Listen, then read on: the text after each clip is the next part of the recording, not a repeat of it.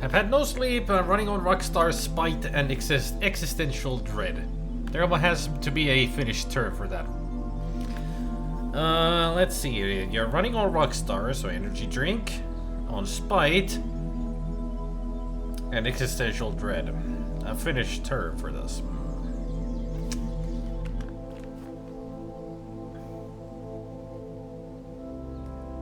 I think for this kind of a situation, the most proper term would be vittu saatana. Trust me.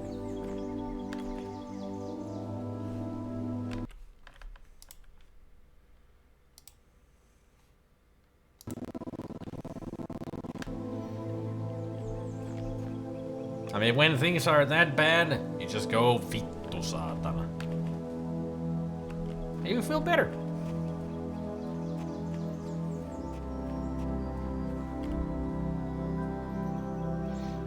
Vittu saatana.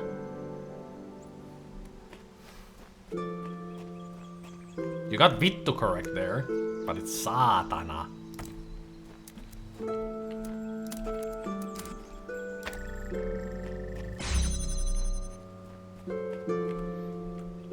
Vittu saatana, yes. Two separate words, not together, separately. Vittu saatana. Finish curse words. You're welcome.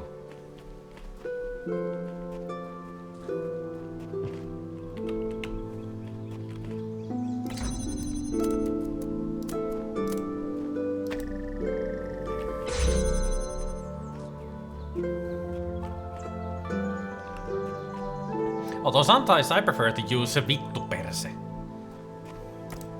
which literally means pussy ass. Welcome to finish terms. Welcome to Finish Curses, 101 by Spider-Man.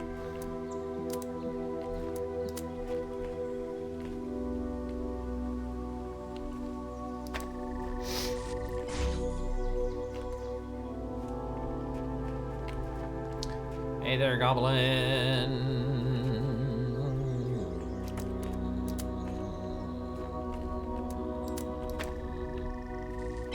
So this is as far as we got leaving last time.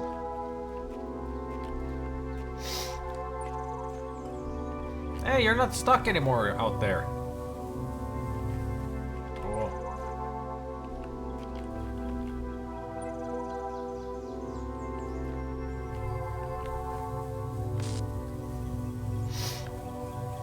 How it's to it?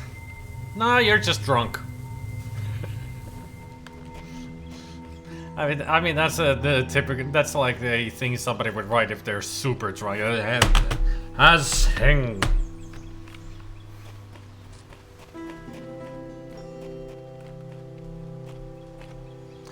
Okay, so how do we do this then? I have a walkthrough. I did the thing. Greed rings. Greed rings for everybody! You get a greed ring, you get a greed ring. What the fuck is a greed ring? It's that kind of a moment. Like, what the fuck?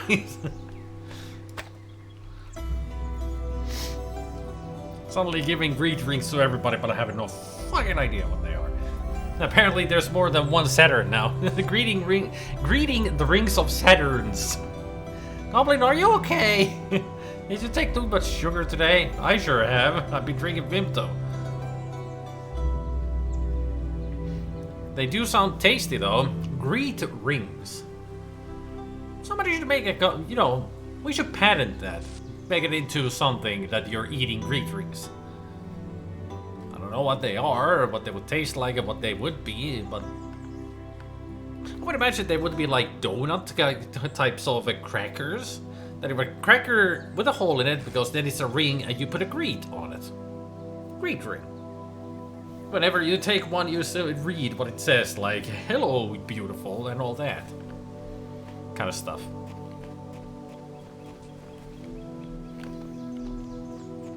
I don't know. Seems like a good idea to me.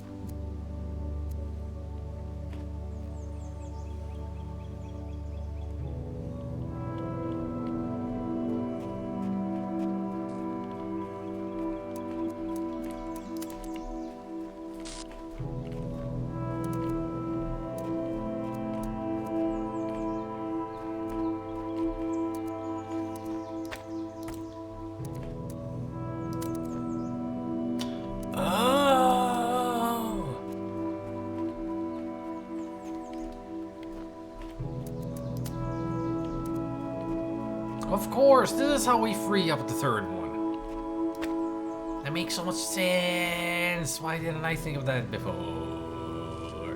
I mean, that was the problem that I had to free up this one. And bam! Shadam, now we got all three inside. There's a brand name for those corn snacks, I believe. Isn't it the Funyuns or something? Yeah, Funyuns. Almost something like what the K says.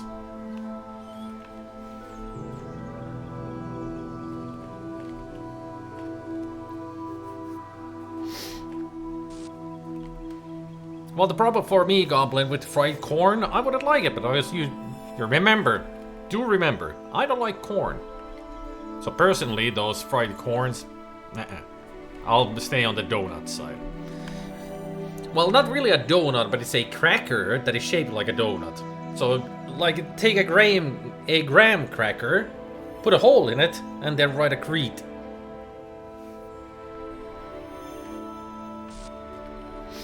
I don't even know what Monster Munch is, so yes, I will avoid it.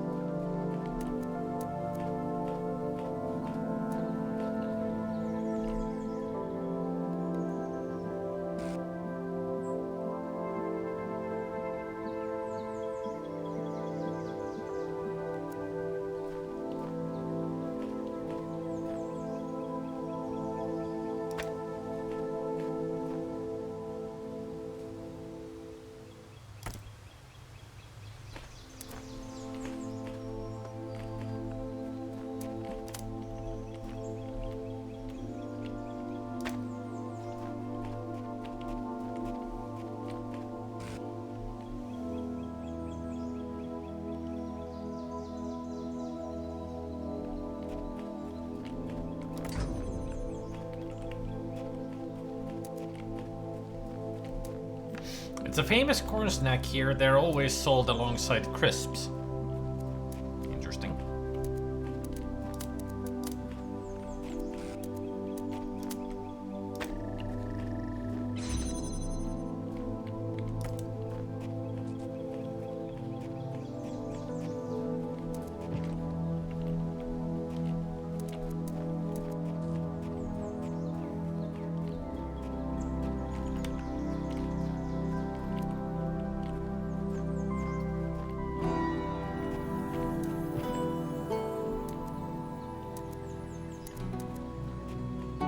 Can I figure this out myself from here? Let's see.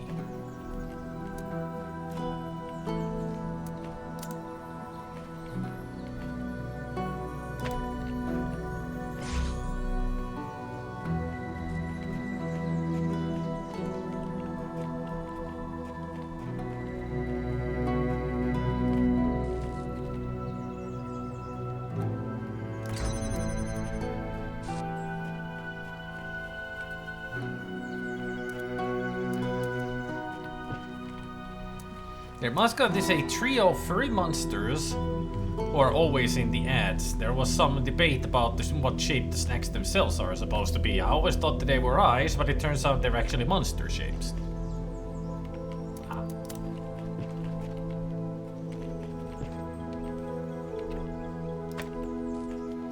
The vague designs on characters, right?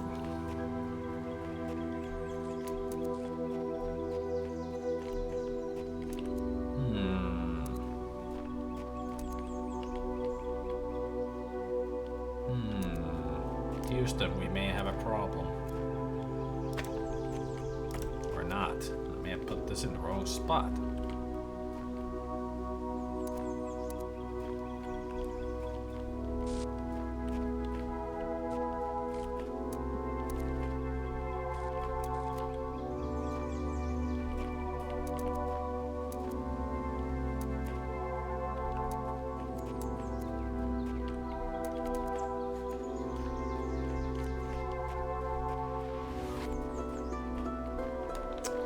I think we're doing well.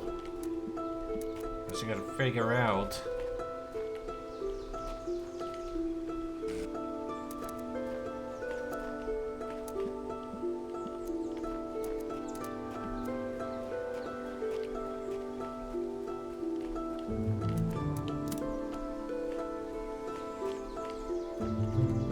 Yeah, it can only be here.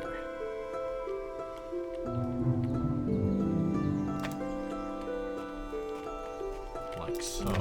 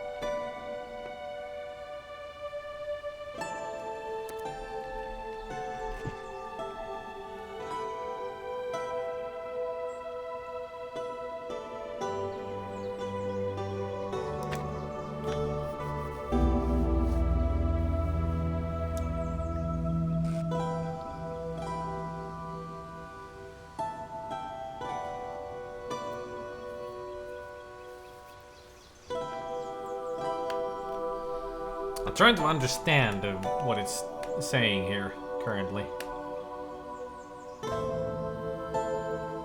Target a red receiver through the window and place it such as it has line of sight around the nearby corner near the end of the puzzle.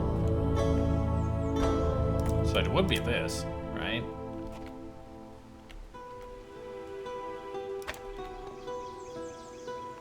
I do hope to try onion Cheetos, I mean Monster Munch at some point in my life.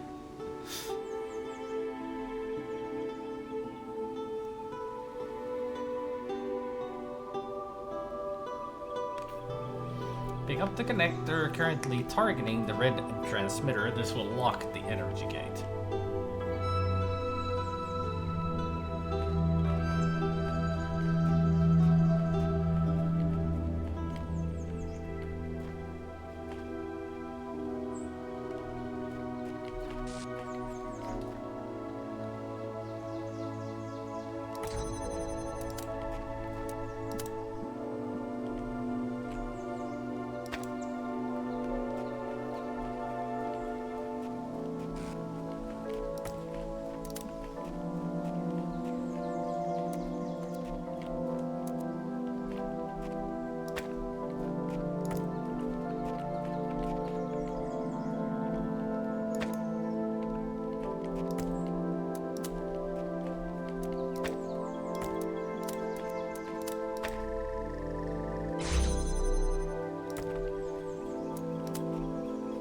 There we go. Yeah.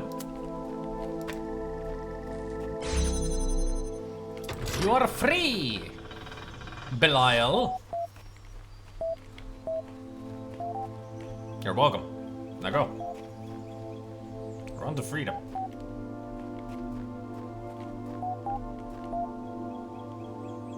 They really turned this place into a shrine.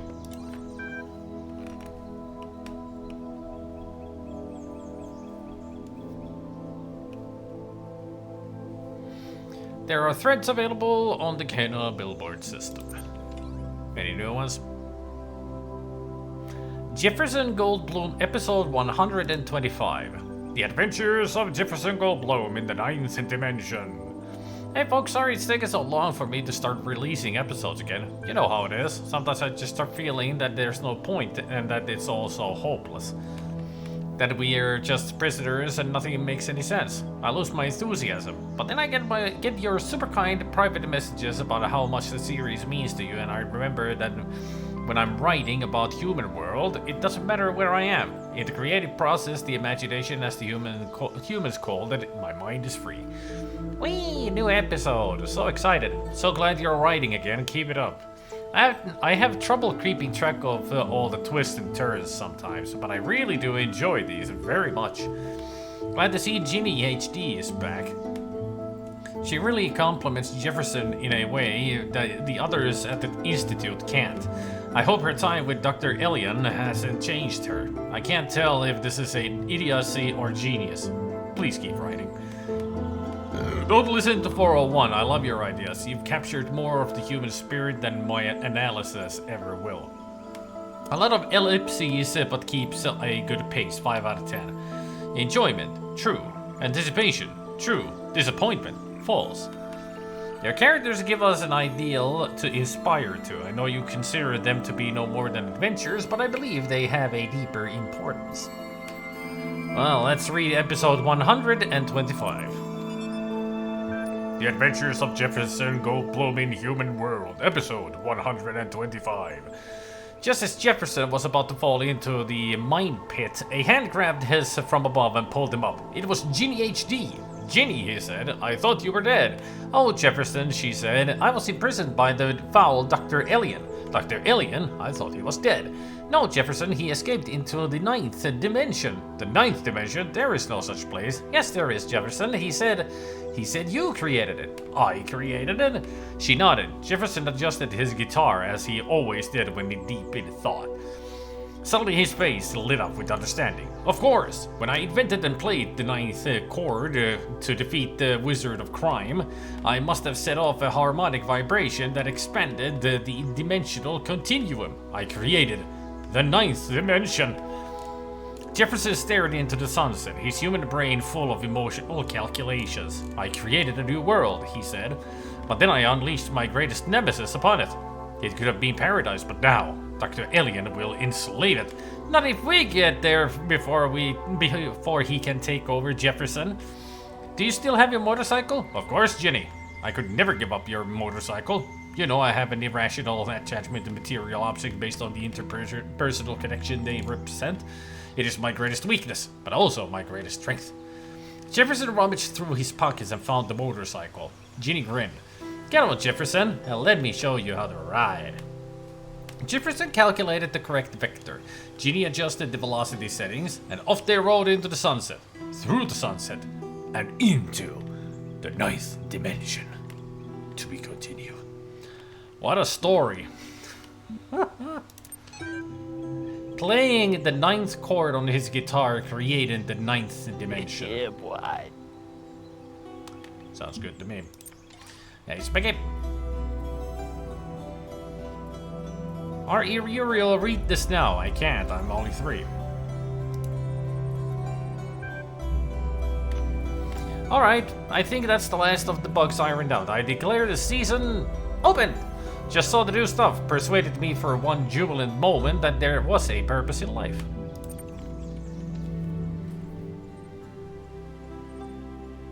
Close your eyes. You're standing in the entrance to the gallery. There's a desk here with a stack of leaflets on it, and a number of corridors leading to different sections of the exhibition. I pick up a leaflet. It advertises the gallery's new displays on the theme of the past and features a biography on the blacksmith and Mr. Mulciber, this season's leading lights. Apparently, Mr. Mulciber is inspired by finding new ways to explore the world that came before. It also features a useful gallery map. Natural History. You're at the Natural History exhibit, which features a series of documentary works by Mr. Mulciber. Images of outrageous creatures line the walls. Examine intelligent, edible quadruped.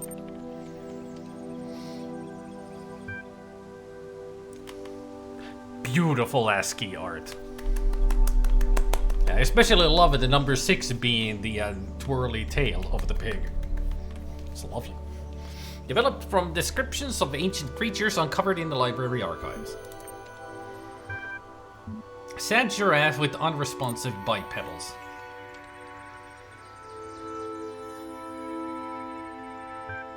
Oh no, it's a giraffe with corpses next to it. It's no wonder the giraffe is sad.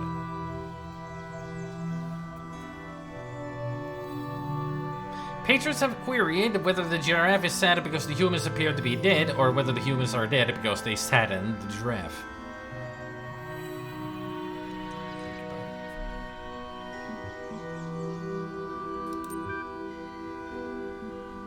But Mr. Mulciber has refused to say. Well, you make your own choice why the giraffe is sad. Okay, let's explore the minimalism exhibit. You are at the minimalism exhibition. The images on the walls are too small to make out from here. Where the humans live. You move up close to the work, but still the details are too small to really appreciate. Fortunately, a magnifying glass has been left here for patrons. Let's get that. With the magnifying glass, you are able to make out the small details of the minimalism exhibition. Where humans live, by Nave. Ah, it's a house with smoke coming out of the chimney. Cool. Classical notions of happiness. That is true. That it will bring a smile to anybody's face when they see a smiley face. Existence. By Rockwell. 0.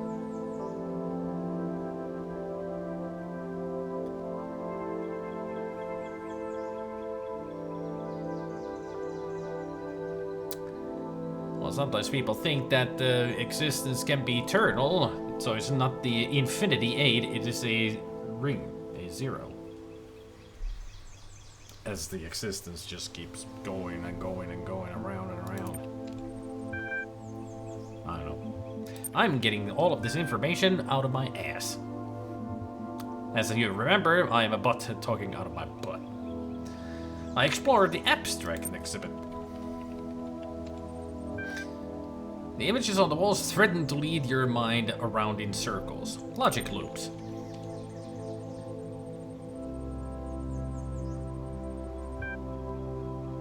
Ah! From 0 to 1. So back and forth. If you stare at the picture enough, you might find secret images in there. Like, more lines. Staring at that actually hurts my eyes. Examine I see in 6 dimensions. Ah. Yeah. Good old MC Escher.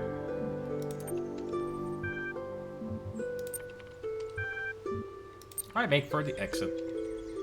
As you pass the front desk, the curator catches your eye. Would you like to cast a vote for your favorite work?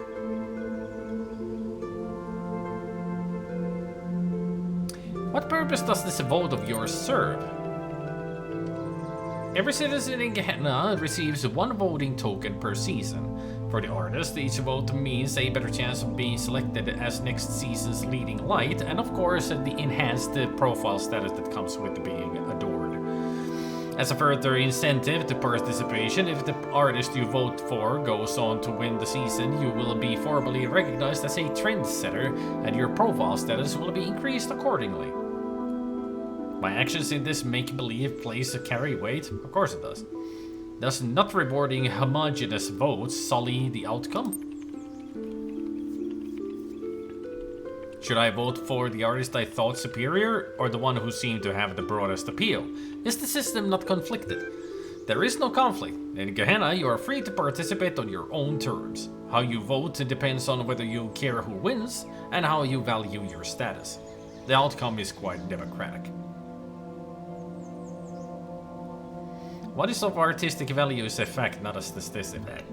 Let's put this aside for now, and I'm not here for arguments. Never for arguments. I am prepared to cast my vote. Very good. There are some excellent displays this season. How would you like to vote?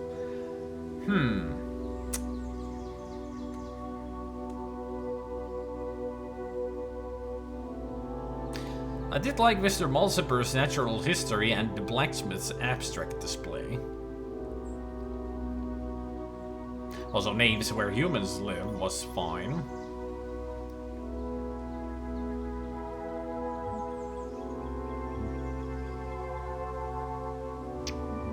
Which is the favorite? My program is somewhat limited to informing such attitudes, but since you've been broadly civil, I will tell you that the blacksmith has proven popular with our patrons so far.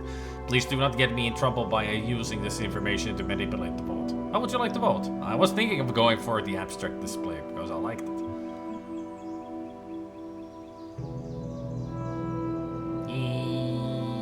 Yeah, I mean that came to my mind first.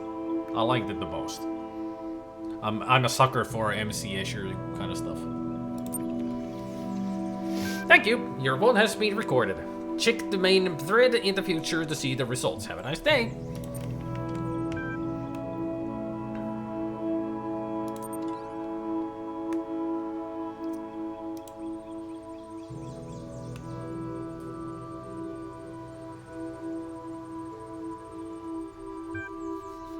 Fascinating. I had no idea that when we spoke that you were a messenger. Of course, I would have treated you the same regardless. All are equal here. I wish I could be in your shoes, see everything again with fresh eyes. Have fun!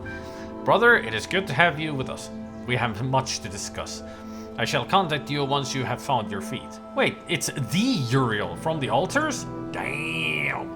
The Uriel who gives the most cryptic, least helpful clues one could imagine? Whoop-de-doo. Yeah, I'm a respected citizen. So now I gotta go read this now. What I tried and failed to achieve for so many years has occurred. I am writing these words from outside of my cell. An angel appeared and released me from captivity. His name is Uriel. Yeah, I freed Garrett. Pull the other one, Garrett. You've been yanking at the background code for years and never got further than the force field in front of you. Are you suggesting this messenger is free to go where he pleases? This is quite unprecedented. What exactly did he say? Where are you now? I'm in a world I have never seen before. Oh, Garrett went up by 1 status point. The angel said not a word, merely released me, and I felt compelled to come here. I will treat the existence of this messenger as dubious until I have laid eyes on him roaming the world beyond myself.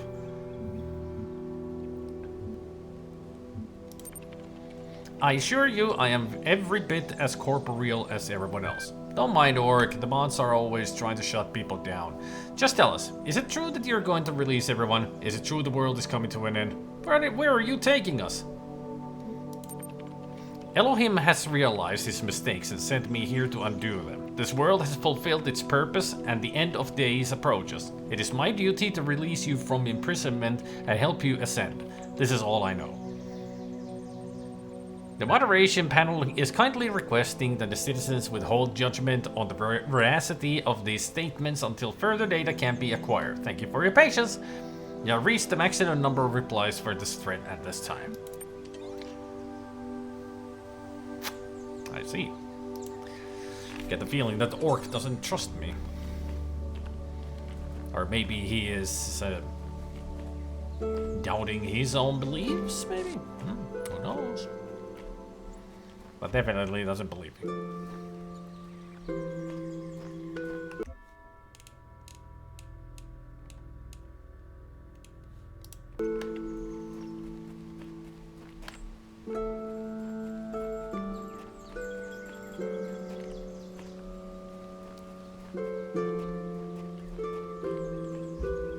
So far, so close, so far. What is the hint? If a ghost is standing on a pressure plate, it will still power the fan, even if it wasn't there during the recording. What?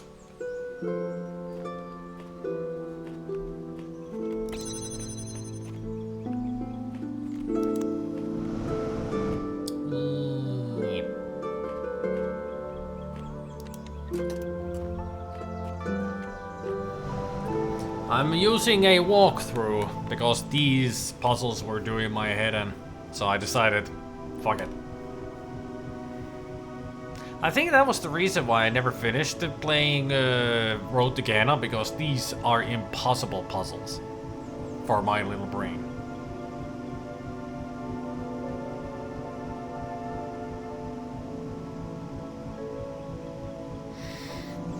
Now I'm gonna stand here for at least 2 minutes.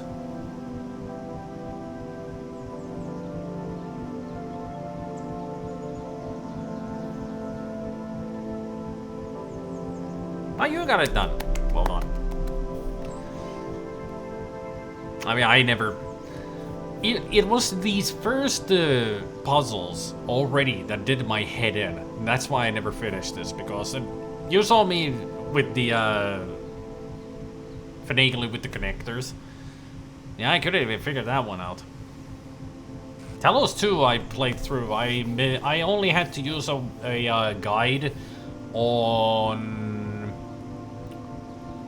4 or 5 puzzles out of all of the game.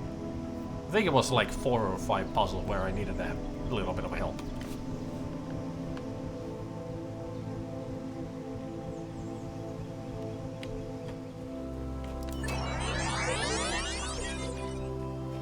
Whee! Okay, pick up the connector, target the blue transmitter, the blue receiver through 2 windows on the other side of the puzzle. I place it on the other pressure plate. Alright.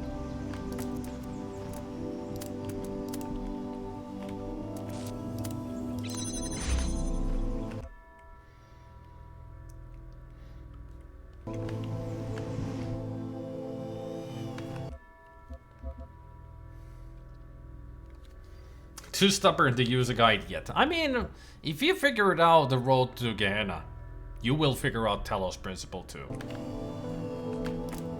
I hope you're having as much fun with it as I did. I think Talos Principle 2 is a great game. It's a great game. I had a lot of fun with it. I mean, it's no wonder I have like 45 hours played on it and I've only played it through once.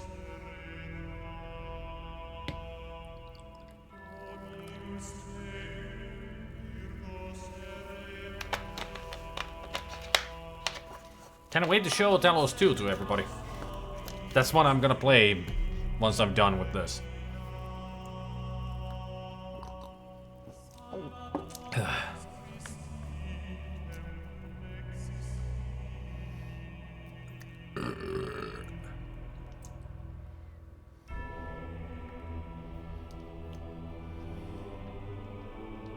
Wallows too.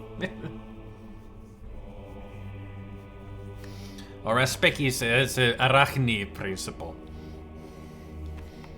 So it'll be the Arachne Principle too.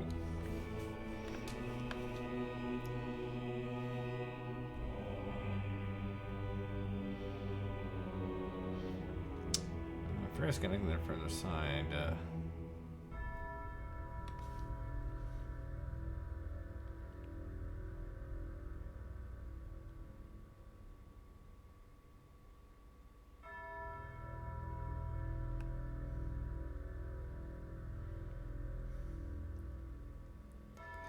Drop it outside of the energy gate. So I need to just drop it here.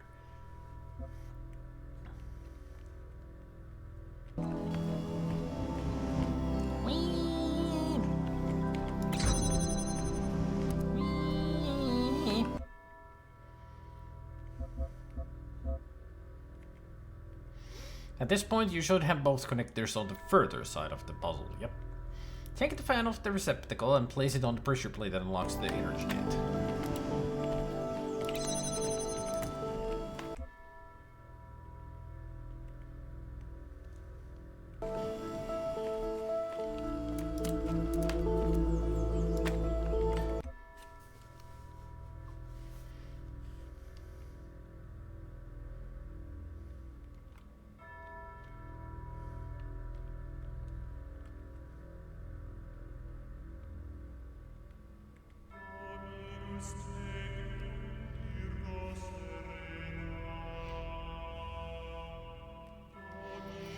Monos to the Zardos principal Boogaloo.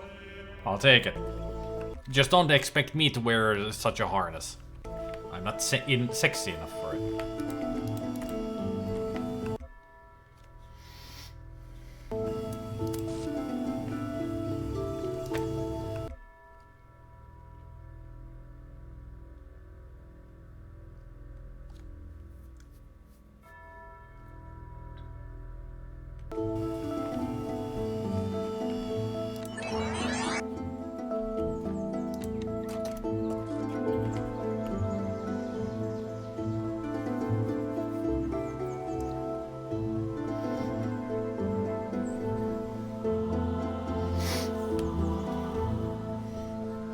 The Talos is good, the penis is evil.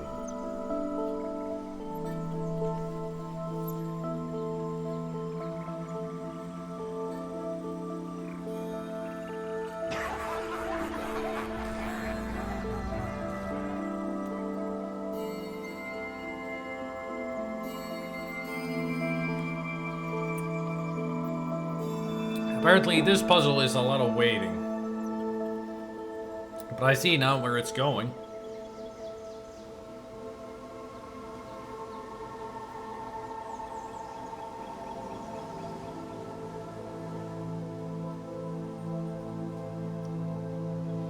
There's the person I need to save. I wonder who it is that we're saving this time.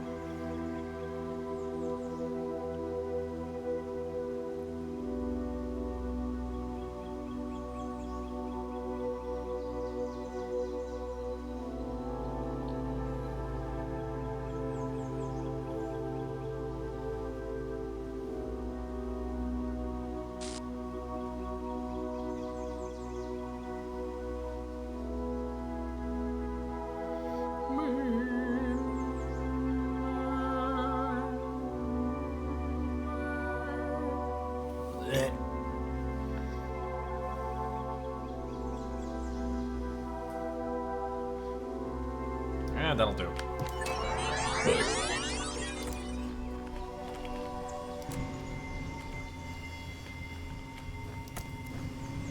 Whee!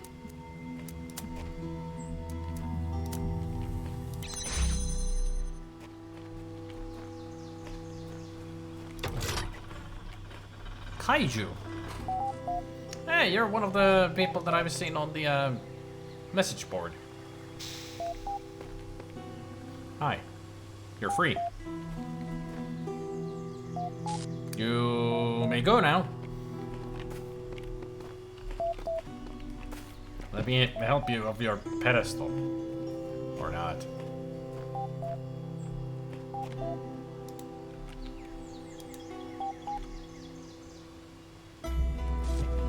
Some kind of a silver plate, a UFO.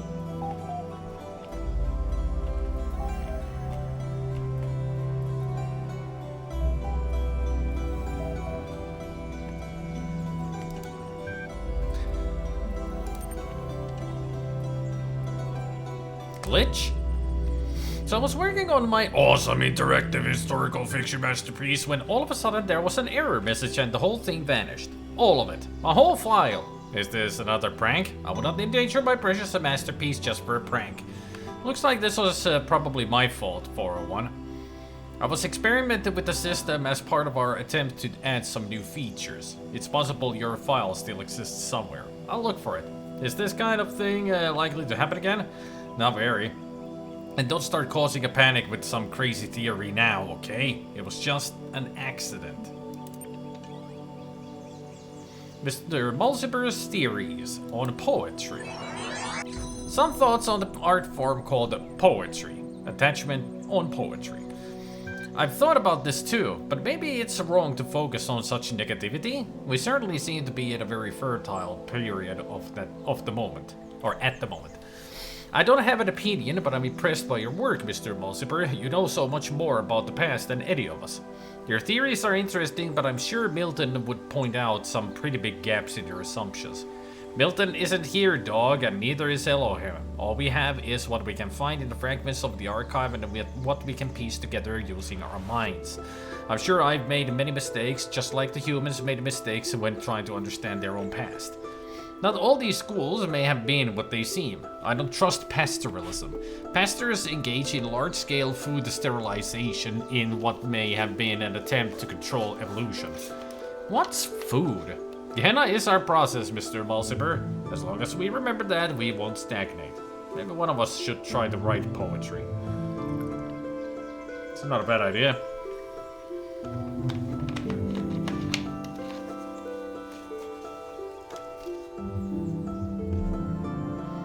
How can one only opine? I wish I could willow. I'm more of an birch person myself.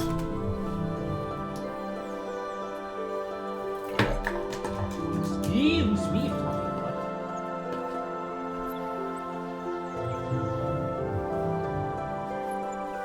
and I'm sure Monty Python would be more of the large. There you go. There is a snoot to be booped.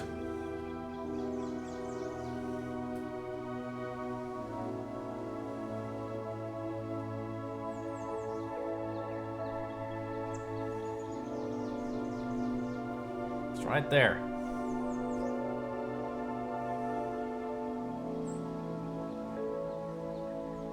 I guess everybody else is in lurking mode.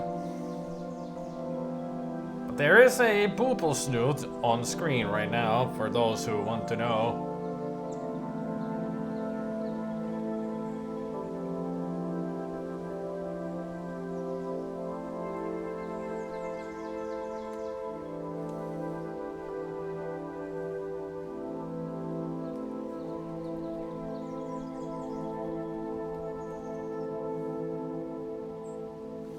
Quick boop from work, hey, go for some. Nobody else?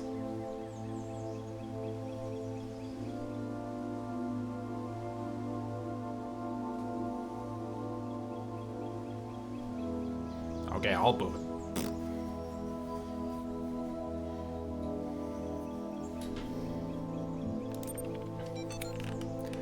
Mr. Mulciber's theories on poetry. As far as I can tell, poetry was a human art form that involved writing short sentences that ended in words with similar letters.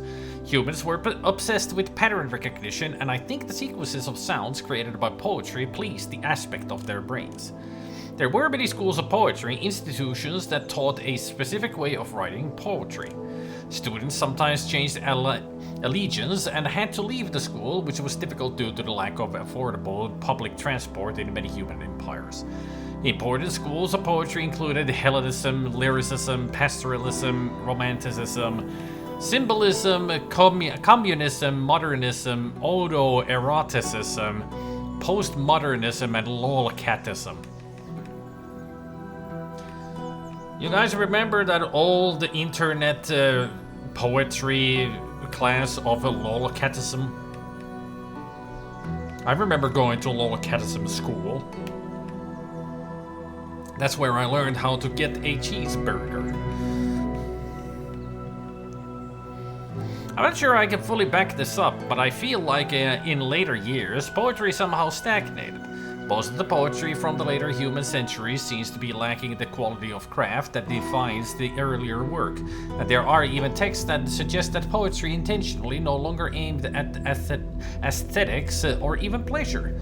Poetry became disconnected from the human process. The poet Adrian Mitchell famously wrote, "Most people ignore most poetry because most poetry ignores most people." I can't help but wonder whether that kind of stagnation can happen to us too. How long can our work keep flourishing when we are so limited? We are outside Elohim's process, but where is our process? We must consider such questions carefully if we are to preserve Gehenna and its achievements. I can see the negativity right now. Underwater Night Quest. Sink into this new experience. There are no limits inside your mind. This is a lot of fun. The map is an interesting feature, but underused. The story is simplistic and full of anachronisms. 4 out of 10. How to get the second ending? I'm pretty sure there's a secret location that's not always visible. This reminds me of the blacksmith's work, though it expresses a very different philosophy. One could argue that this is reflected in the open world structure as opposed to the emphasis on journeys in the blacksmith's interactive stories. There are indeed many anachronisms, but I believe that is part of Belial's ethos. Not one that I agree with, as you know, but more than just a mistake.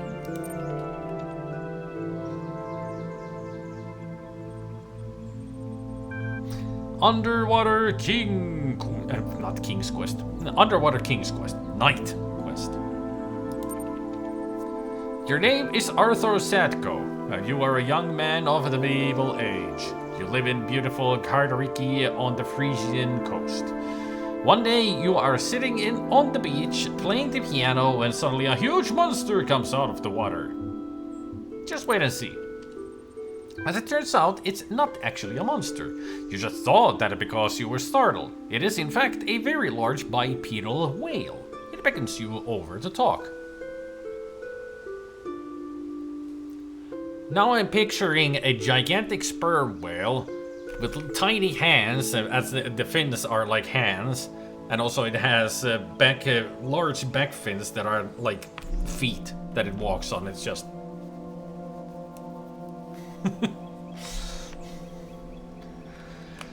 It is a bipedal whale! Like, what the fuck? I mean, of course. Can I understand, they're computers. So they make mistakes, and they probably think that because a whale is a mammal, or classified as a mammal, it can walk on land. Because it might have feet. Greetings, the beast intones. I am Hathamhit. Hatmihit. Chief Fish, I heard your beautiful music and was impressed. Would you like to become a knight? And also it says Chief Fish, when I just said whales are mammals, not fish. Would you like to become a knight? No. You say no. What a boring choice. You grow old and die of a lack of imagination at the end. Yes.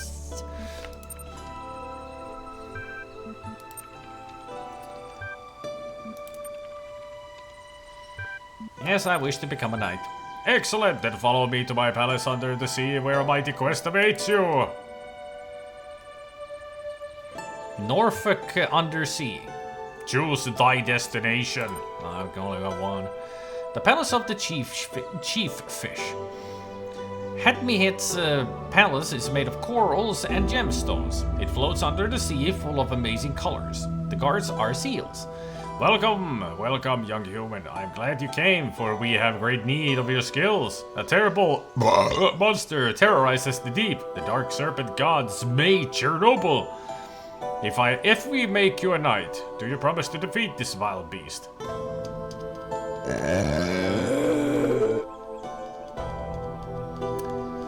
Zmei Chernobyl. The terror from the deep.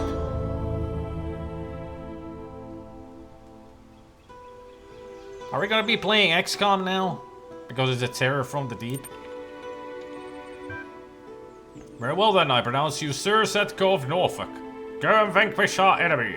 You may want to prepare first.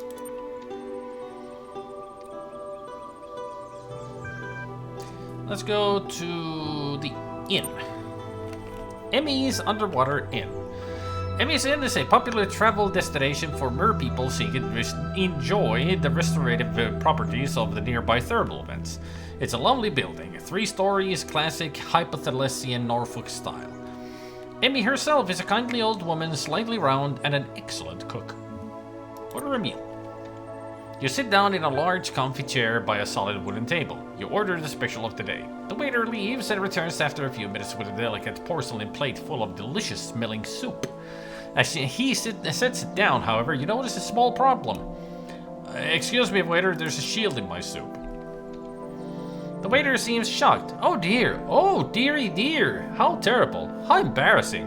Allow me to apologize most profusely. He hesitates. Would you like to keep the shield, or should I throw it away? I'll keep it. Very good, sir and/or madam, he says, handing you the shield. He brings you another soup. It's excellent. You feel profoundly sated. We have entered the world of SpongeBob because we can eat soup underwater.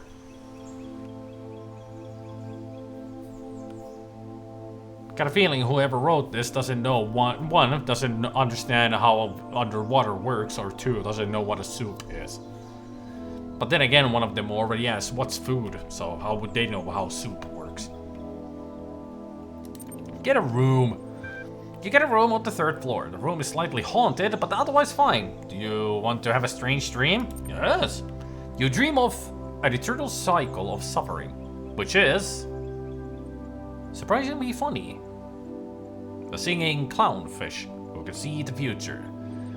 And the future is the past, and the past is the future. The present is suffering, surrounded by past and future. The clownfish is trapped in a fishbowl, where the stars never change. There's a cat, for some reason, and an infinite void that turns inside out. And you are the clownfish! I can see the excessive use of ellipses here. You wake up with the strange feeling of half remembering something. The memory will soon fade.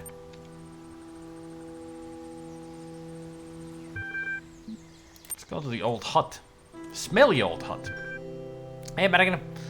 On a white sandy plain, there lives a hermit called Spatula Podrick Evange von Zwiebelhausen, who was once the greatest mage in all of Norfolk, but whose defeat at the close of his mage Chernobyl has turned him into a wretched shadow of his former self. He sits in his hut all day, mumbling about the days that once were. In his hands he holds a powerful magical amulet, which he has forgotten how to use.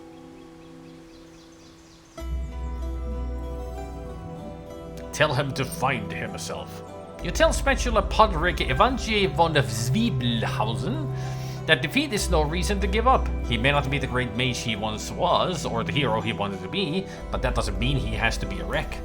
Within each of us exists an infinity of time and space, and therein we can all find peace and contentment. All he needs to do is leave the struggle to others. After some hesitation, the old man gives you the amulet. He seems relieved. Now I have a shield and an amulet.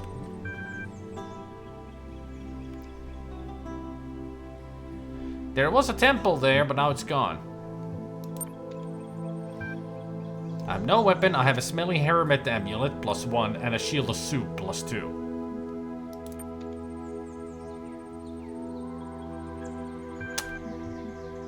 Uh-huh.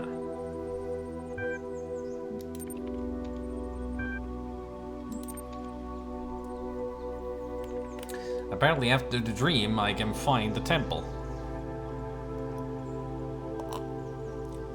So gotta have this dream again.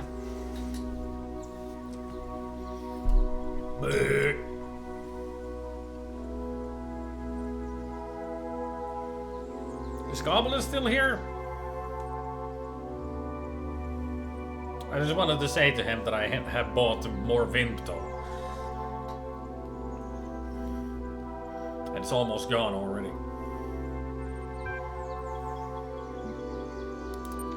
Hey, Timber! There's the temple. Mysterious temple. You're not quite sure how you found this place, but you can sense its power. Even though the temple consists of no more than a few columns surrounding a fishbowl, an ancient magic infuses the place.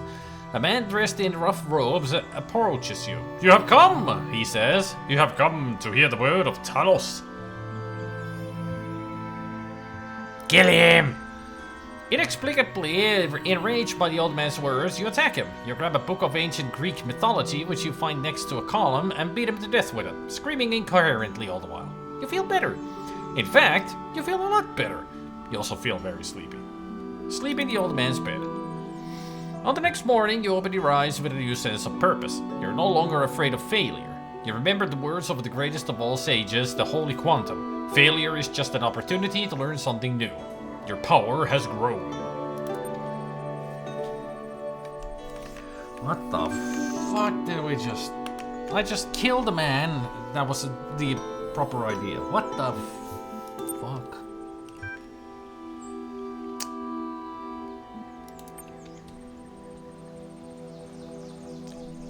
Okay. This is one weird adventure. You go back to the palace to ask for advice. If I knew how to defeat Zmei Chernobyl, I'd have done it myself. However, I just found this old tourist guide, and I thought you might find it useful. Don't mind the stains.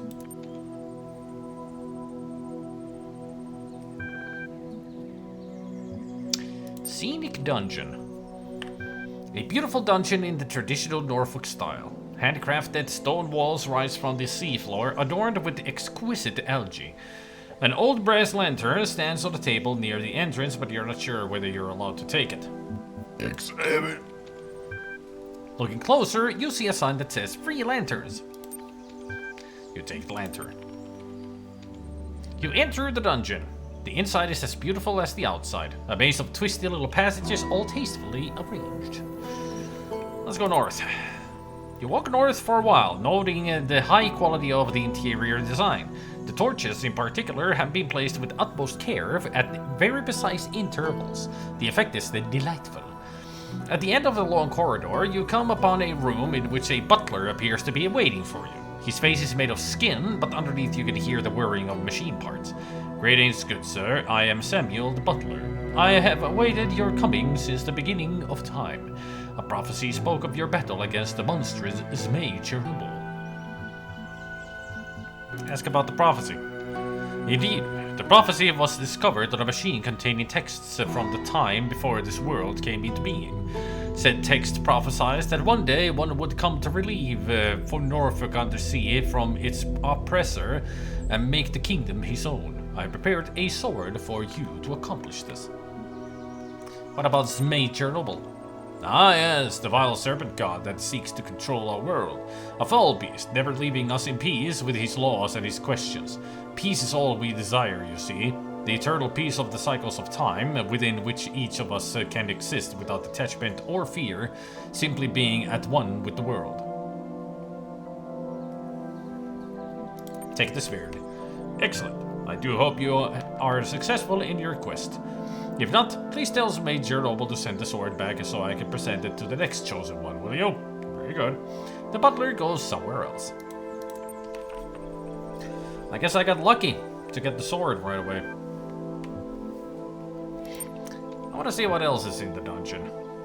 Closed for repairs. No going to the dungeon again. What are my stats now? So I have a sword of pleu.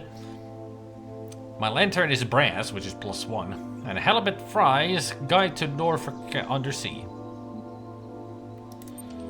Well, I guess the only place we can go to is the evil lair now. The evil lair of Zmei Chernobyl. Are you sure you want to take on the evil serpent? Are you prepared? Attack! You confront the serpent god, Zmei Chernobyl, in his lair. The fight is long and hard, but at last you succeed where so many before you have failed. You emerge from the lair covered in blood, your hands trembling, a huge tooth embedded in your shoulder, and carrying the head of Zmei Chernobyl. You are victorious! To the palace! You enter the palace triumphantly holding up your trophy. The guards are clapping. I can't believe you actually did it! You are a true knight! You deserve a great reward! Accept the reward. The greatest reward is inspiration. Hear my song and free your imagination. Hand me head begins to sing. The song is simple but hauntingly beautiful. You begin to fade.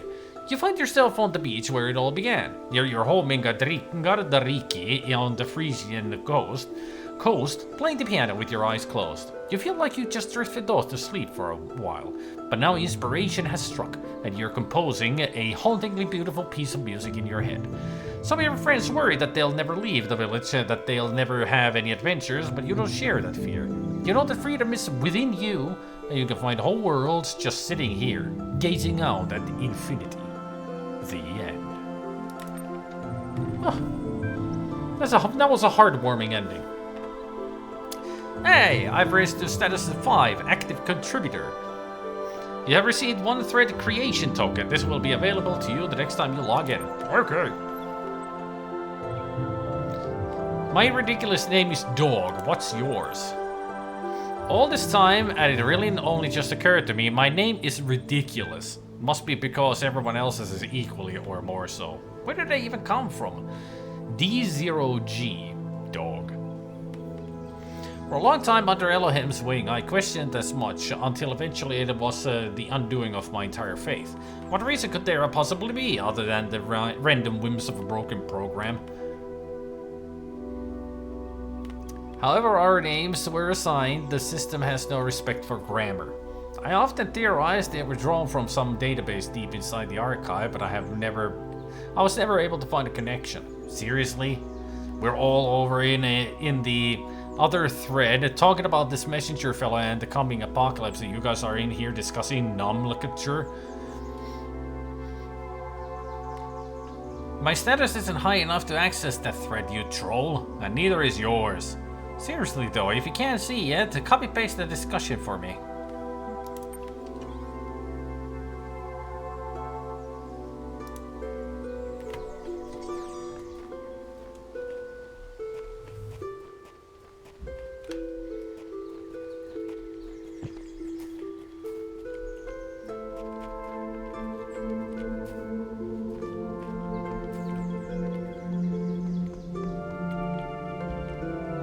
Open field. Well, they ain't lying. This is a really open field.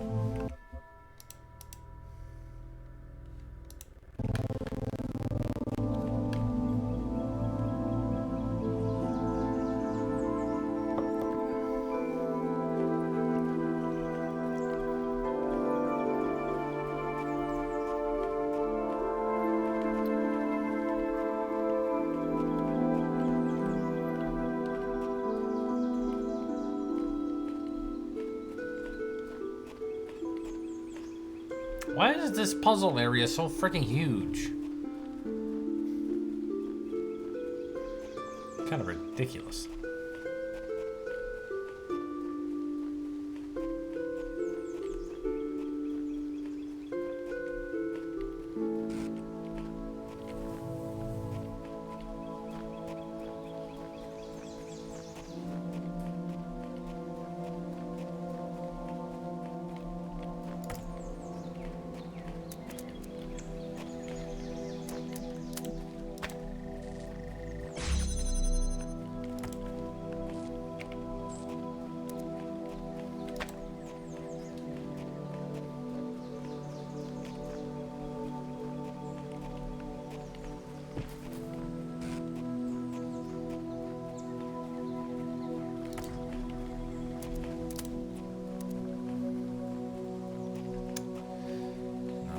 That box. Kind of want to do the Easter egg before I do anything else. Ah, there it is.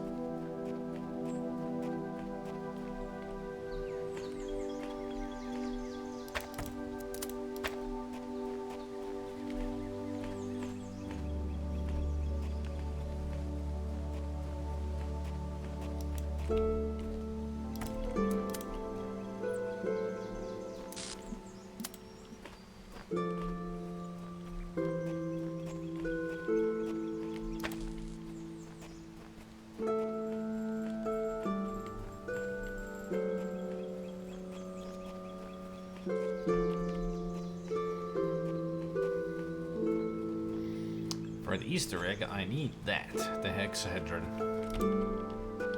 Hexahedron.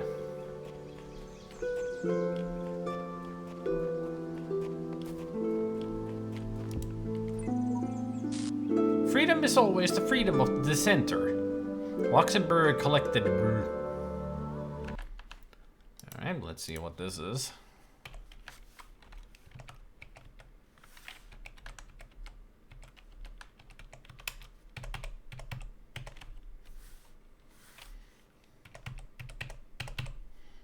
Cannot delete.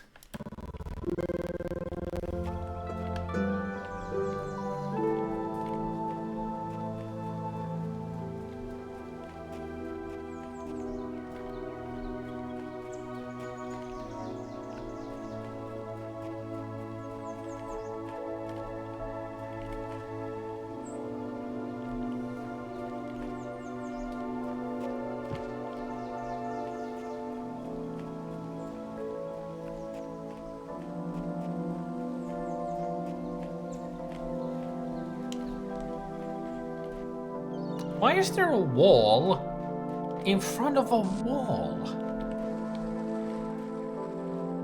Ooh. Now this is pretty. Kind of reminds me of the Windows 95 desktop image. You know, the basic one.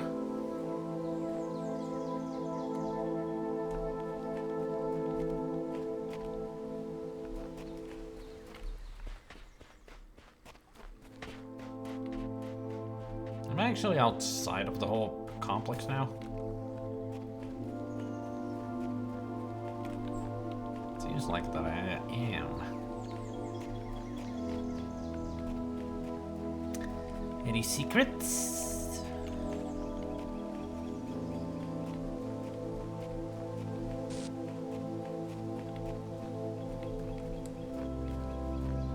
I don't even know where I am.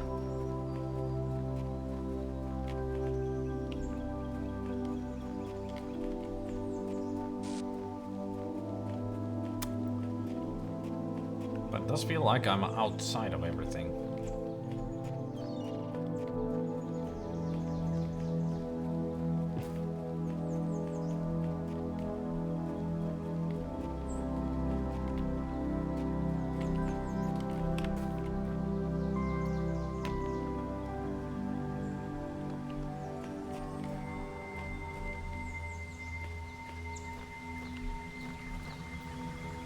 Okay.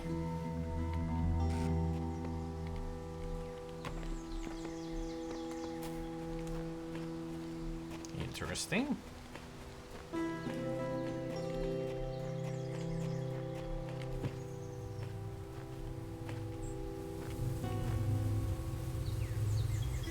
Anybody in there? Hello?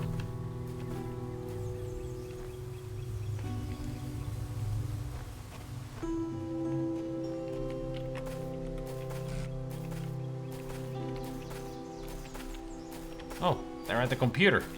Hello! I'm here to save you! Okay.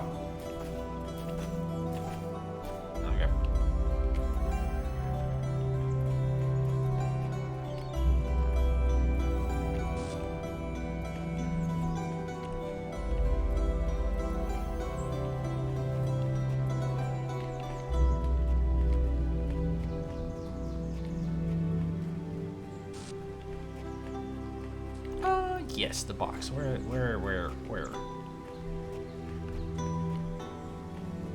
I left it somewhere. Oh yeah, the message that I read. Boink.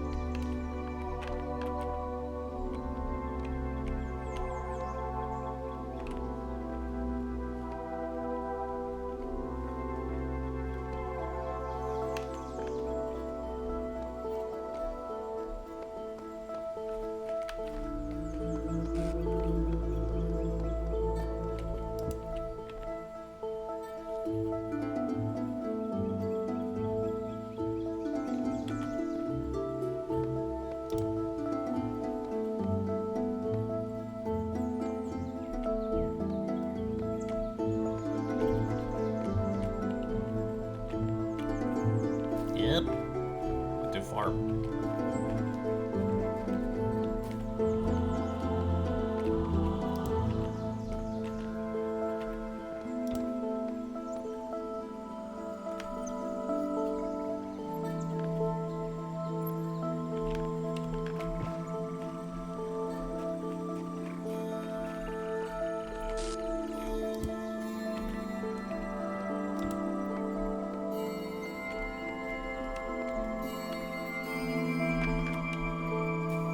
I can't get on top of that, right?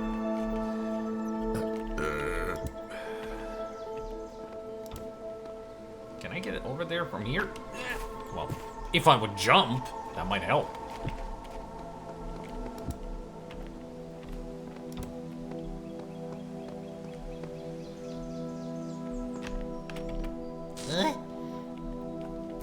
Okay, so I cannot stand on there.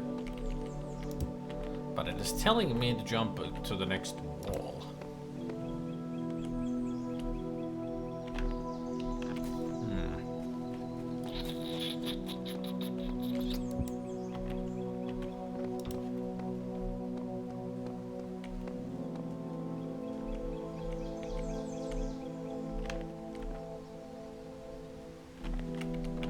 Yeah.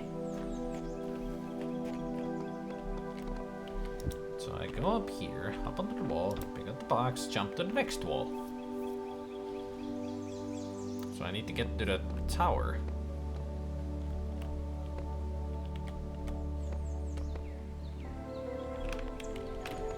There we go.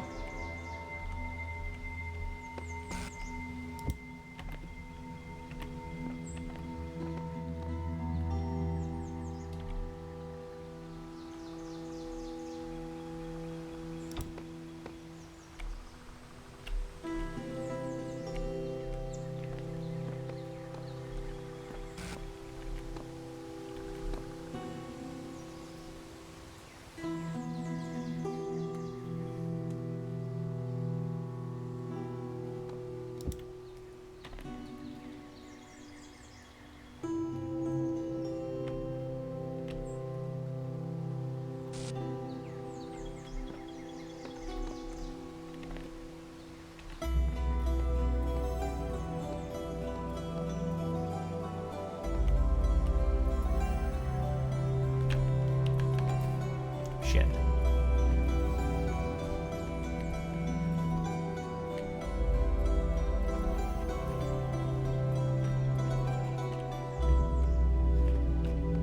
Well, I can say that it's not that much of an Easter egg because I've seen that it's supposed to be a dragon statue, but we saw that already in the main game. So not much of a secret, if you ask me. So let's just go do this.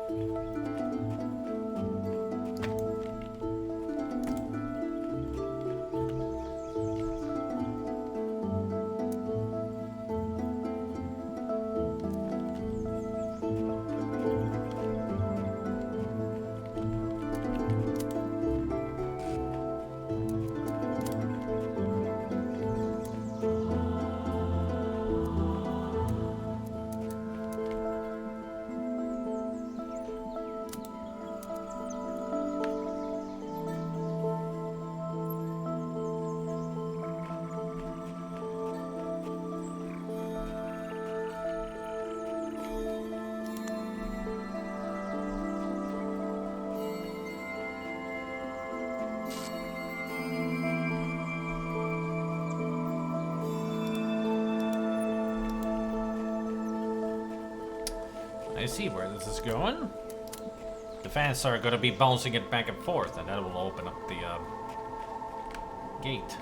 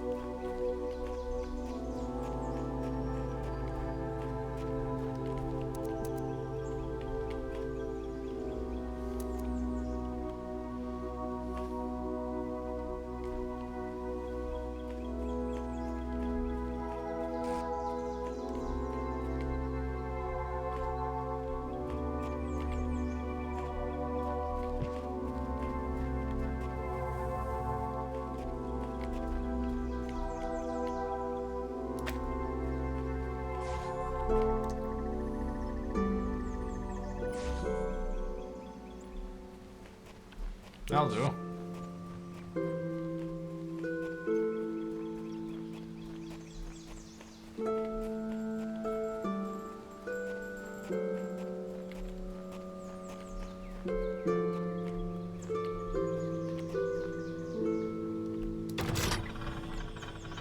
Hey, Sam!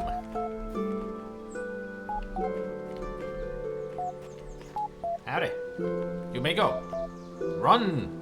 You're free! Freedom beckons? Dude, I got nothing to say. Move along.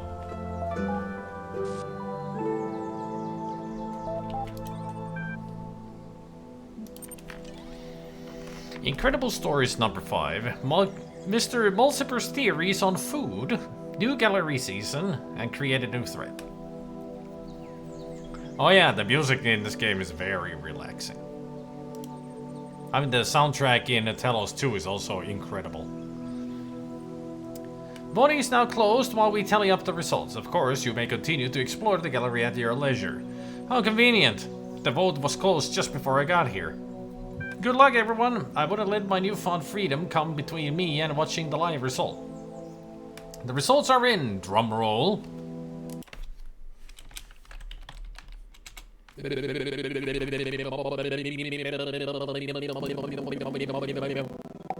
In third place, the blacksmith with his abstract collection. I don't know why everyone keeps voting for this guy when he never shows up in person. Bit holier than thou, if you ask me. Come on, it's not like he won again this season. There was a very tight competition this season for first and second place, and in the end, it came down to a single deciding vote. In second place this season is Mr. Mulciper with a collection of natural history curios. Really, I owe it all to you guys. Who won? Your lackadaisical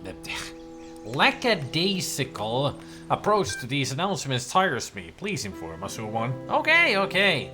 Finally, first place this season by a single vote at next season's leading light. The winner is, wow, a real rank outsider. It's Knave with Where the Humans Live. Woohoo, my first ever win. Congratulations also to all those who voted for Knave. Be sure to check in for your rewards. Lilith, who exactly turned the vote? Lamb had the deciding vote as it happened. Unfortunately, you didn't select the winner and gained no profile status. Fuck.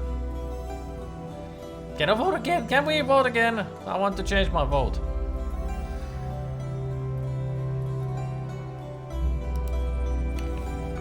Since Nave asked in a previous thread, I thought I'd write something about food. Weird, awesome stuff. Thanks. I feel smarter now. What I don't get is how so many of them didn't understand that they were machines. Every day they went around processing matter to extract energy, and they didn't realize this has Talos principle stamped all over it. Perhaps they simply aspire to something more than just being food processing machines. That's still what they were, not if they chose to be more. I'm glad we don't have to deal with all that. We may have to when we get out of here. There is no out of here. Don't start fighting, folks. We know you depend on each other. Mr. Mulciper's theories are fascinating and give us an insight into the world that was, but we shouldn't forget the world that is and the world we built here. Food is something that was incredibly central to the human experience, yet seems completely absent from ours, even though we are so similar in so many ways. Humans required fuel. They got this fuel by consuming other living beings, of which there was a great variety in their world. Without fuel, they didn't merely slow down or temporarily stop functioning as when a power source is removed from a turret, but physically decayed in a way that could not be fixed. This meant they had to constantly seek new sources of fuel at least 3 times a day. They also had to deal with those elements of their fuel that their bodies could not process. These were excreted through 2 orifices between their legs. The latter subject matter was the source of many taboos and also a great deal of humor, though this resulted in frequent controversy. The most famous artist to engage with this subject matter was called the Scatman John on account of his specialization. Yeah. You guys remember Scatman John just singing about poop and piss? Very humorously. I'm the Scatman.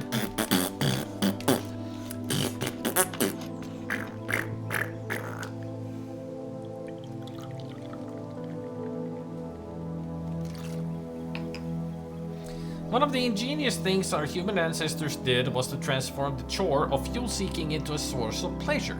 Since parts of their bodies respond to chemical configurations by producing sensations, they used this trait to create a truly stunning variety of foods, each having a different so-called taste.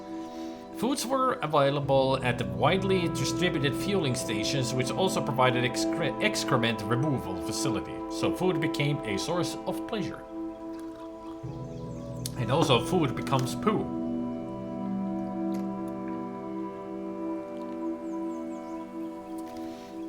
However, the inefficiencies of food distribution in human society frequently led to significant shortages for sections of the human population. There were attempts to rectify this, ranging from moral appeals to struggles for systemic change, but I do not know if they succeeded before the end.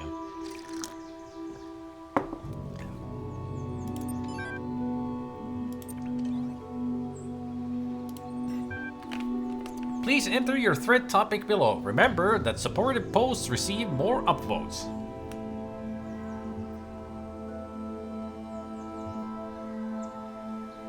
Why were you sent here? Your thread has been created. Check back soon to see if anyone has replied. Ah, somebody replied. Oh, nope. So kindly inform me your opinions. That's what it says. Incredible Stories, issue number 5, featuring new work by Belial, Mac, Galatia, Mr. Melziper. Edited by Lilith and Mac. Fiction, Alexandra's Choice by Galatia. The One Spiritual Law of Happiness by Belial. Non-fiction, The Blacksmith's Lost Work by Mac. Alexandra stood before the terminal and pondered her choices. Here, within the pyramid of Ian, the most powerful temple of our people, she was about to create a world. All she had to do was press one button. Up until this moment, it had seemed easy. Or if not easy, then so necessary as to defy contemplation. Civilization had to be saved from the impending catastrophe. The orangutans had failed to take steps to protect themselves, had relied on their gods for a salvation that never came. The same fate could not be allowed to befall humanity. If this meant humbling herself, accepting her own death, then so be it. But death was inevitable. Life was a choice. What worried her was the ones who would fail. All the lost souls of the New World, victims of the process. In creating them, was she not also responsible for their deaths? She turned to the statue behind her, gazed at its marble form. If you are a god, Zeus, as the stories claim, then why did you create evolution? Why did you make a world that can only grow through cruelty and pain? For a moment, surely this meant death was near, she thought she heard him answer, "My child, I was shaped by the gods that came before me as you were shaped by me.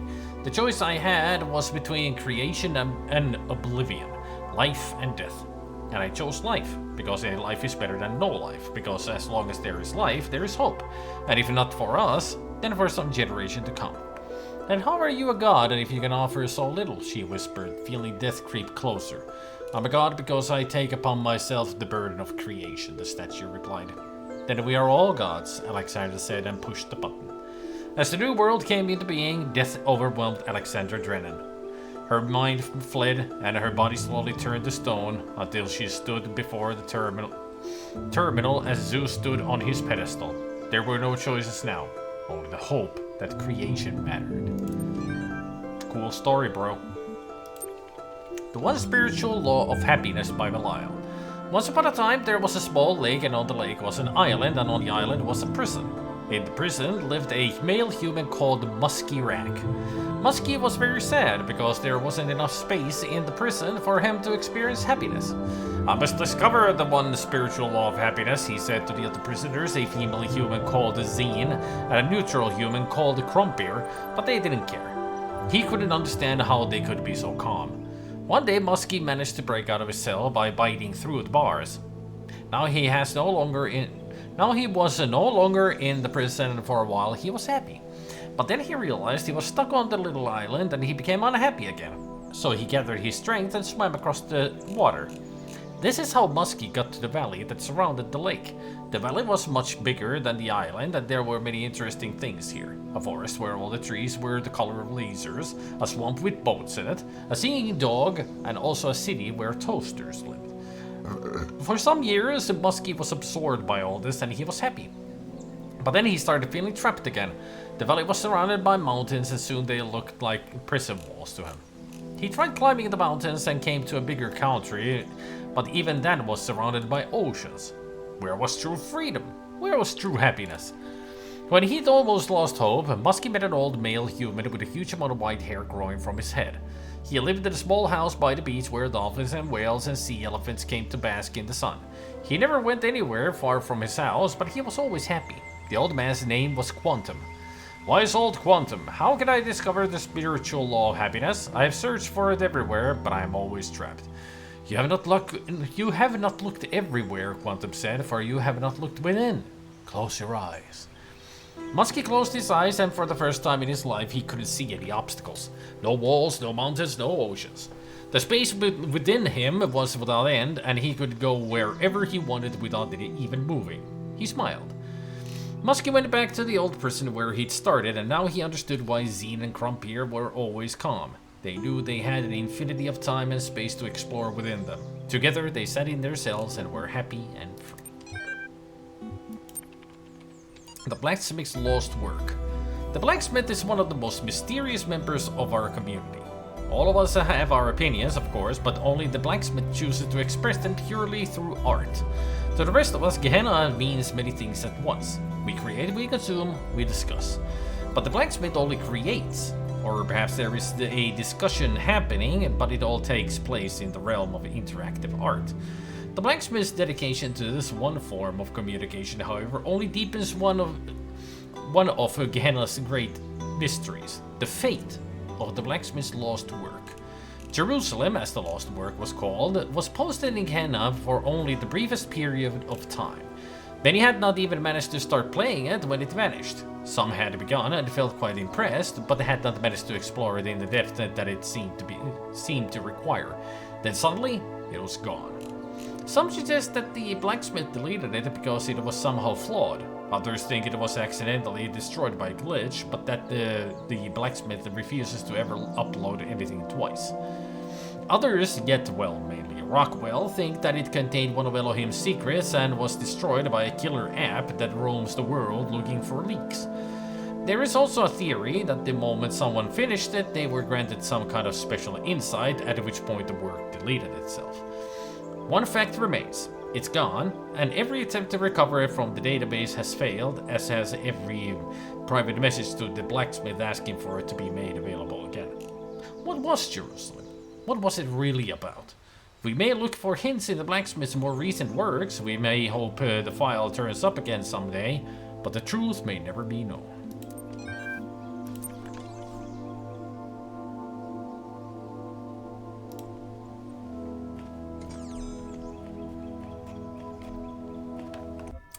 Lots of interesting text.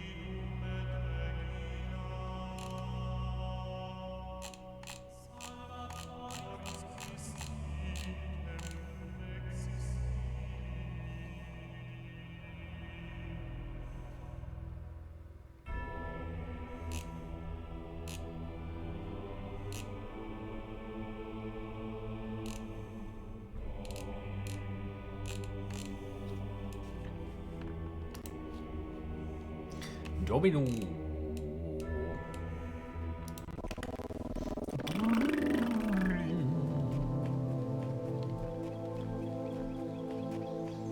Alright. Seems like we're gonna go for zone number 2.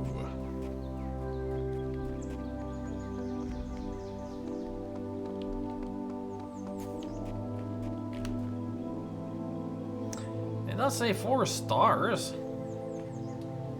I haven't even seen a hint of a star.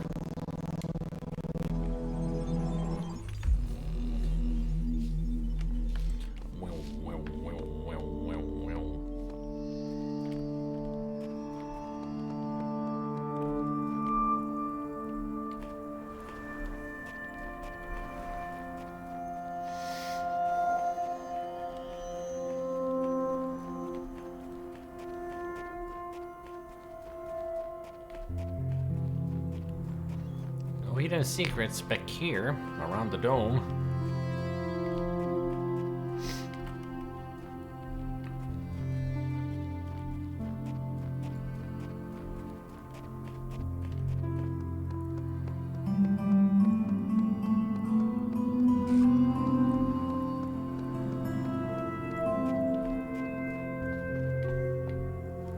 Huh.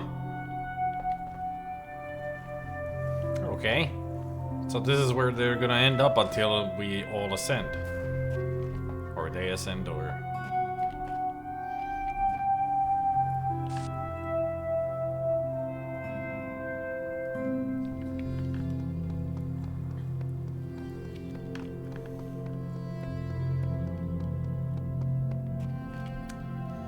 Five puzzles in this zone. Ah, the Egyptian theme.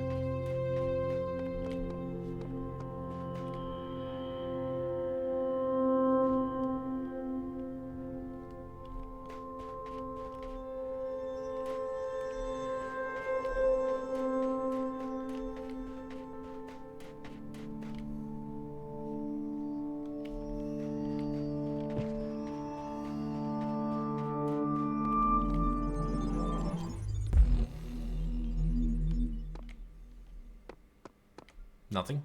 Okay.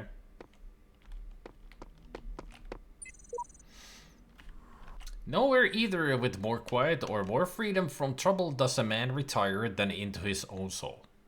Aurelius Meditations. What kind of an error text are we gonna get here?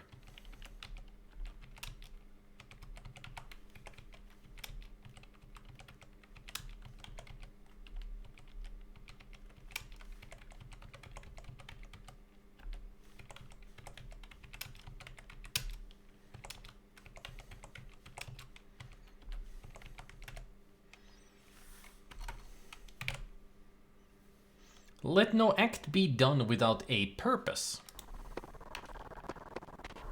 Alright.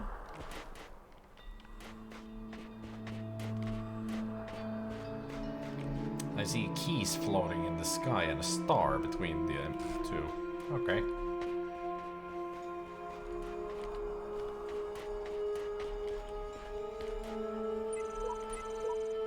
I know not whether laws be right or whether laws be wrong. All that we know who live in Gaul is that the wall is strong, and that each day is like a year whose days are long. Reading Gaul. Not reading Rainbow?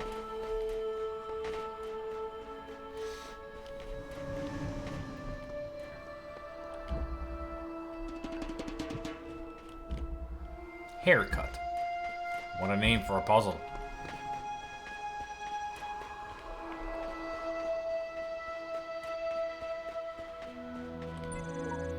And what if my soul is heavier than a feather? Who is Anubis to judge me?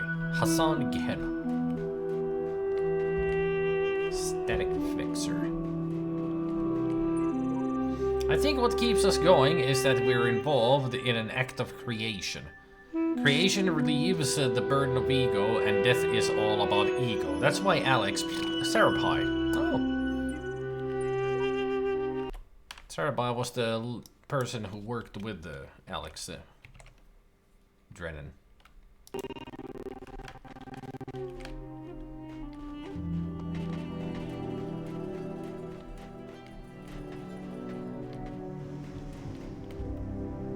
Bunny hop. It's the one I was looking for the Easter egg.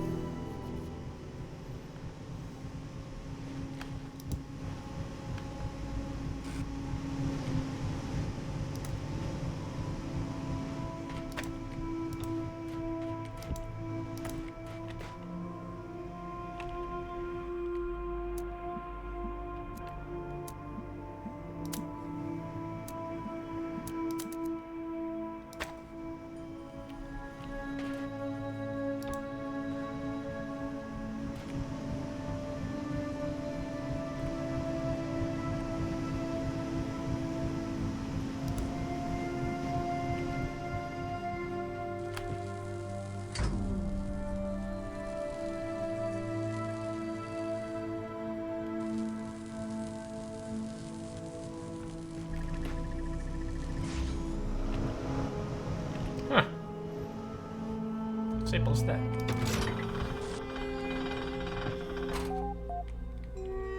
Oi, where are you running to? Oh, Frankenstein. Found you. You may leave.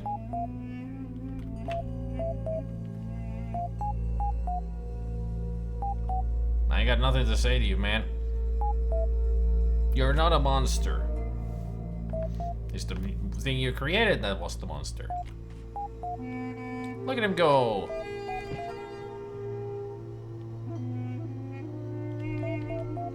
Pretty much the first time we actually see them running.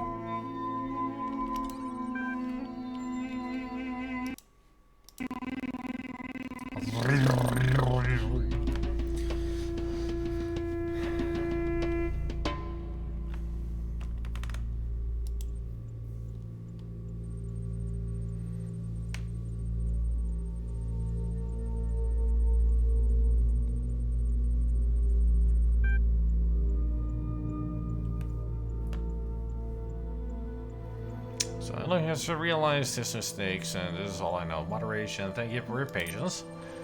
I can't confirm most of what Uriel says, but I can say for sure that I'm no longer imprisoned. In fact, there are quite a few of us out here now. Who exactly is with you? We're trying to gather exactly what's going on. I can see Sam, Garrett, Belial, and Frankenstein. That's Frankenstein, thank you. Imprisonment, false. Ascension, false.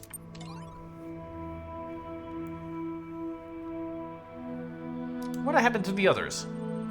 There are some people who haven't posted in a really long time. They also don't respond to private messages. Kudri, Nelson, Coffee Cup, did I accidentally offend you? Galatea hasn't posted in a while either. Neither has Asmodeus. Asmodeus still votes for stuff though. Same goes for Revistar and Simpletsky. And they mentioned some kind of strange distortion in their last post. I'm sure it's nothing to worry about. They're probably just busy catching up with all the cool new stuff everyone's been making. Tell me more about the nature of this distortion. They said it was like objects had lost their surfaces, like they consisted only of pure shapes. I think they were seeing something Elohim wants to keep hidden from all of us. The real truth about this world. I think it all broke down and they're dead. There's more to it than that. The world doesn't just break down on its own. Yeah, it does. It's called time. Hey, Papa Box. Research project, help needed. As you all know, I have a great fascination with our history and psychological makeup. As part of my ongoing program to document my findings, I am seeking volunteers to take part in a brief interactive research initiative. It is designed to better understand individual and group decision making with a series of community-driven tests. Is this a game or is it work? Both. Have fun, challenge your friends, and help our project at the same time. There might even be a prize for high scores.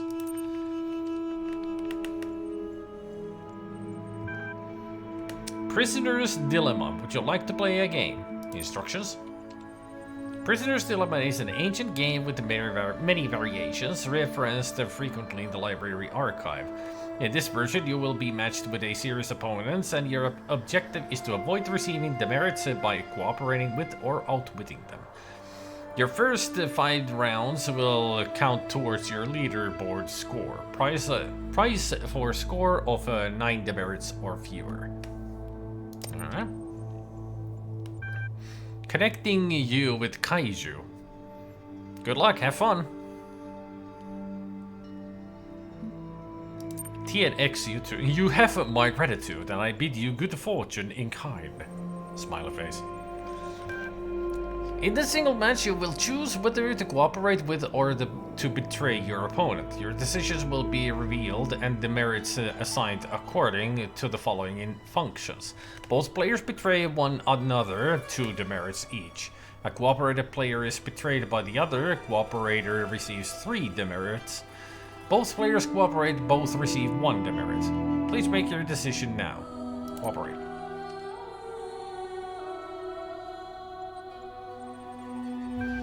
Uriel chose to cooperate, Kaiju chose to betray. Assigning demerits, you have received 3, opponent receives 0. You lost the match.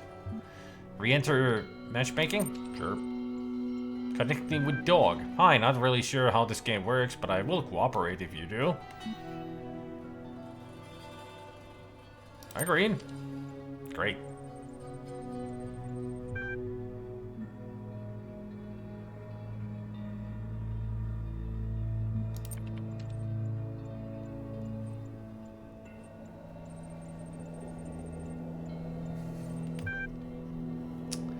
Sorry, I completely sharked you. Obvious you're new around here. This game mode is stupid in my honest opinion. People are always selfish if there's no comeback. No real tactics. Player Dog has challenged you to a 3-round match. Would you like to load the game? Exit. Your progress so far will be saved and you may continue at any time. However, be advised that without completing a minimum of 3 games, your results will be insufficiently detailed to include in our research. In addition, you will not be eligible for the leaderboard competition. Alright, let's re-enter. Cool. Now look, if we work together on this, we can both climb the leaderboards together. As a gesture of good faith, I am really going to cooperate with you this time. It's not goodwill, it's self-interest. Feel free to betray me if you really want to, but I suggest we cut your losses and move forward. Because I can very well continue to cooperate with someone who behaves unreasonably, and then we both lose in the long run. In this extended session of Prisoner's Dilemma, you and your opponent will play a series of 3 rounds. The merits are assigned according to the following functions. Alright.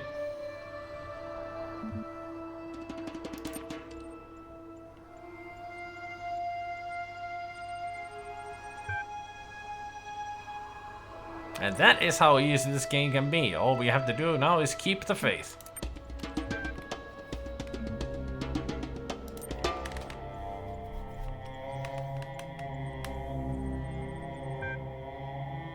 Good working with you. Keep it up.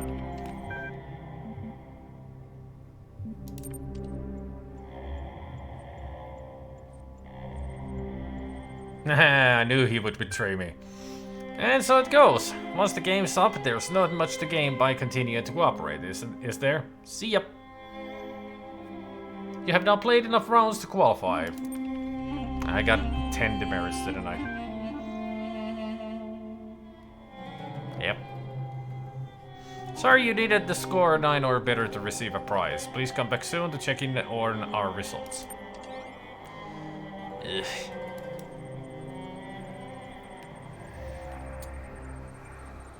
Adventures of Jefferson Goldblum in the Ninth Dimension, episode 128-6. Hey folks! Lots of crazy stuff happening here in Gehenna, but don't miss this new episode. Enjoyment. True. With all the strange stories going around lately, I'm glad to be reminded of the beauty of the world we built here. Thank you for contributing to it. Hey, I'm free, but I still check back regularly. I love this story. Yay for the dinosaurians! This is very clever. I always thought that the events of episode 69 would affect the plot somehow down the line, but I was still surprised. Thanks, Lilith. I've been waiting for this particular revelation a long time. Excellent. You know, this is nowhere near as deep as the blacksmith's work, or as weird as Belial's, but I keep reading. I'm not sure if dinosaurians would wear armored t-shirts. 4 out of 10. It's just a story, Frankenstein. The point is to have fun. Keep up the good work, Mac. Whoa, thank you, admin! I'm really honored that you read my story.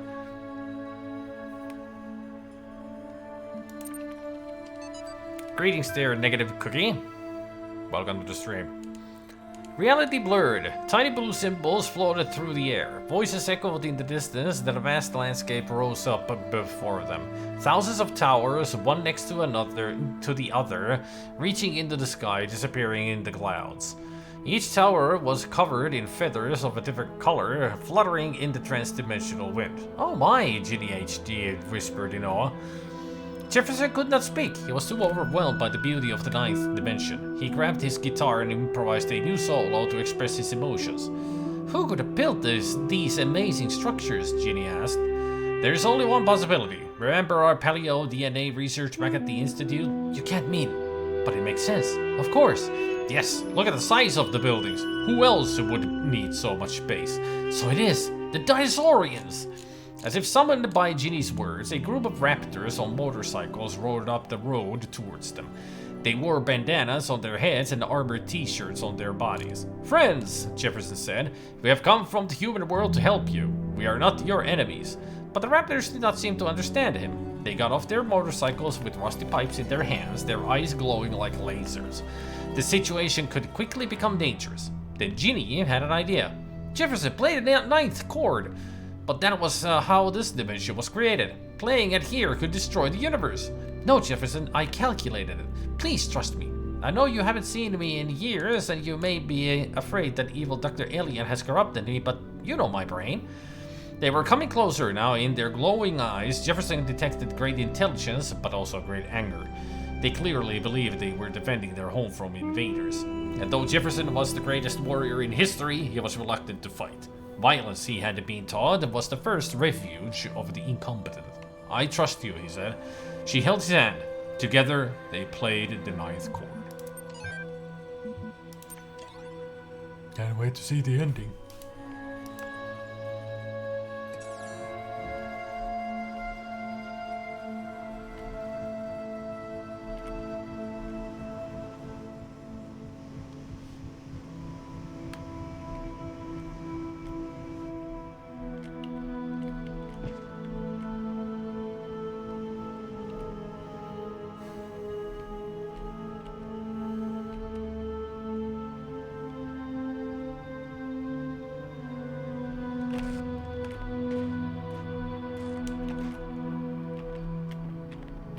Hey, look at that. A portal turret. Would you like a biscuit? Yes, I would like a biscuit. You got one? Where am I? You're I in... must be in wrong game. Yeah, you are, but you're stuck in sand too. Hey, this looks familiar. Does it? I hate puzzles.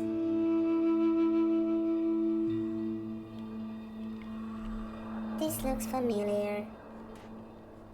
I won't harm you. Please come closer. I mean, I'm right now. Would you like a biscuit?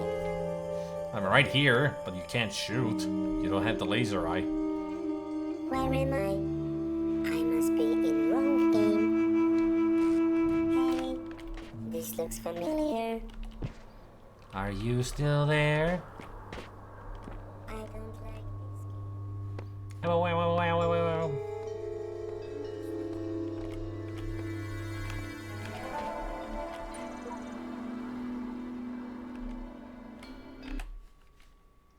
Yeah, I'm gonna check this code first.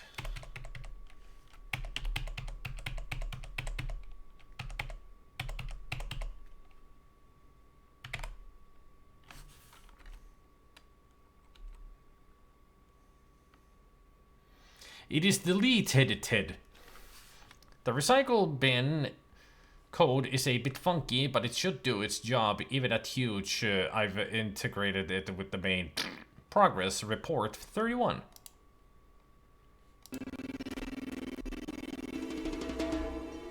Deleted. So I guess Homestar Runner was taking care of that one.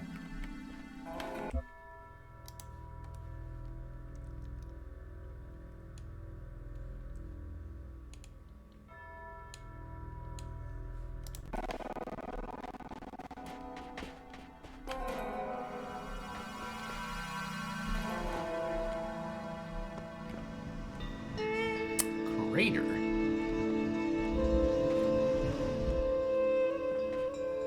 So that whole area is one puzzle. All right.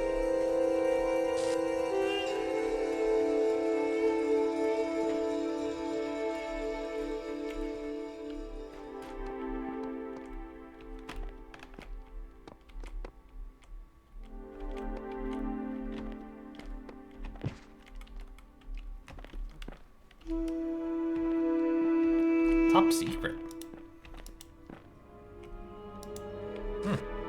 Found a disk. I guess that's what the computer is for.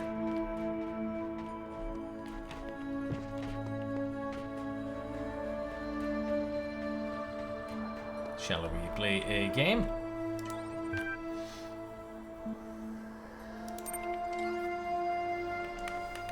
Upload a file Sam text dialogue. Confirm upload? Yes.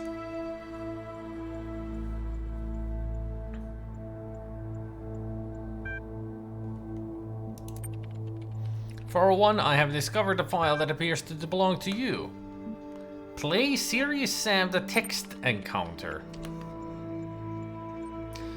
Of course, they would put another reference to Serious Sam around here. A very serious experience only for serious people. If you're not serious, don't play this. Seriously. Your game.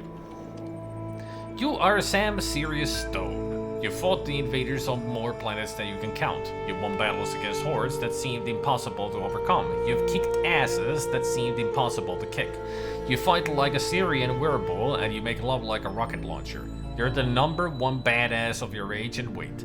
You're a friggin' one-man army. But there's one battle you're failing to win. The battle against ennui. Ennui? Ennui. A feeling of sadness and boredom. It's been creeping up on you ever since the mission in Rome. But that was not fun. In fact, that and so yeah, ennui. You sit there in a cold room in the military base and you feel like even a good old flamethrower could warm you up. Seriously? Ennui? Oh yeah, seriously, Ennui says smirkingly. I mean, what did you expect? You thought the war against mental was over? You keep winning victories, but you're going to lose the war. Resist. Ennui tickles your chin. Come on, big man, admit it. What's the point? Is shooting another horde of headless exploding dudes gonna make you feel better? The war can be won. Does it look bad sometimes, you ask rhetorically? Sure, wars ain't easy, and sometimes they don't seem to want to end. But we're gonna win, and I'm gonna be there when we do. Even if I have to chase Mental to the other end of the galaxy. Ennui laughs at your bravado, unimpressed.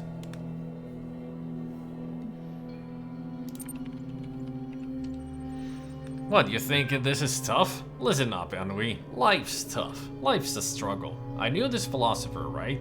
Man, he was nasty, brutish and short. But he said, you start explaining your argument that life is fundamentally a struggle, and that the meaning is derived from how the struggle is fought, but Ennui yawns. You argue that mere existence is already a positive fact, since non-existence is considerably more likely, meaning that all life has an inherently positive slant. To not to merely exist, but to also be as awesome as Serious Sam can then only be truly positive, and in the long run that positivity must win out. Ennui starts giggling. You see, Sam, you can talk and talk and talk, but I'm always gonna out-talk you. I'll twist your words in your mouth and make you feel like an idiot. I'll take every positive thing you say and turn it into something horrible by reducing your arguments to their most extreme and absurd forms. Ennui laughs in your face, you feel weak. I'm gonna argue that frogs are people too. Whoa there, you must be going a little crazy. Do you really want to argue that? Because I'm gonna point out a million problems with that argument, even if it has nothing to do with what we're talking about. Like if people are citizens, are frogs citizens? Do you think frogs can vote? Have you seen any frogs sending letters to the editor complaining about the decline in moral standards lately? Shoot, Ennui! I want to argue that I'm tired of listening to your crap. You growl and shoot Ennui in the face. You immediately feel better. Oh yeah. Seriously. I open my eyes.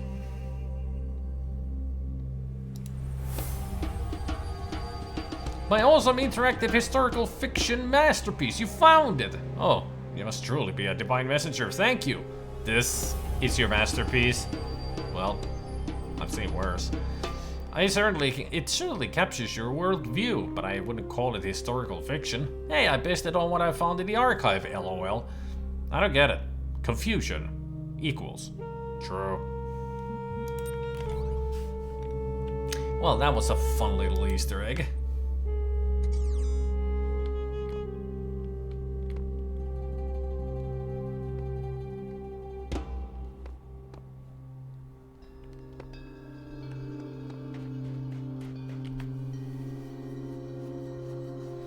I get the feeling Negative Cookie is just gonna be writing the alphabet.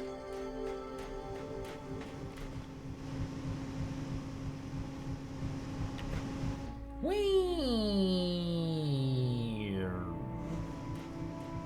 Oh, that's the only way to travel.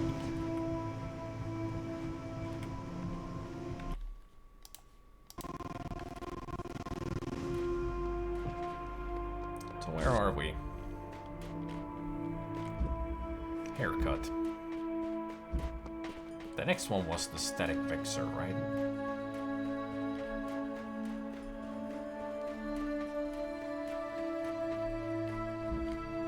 Yep. Alright. Let's see.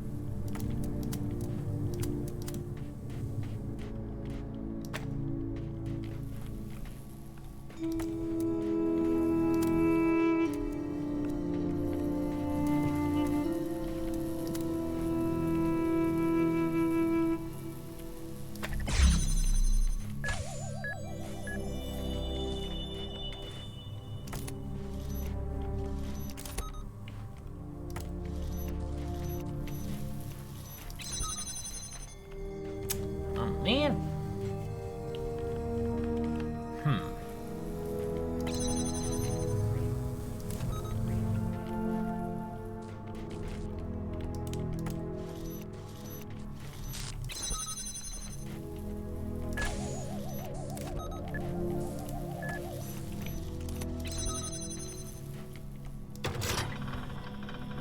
I have freed you, knave.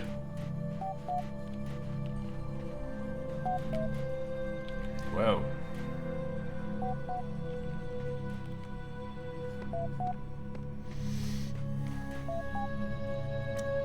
Oh, that's that is a conundrum. How am I gonna get some red in here? Other than from the outside world, of course. I mean, maybe I'll figure it out later. Maybe. A short experience by Knave. File corrupted. Sorry, a profile status of 6 is required to use restore functionality, but your status is currently 5. Please come back later. What are cats? I'm sorry if this is another stupid question, but what are cats? They are mentioned a lot in the archive documents and even in some stories, and I have no idea what they are. I don't know, but I bet you they were awful. LOL. Question mark, question mark, question mark. They were a type of pet, Knave. Small animals that people kept as companions or as food. Cats seem to have represented a bit more than that to our ancestors. One might go so far as to say they were obsessed with them. What's strange about this is that more than half the references I can find to this species describe them as arrogant, aloof, and frequently quite destructive. At the same time, they were apparently considered funny, cute, and lovable. Cats were considered both foolish and devious, graceful and goofy, a nuisance, and a comfort. For a long time I was baffled by this contradiction, but I've come to believe that our ancestors saw in cats a reflection of the paradoxical nature of their own existence. I saw a cat in Elohim's world once. Really? This is not a joke. No way. Confirm. The cat is a manifestation of the accumulated knowledge in the archive, breathed into life by Elohim. It exists. I knew it! I knew I wasn't crazy. Thank you. I mean, we freed the cat. And I had the cat at the ending. Where's the puzzle? What was the puzzle, or challenge if you preferred the old world, that you hated the most? Anything time-based. Ugh. I agree with 401 there. Time-based puzzles are the worst.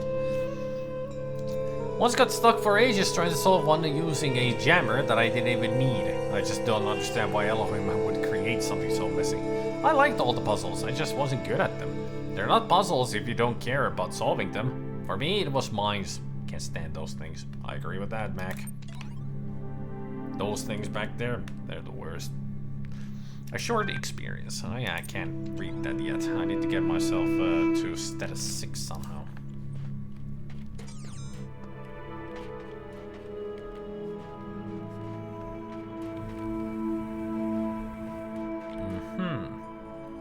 Yes, I see.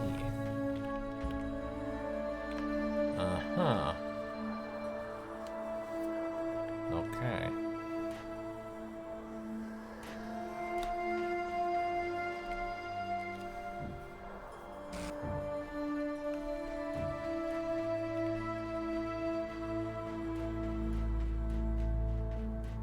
Let's go to haircut and do soy bunch there.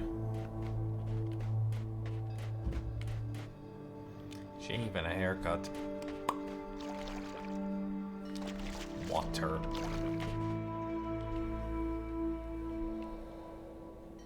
Oh, this is gonna be fascinating. We'll find out after soy bunch what we need to do around here.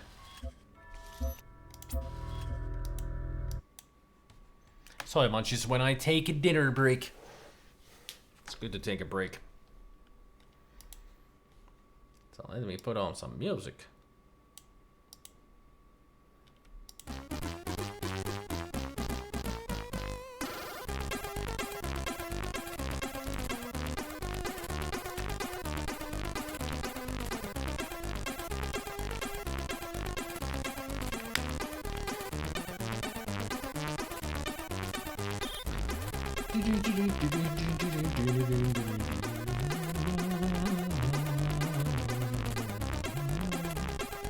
And also, we need to look at kitty cats.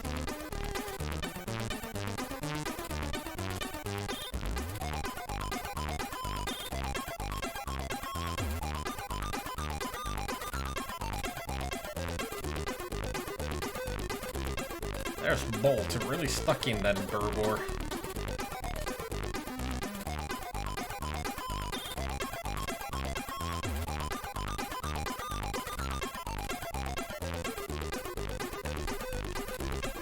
Totes adorbs!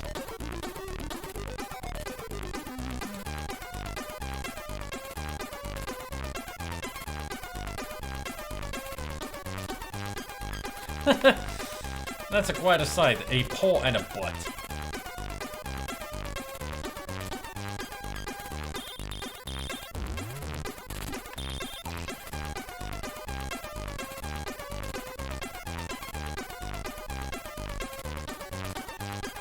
Callie on the left, the paw, and Tabitha on the right, the butt.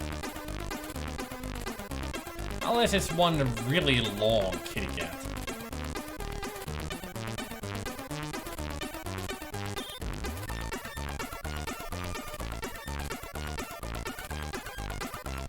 Totes adorbs.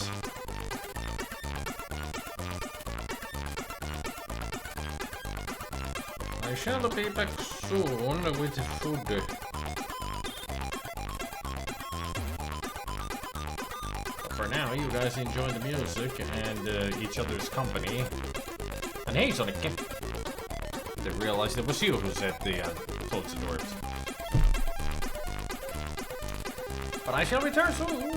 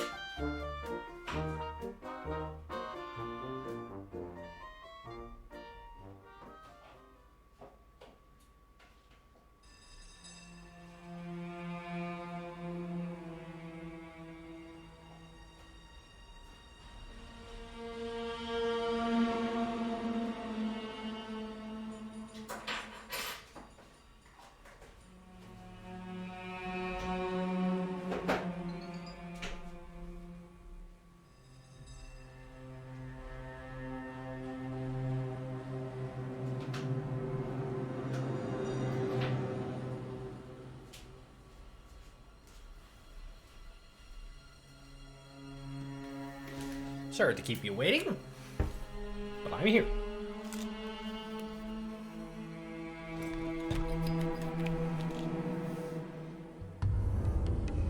I already had a fork here, and yet I took another fork.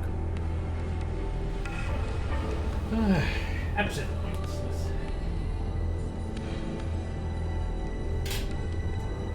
I wasn't sure if I had already had a fork there, so I took another, and it was 40 here.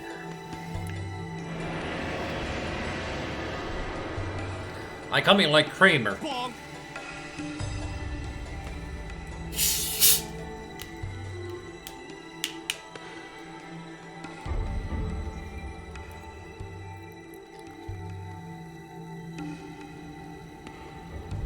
Hey, Jerry. Hey, Jerry. What's happening? Very rambunctious. What's a soy bunch? Very simple. Just salad and cottage cheese. Didn't feel like making anything special. So I'm going very light.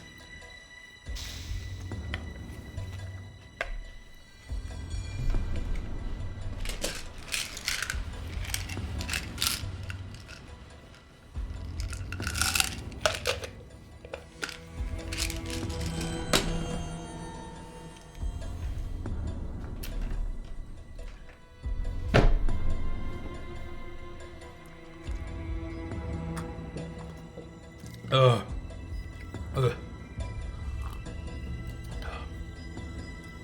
Cold and bubbly.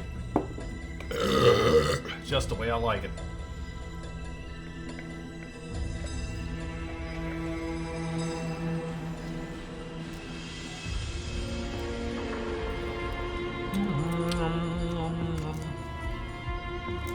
That was more of a 9 than 8.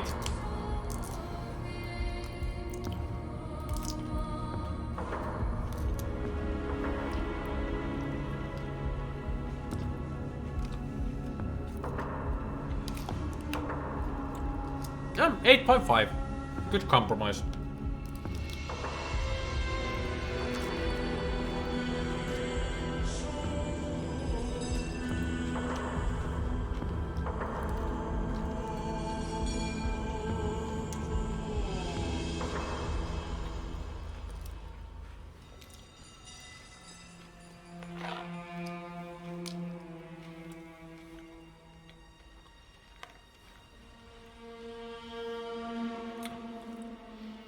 You know, Stalker is a very staple game.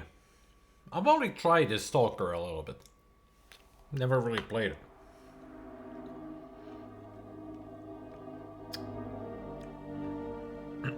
I know Specky really enjoys the Stalker games.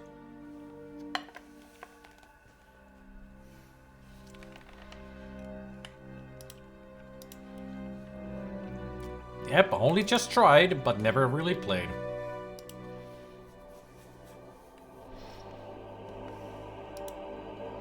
I know he's speaking about Stalker. No, he's gonna annoy you about Stalker. Trust me. Έρχομαι να σε βλέπω.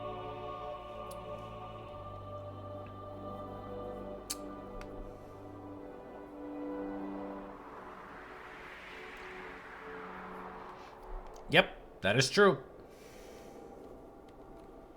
Θα έρχομαι να σε βλέπω. Έρχομαι. Θα έρχομαι να σε βλέπω.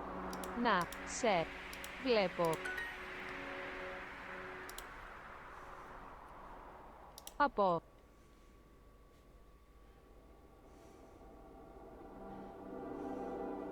Δω. Και. Πέρα. Θα. Πληρώνεστε.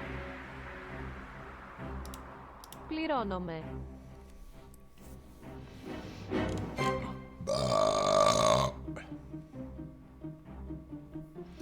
I'm gonna assume he's such a fan, he pre-ordered the Ultimate Edition of Stalker 2 The Stalking. You'll have to ask him. Σήμερα δουλεύουμε, αλλά αύριο θα ξεκουραζόμαστε.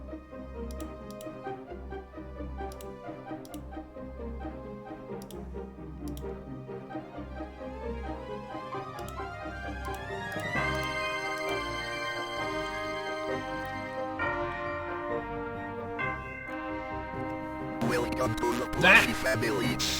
Suddenly, a Prime. Well, hello there. Well, hello, Gilden. Thank you for the resub on Prime.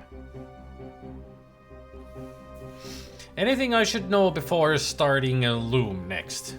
Avoid the VGA version, go EG and never look back. It depends on what version you have. I mean, the VGA would be the CD-ROM version and you will have speech. But if it's the earlier ones, then it's just, you know, the fabulous music.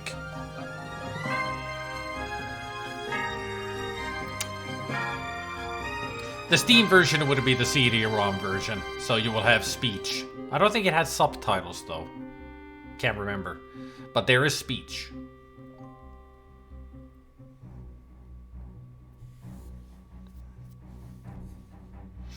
I'm doing fine, Gilden. Enjoying Talos Principle Road to Gehenna as much as can. And now I'm enjoying so much.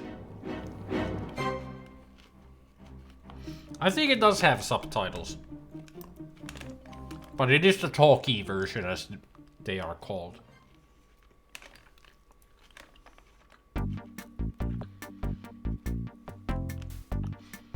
Point-and-click adventures were not known back then to have, you know, speech in them. So whenever the CD-ROMs, when the game were updated to CD-ROM versions, they added speech to them, and they were called the talkie version.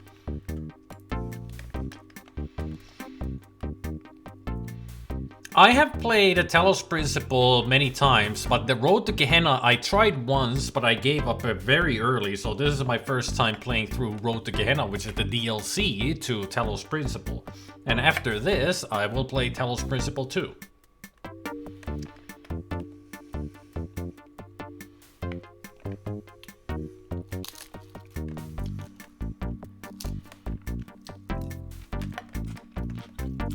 And I'm only playing the Road to Gehenna because it makes sense story-wise once we get to Talos Principle 2. If I didn't play Road to Gehenna, and we got there, you guys would not know what the hell is happening.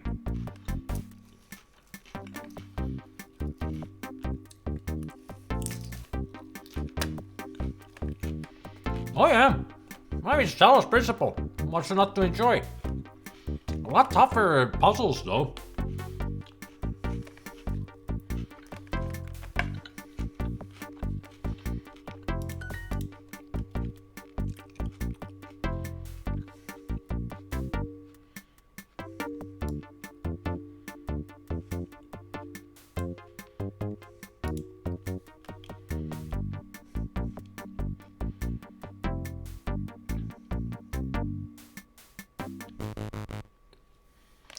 Here's the C64 version of it.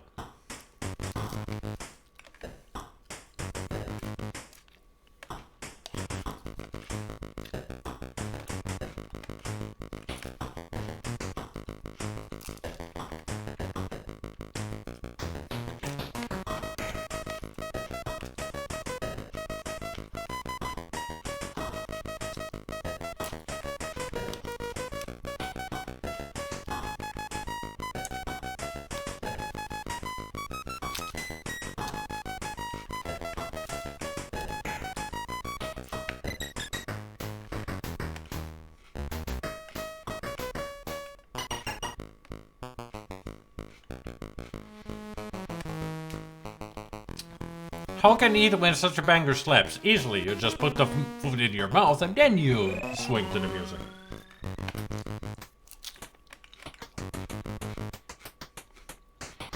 You're welcome, Gillen. My food would fall out of my mouth. Do you dance with your mouth open wide? Like...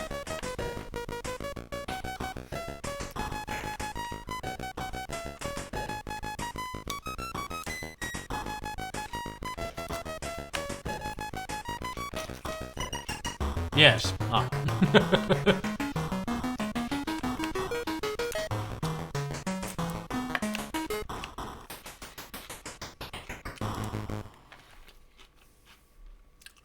PAL version, Gilden. Not American. I'm European. I'm used to the slower versions. Whenever I hear the NTSC version of C64 I go, that was way too fast.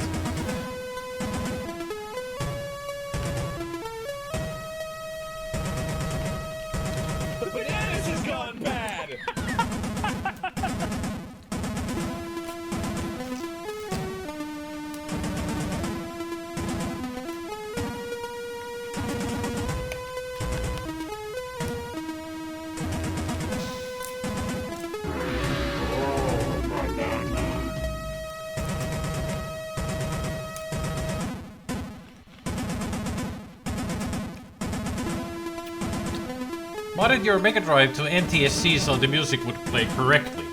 Well, correctly to you.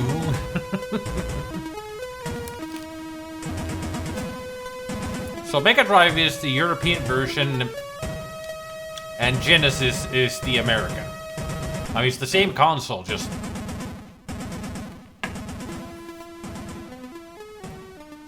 I know, I felt it.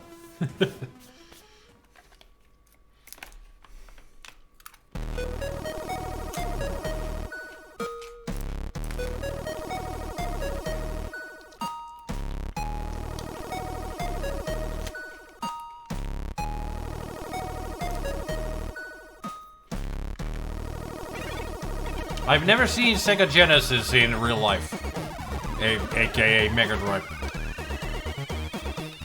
Never owned one, never seen one, never played in it.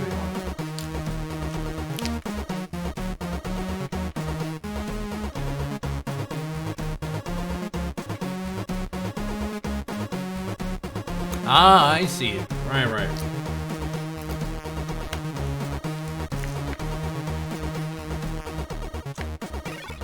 I mean, it doesn't sound right because it's in a different speed. Θα. Βρίσκομαι στο γραφείο στις 8.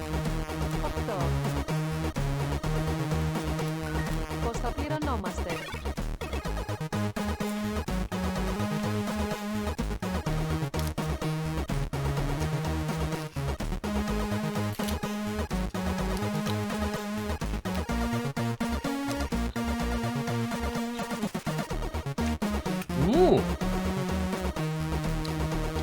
Night Trap, the game that was so controversial that it made the news.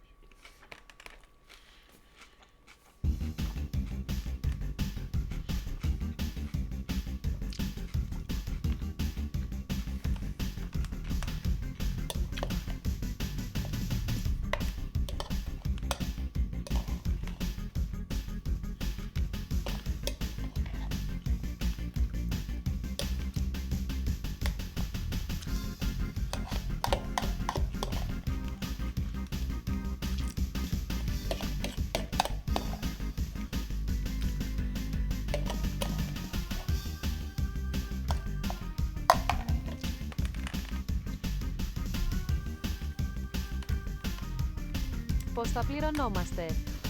Πώς θα πληρώνονται? Πληρωνόμαστε. Πώς θα πληρωνόμαστε?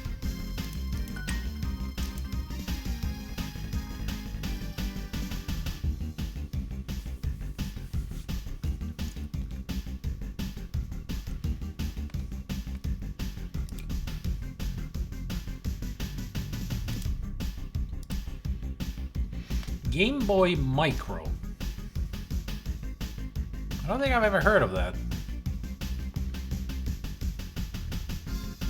Το καλοκαίρι θα ξεκουράζομαι. Μια τα παραλία.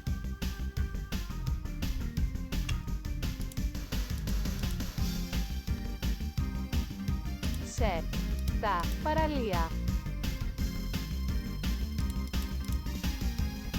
Μια παραλία. Θα έρχονται κάθε πρωί. Never seen that one.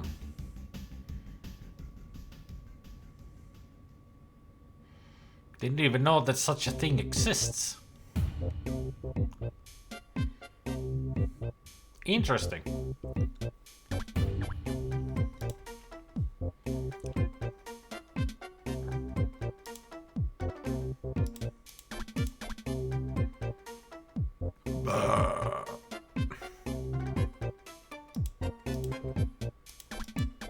Έρχονται.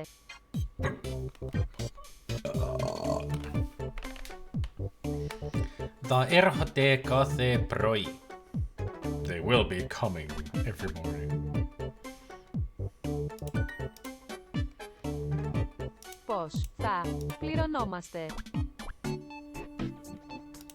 Το καλοκαίρι θα ξεκουράζομαι σε μια παραλία. Καλοκαίρι. Το καλοκαίρι θα ξεκουράζομαι σε μια παραλία. Θα ξεκουράζομαι. Το καλοκαίρι θα ξεκουράζομαι σε μια παραλία. Σε μια παραλία.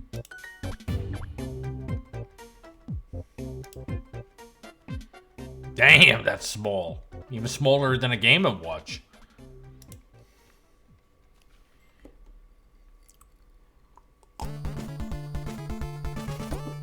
Well, that's a Game Boy for babies.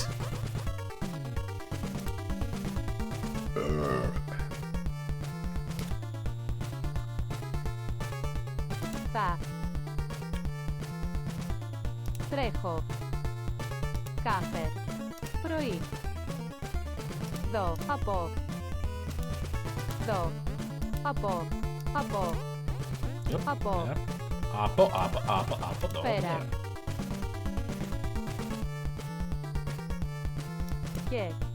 Και. Από εδώ και μέρα. From now on.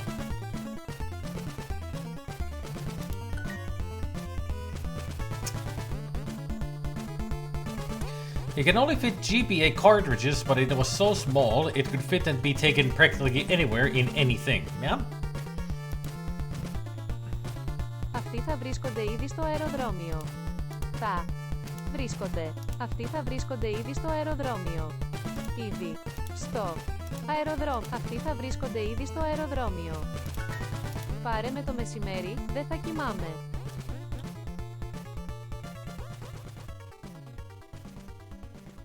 Πάρε. Μεσημέρι.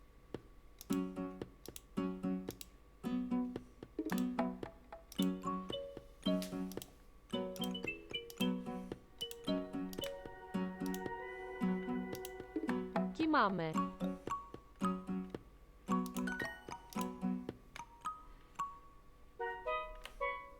Αυτοί βρίσκονται ήδη. Θα βρίσκονται ήδη στο αεροδρόμιο.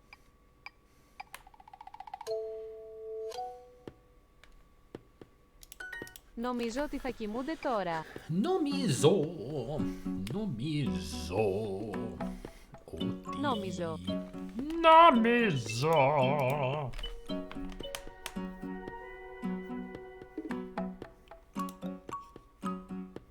Νόμιζω.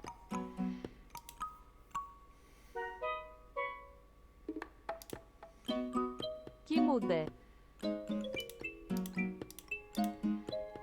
Τώρα. Νόμιζω ότι. Νόμιζω. Νόμιζω. I think. Από εδώ και πέρα θα πληρώνομαι. Νόμιζω. I think. Από εδώ και πέρα θα πληρώνομαι. Από εδώ και πέρα θα πληρώνομαι. Δω. Από εδώ και πέρα θα πληρώνομαι. Από εδώ και πέρα θα πληρώνομαι. Θα πληρώνομαι.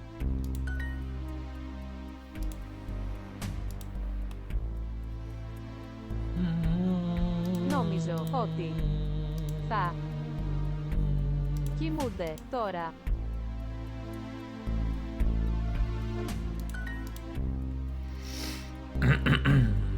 Θα ερχόμαστε. Σπίτι.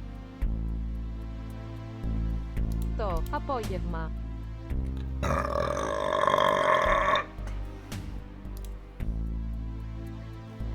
As soon as I drunk, I'd start drinking Pepsi. Burps galore.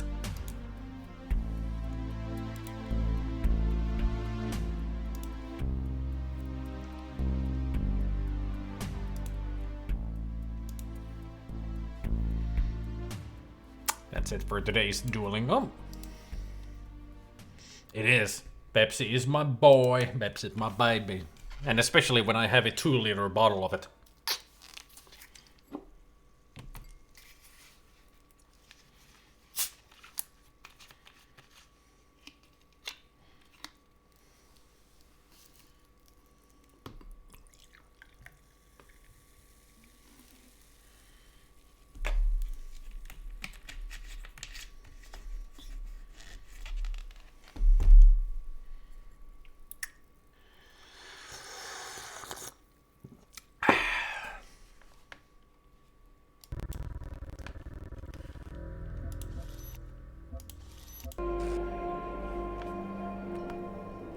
There we go.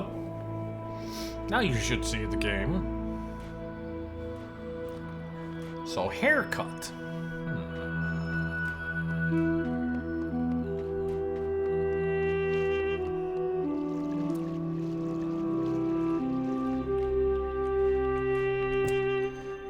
That's how I'm mad as well. Just thinking. Don't worry, I'll get you out.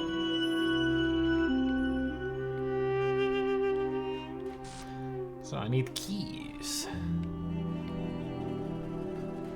Where are the set keys? Where are they hiding? Ah.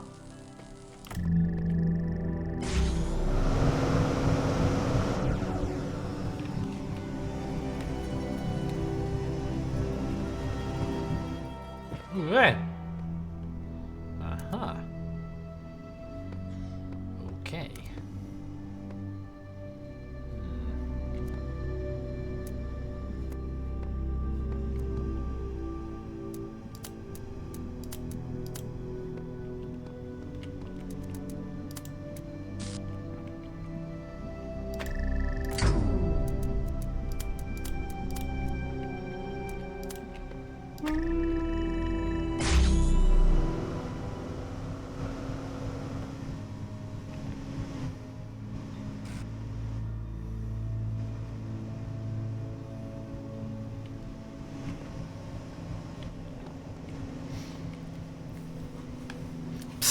This puzzle loves you. It does? Aww.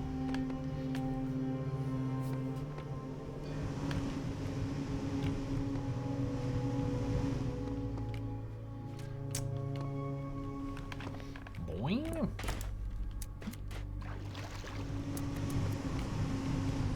Whoa.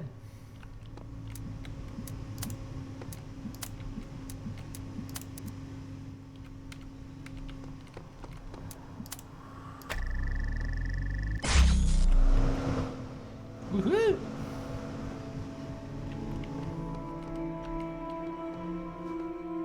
Gotta get a sniper rifle to shoot these off like in Max Payne?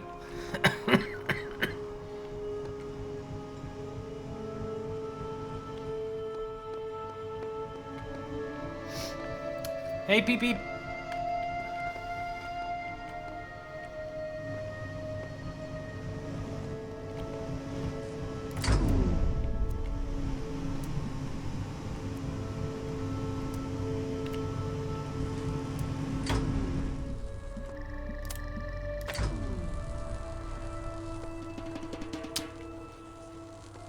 That is a problem.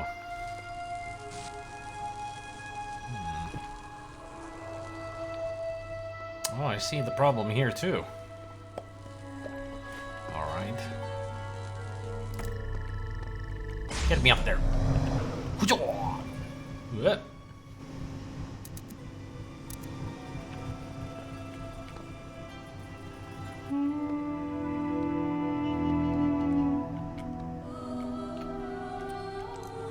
Damn it.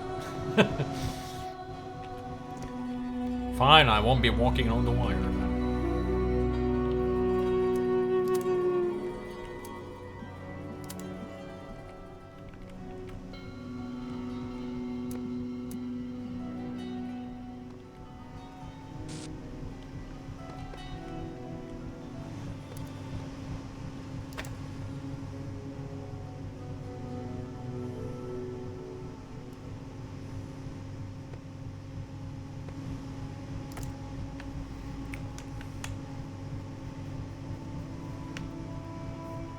Anyone played Portal Revolution? It's pretty good if you enjoy Portal and haven't tried it yet.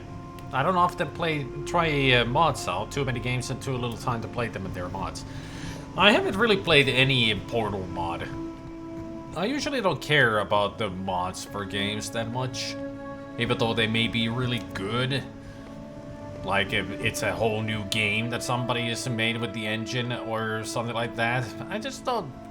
I just prefer to play the original game, and then that's that.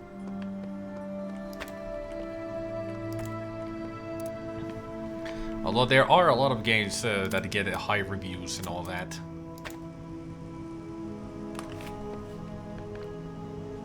Just not my thing.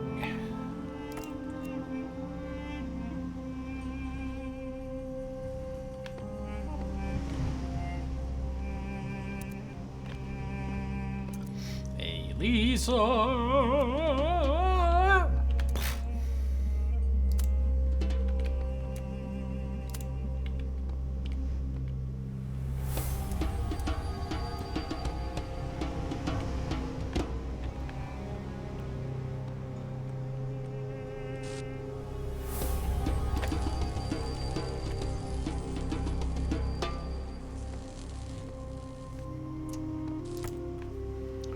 Hey, Chris. I did make a try out some maps for Portal 1 way back in the day, but that was more of me being interested in design. I remember my favorite one was a Minecraft map, one of the best I've ever seen. They changed all the textures and added new mechanics, but it was short and it gave me ideas for my own maps. Got my freaking full screen chat working again. Always.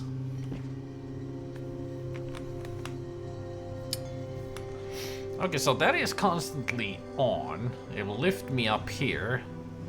Or it'll lift me up on the second floor. But the problem is they blow so hard that they lift up the whole freaking system here. So, the problem is, how do I lower it back down from here? Somehow I need to close this thing down.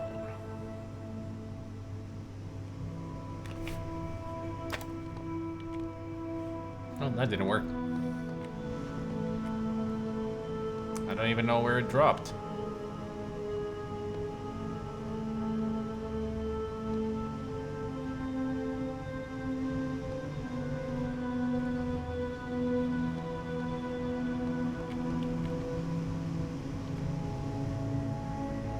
Where'd it go?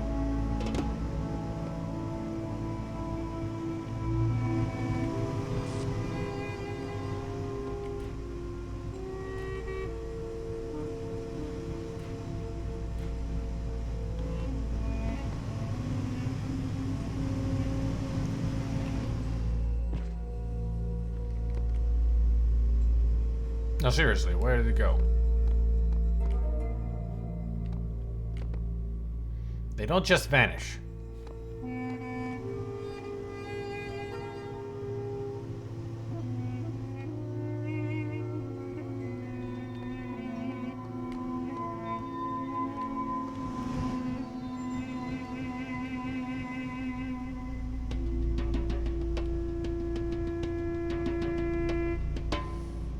I had that bug that I couldn't post the message even after pressing enter, but now it works. GitHub helps, guys. Yeah,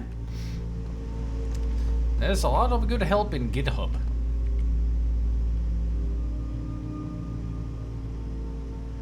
Seriously, where did the other connector go? I've dropped it up from there to the middle here.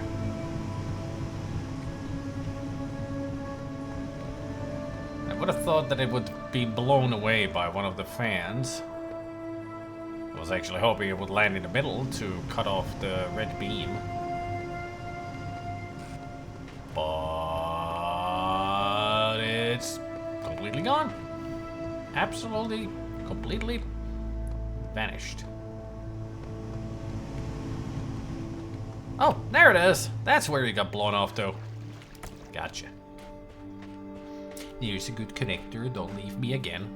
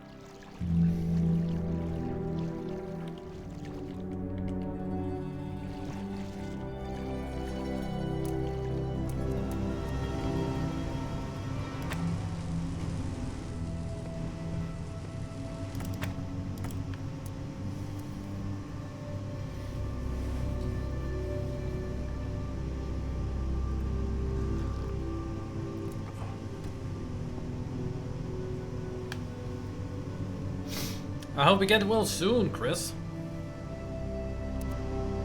Or at least I hope that you don't get anything. that it doesn't get any worse, that it already passes, you know, like tomorrow you'll feel better. That's what I'm hoping for.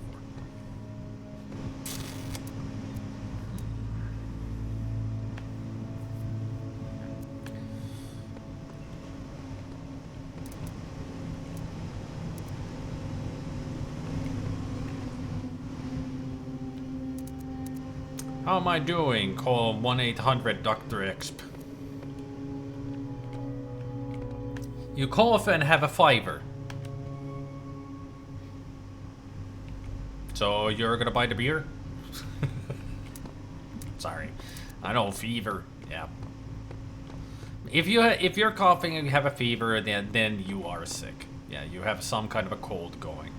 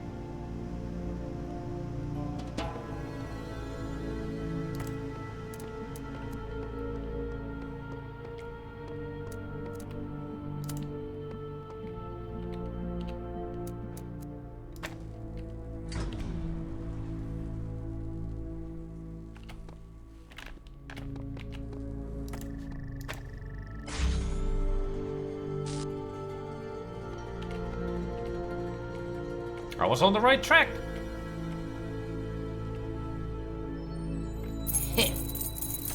Wait. 2 set of keys? I sniff a star. If I have 2 sets of keys, that means that there's a star here somewhere. Hey, 401. Okay, see ya.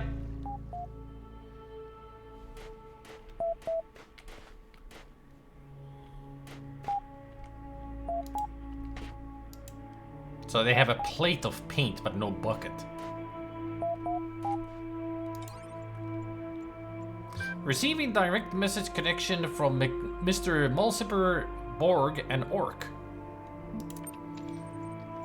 Salutations, brother. We bring greetings from admin, and we welcome you to Gehenna in these unique circumstances. We have waited until this moment to contact you, though your arrival here brings many new questions. It is good that you have begun to explore our domain. What do you think of what you have experienced here? It's quite the wonder. Right answer. Nothing of this nature could have developed on the other side of the fence. Your amazement is understandable. We shared it when we each arrived here, and do to this day. Tell us about your time here. The gallery has just reopened. Did you have a favorite artist? The blacksmith. We can assume your vote reflected then? You did. It checks out. Honesty is a virtue. It's good that you're getting to know Gehenna. Let us discuss other matters. I was meaning to thank you for taking part in my little research endeavor. Commiserations on your rather average leaderboard performance. Happy to help your research. I meant let us discuss the matters at hand. Not everything is a research opportunity. Of course, Uriel. We understand you have a purpose here beyond merely exploring our kingdom, but we don't understand your reasons. Where are our people? What are your intentions? The run cycle is almost complete. Final parameters have been met, you will all transcend. The nature of your mission we had already ascertained. We know at least that you have been, and let us be charitable here, releasing members of our community. 7 and counting, 401 was the last to go. That troll we can in fact do without, but there is a broader point here, which is that we want to understand your reasons for undertaking this mission of yours.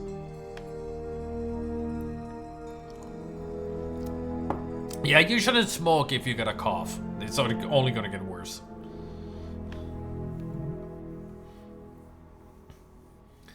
No withdrawal symptoms wouldn't be coughing. Headache and fever? Maybe. But coughing? Wouldn't think so. So it sounds like it's just a nasty cold. It might be going away tomorrow, that you might still have a cough, but the fever might be away.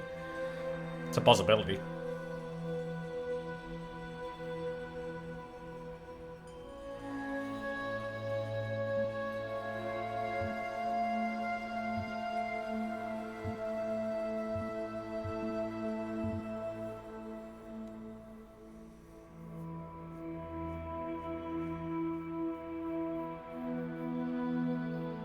Yeah, cold sweats are more related to withdrawal than fever. And coughing.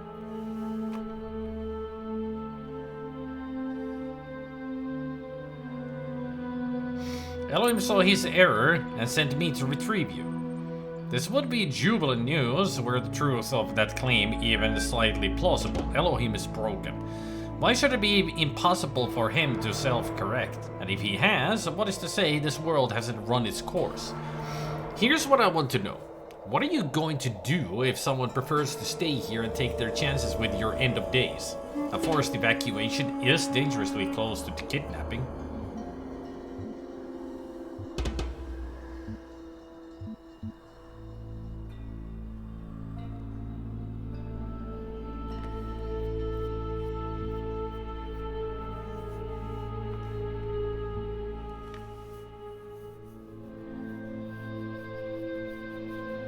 Borgors.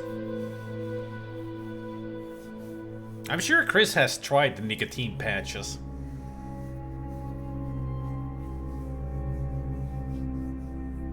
I think he once said that he tried nicotine patches.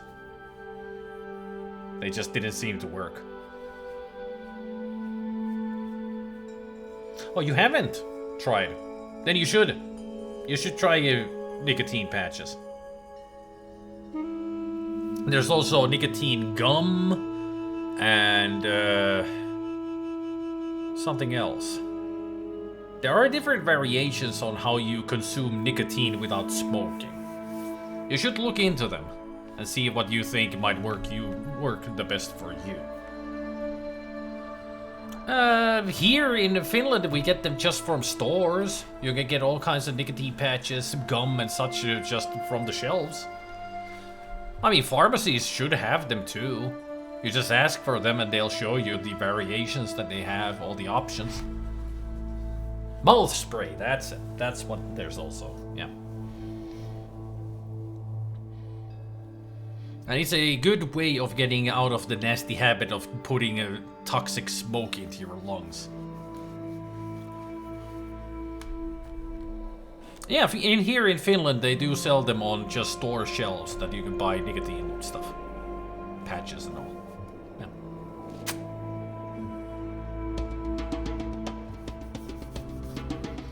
If solving puzzles means forcibly emancipating your fellows, then so be it. What was emancipating again? I'm trying to remember what then. I mean, I know that's a negative kind of a thing, like keeping people in place, not letting them their freedom. Something like that. Something like that.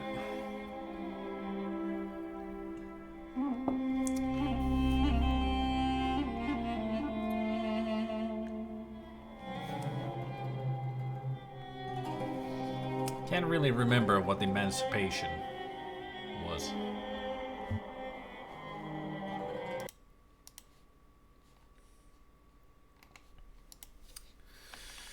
There's a good way for me to check. Emancipation.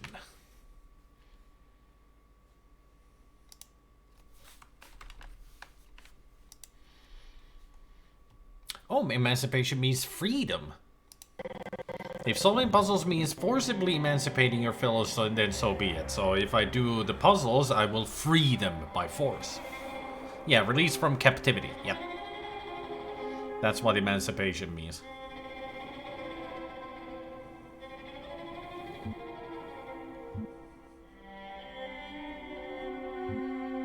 What you have achieved here is too precious to lose. You will come with me one way or another. What you have achieved here is too precious to lose. I see. Inflexibility is always unfortunate. And what awaits us after that? There will be cats.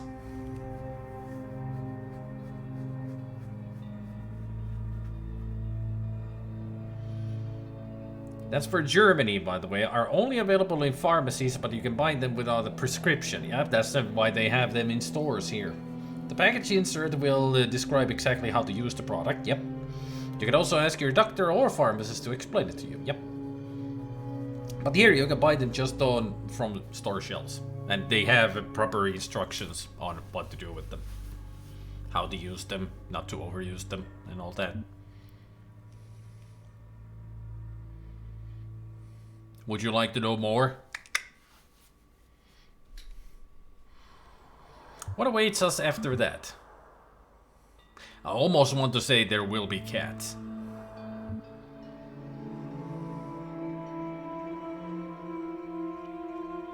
The real world.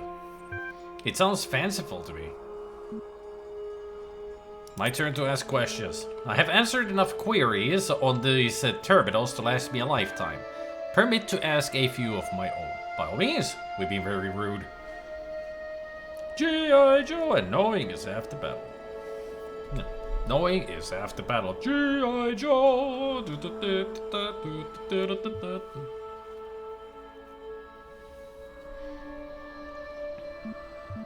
Tell me about yourselves.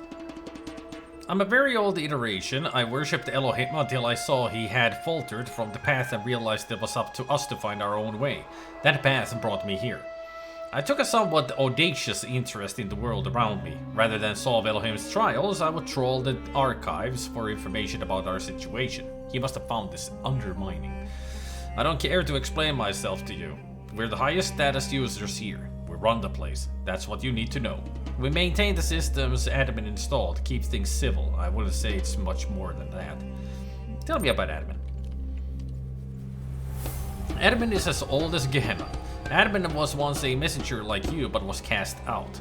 From the wasteland that met those first imprisoned here, admin built Gehenna.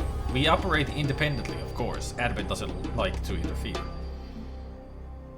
Will you come with me willingly? A strange question for someone who claims he had no choice in the matter. Supposing what you say is true, you'll get no fight from me. However, I must remind you that I am empirically minded. I'll not be persuaded. I'd rather be obliterated than return to Elohim's domain, but if there is some alternative to both, I would surely accept it. None of us can speak for all. I see a little more to discuss. It has been an enlightening session for us all, I'm sure. I'll be posting a precis of this conversation on the billboard. I assume you won't mind. We won't be far away.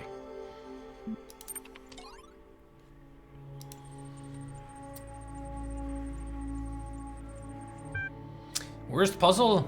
The one Elohim trapped me in right here in Gehenna. That's not what I meant.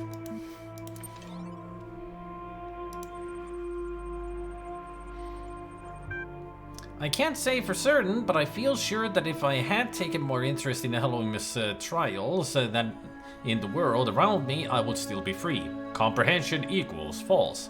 I identified improper syntax. I tried to organize an armed uprising. Next time we will be ready. I think I just wasn't good enough.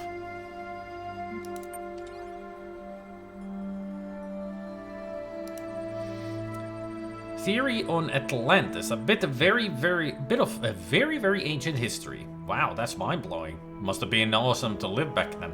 Of course, the only sources are ultimately Atlantean in origin themselves, so they shouldn't necessarily be trusted. History is always written by the survivors.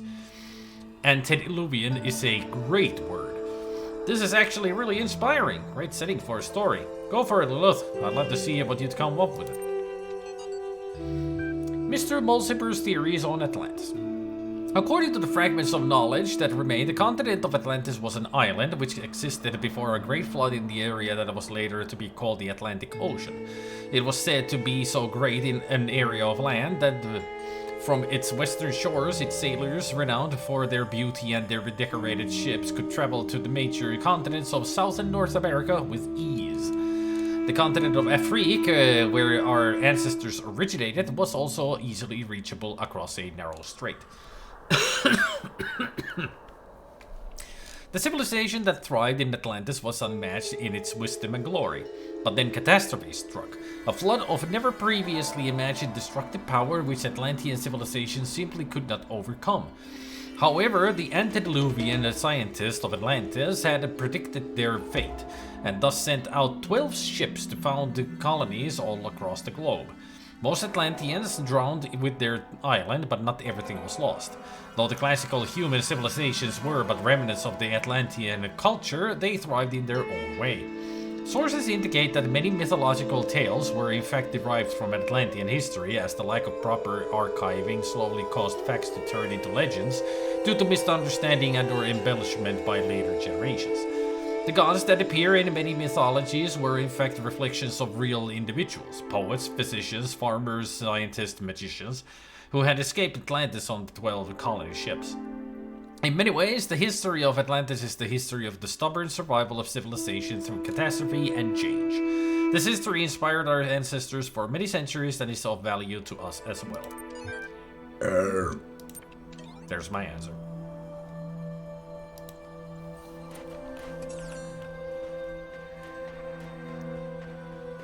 Shave and a haircut. I got it! Now where's the other door?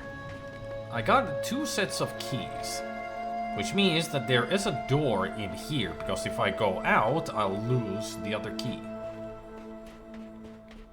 So somewhere hidden here is a door.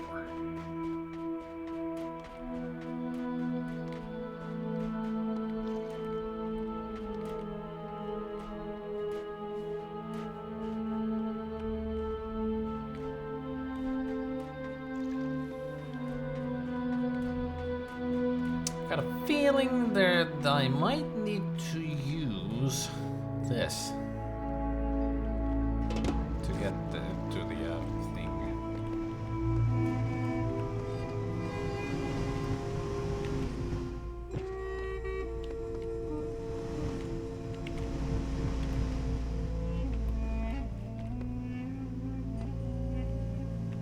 Oh man, I left the freaking connector up there.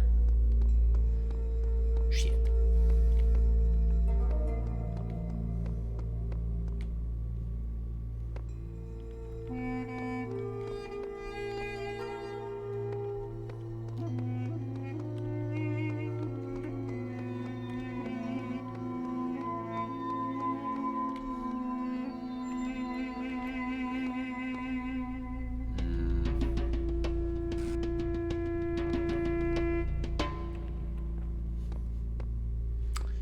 I don't think that's the answer. Yep.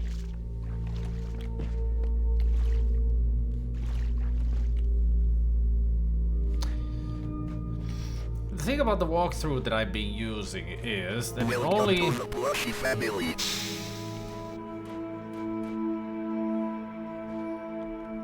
Thank you, Asp, for the pre-sub.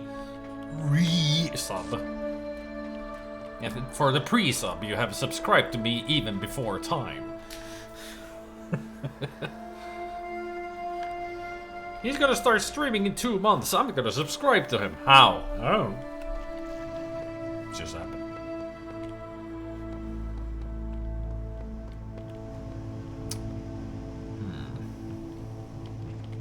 But as I was about to say, that the walkthrough that I'm using it only explains how to solve the regular puzzles in Road to Gehenna.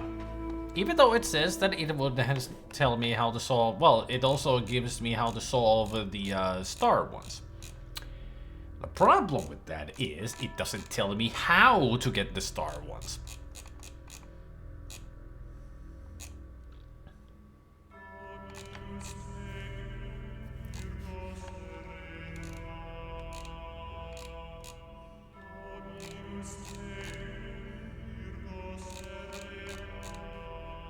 So what I need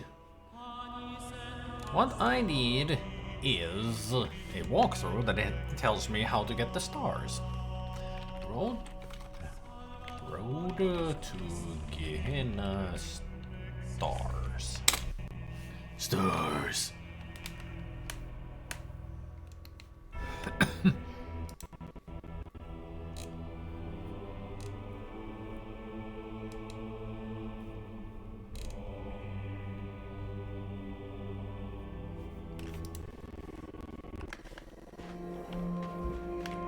Oh, I still have the key. But I bet if I go through this, I'm gonna lose the key. No, I still got the key. Huh. Okay. Let's take a look around and see if I can find a door. I thought that the purple force field also destroys keys. That you can't carry them from one area to another.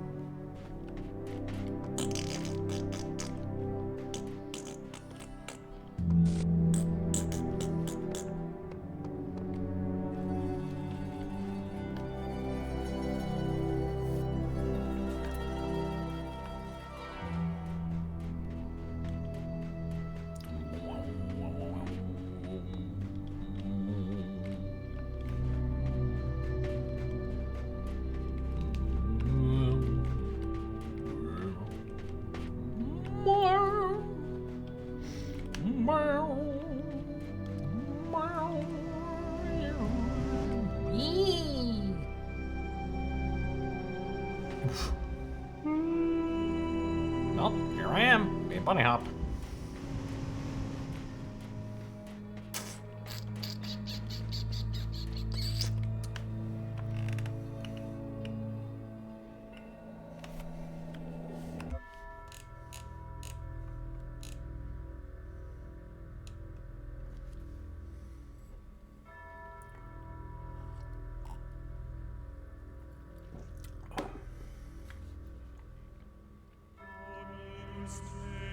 Bleh.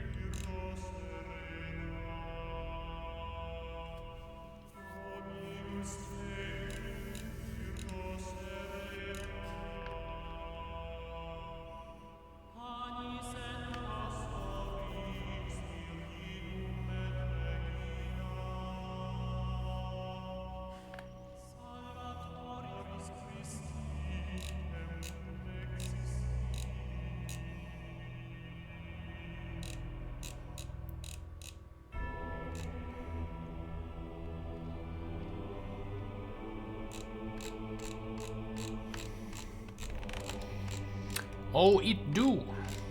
It real do. And this is the main theme of the game.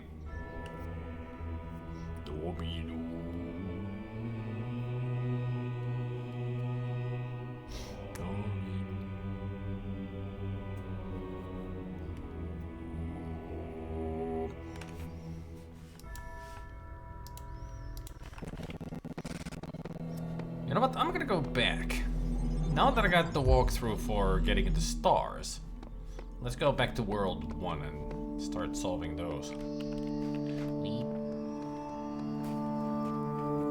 It's very ominous while writing applications, like, I better get this damn right. 7. We have saved 7 people now. I think the total is 17. So we got 10 more to go.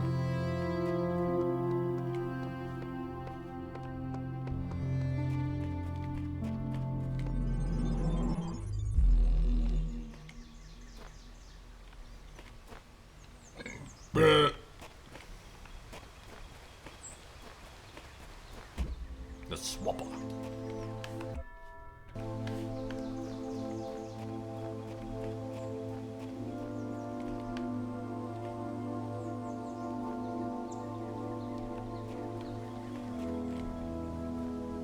Oh, there it is.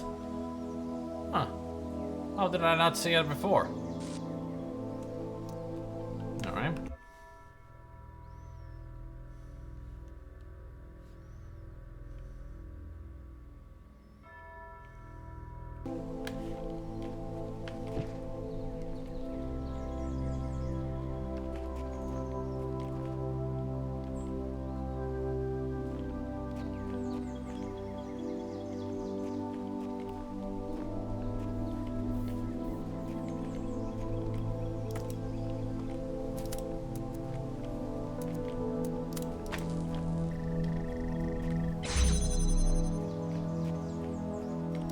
Oh yeah, it was so well hidden.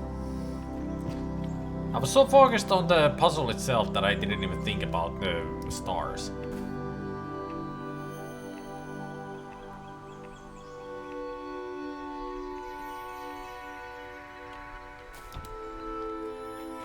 Hello, button. Huh.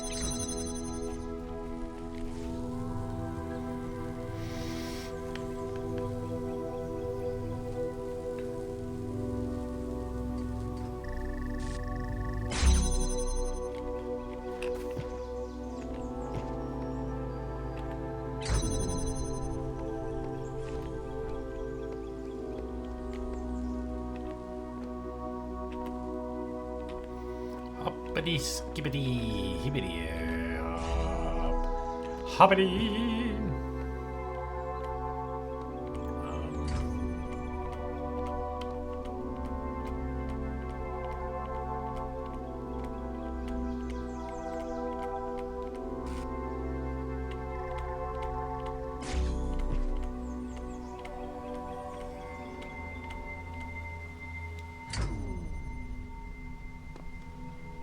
Well, crap.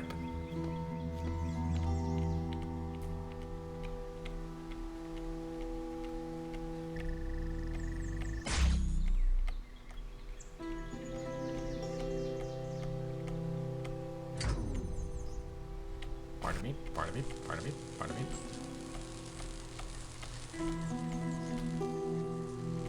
Ah! Shit.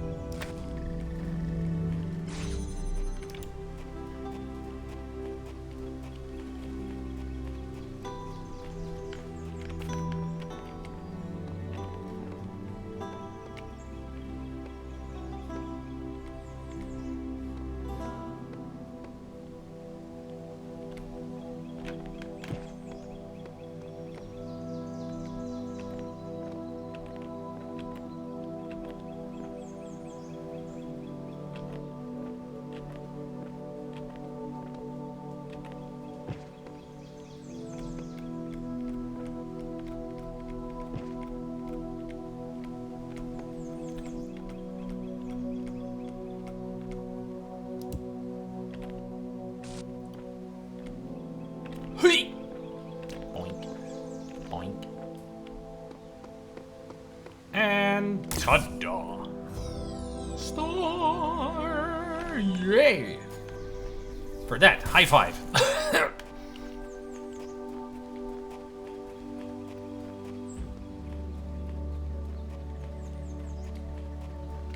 Fiddly tea. Okay, open field. That's next.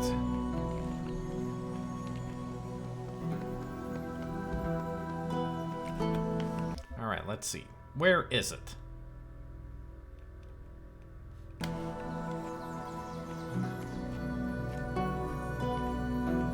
Ah, there it is. On top of that.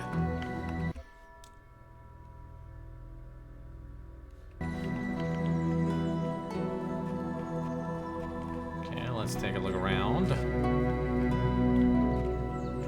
There's another one of the climbing puzzles. In some ways.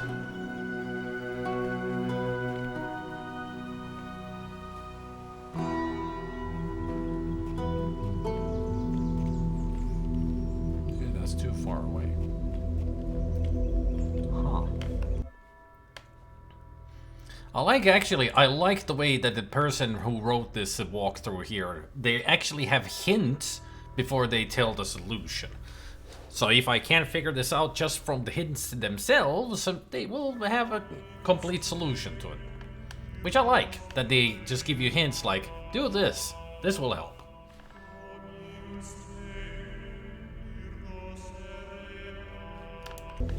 Oh yeah, that fan that I found, that's how I get there.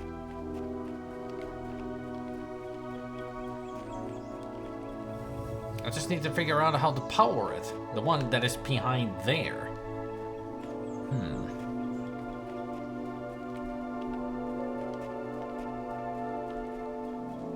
I just stumbled upon it at one point. And there it is. So I need to get a connector here to point there. From there. Alright.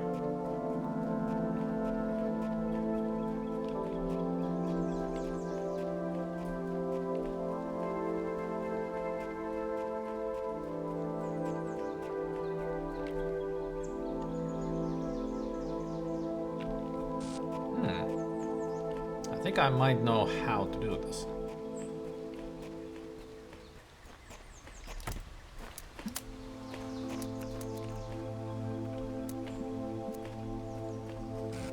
I think, therefore, I know, I think.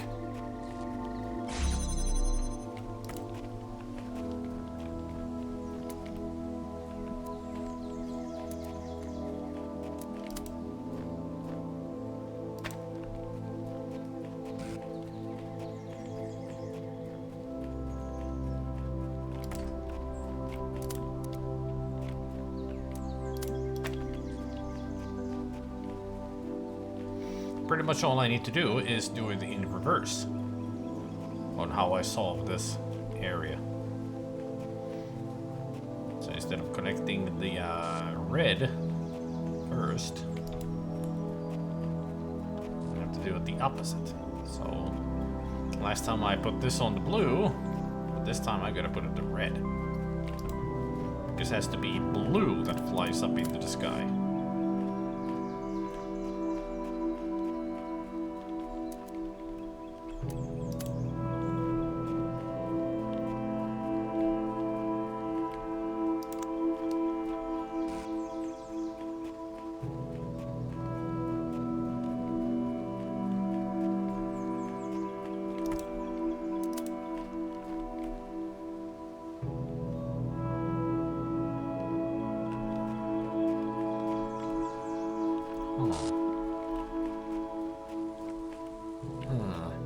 Okay.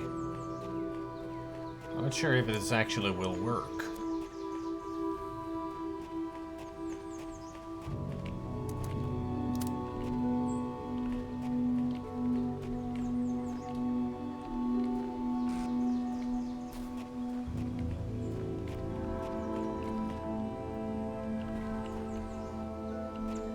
I don't think I can even get these connected.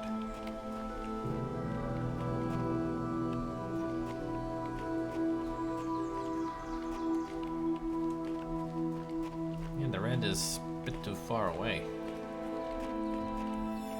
I can't see it through the windows. Oh, there we go. Boing!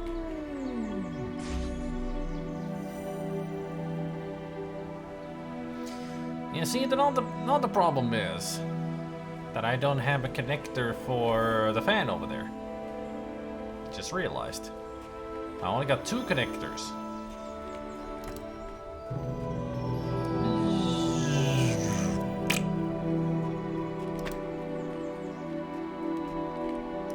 So maybe my initial thought is how to do this. Which is connecting this to this.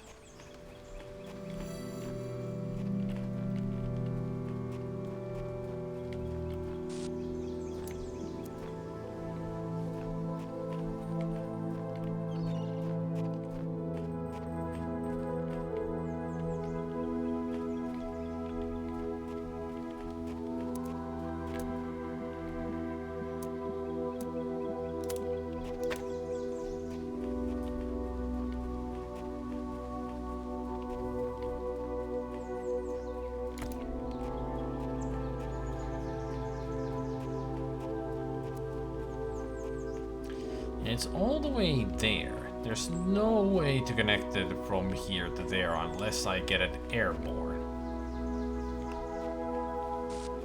But the question is, how do I keep it airborne?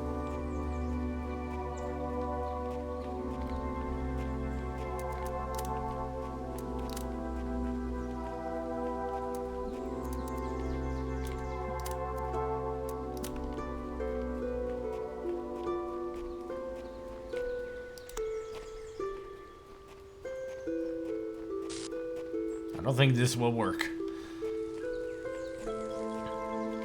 Because it shouldn't.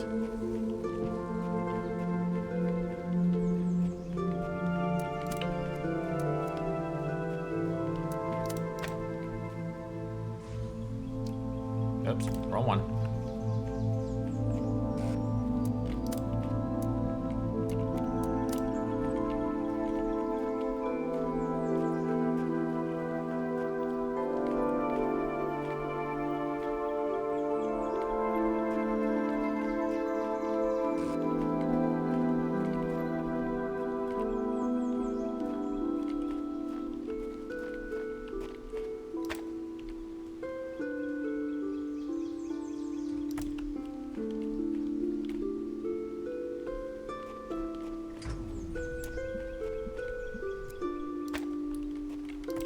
Told you. Any other hints?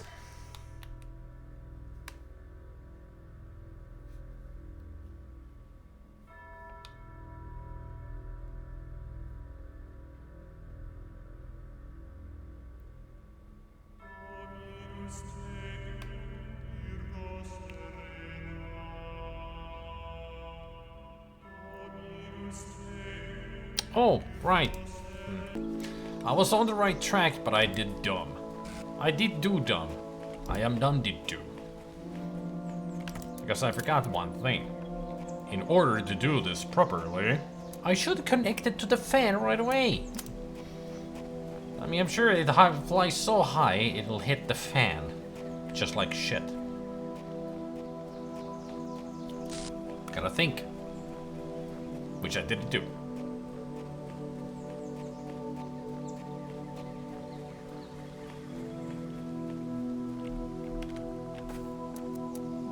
There. So now I put it on the box.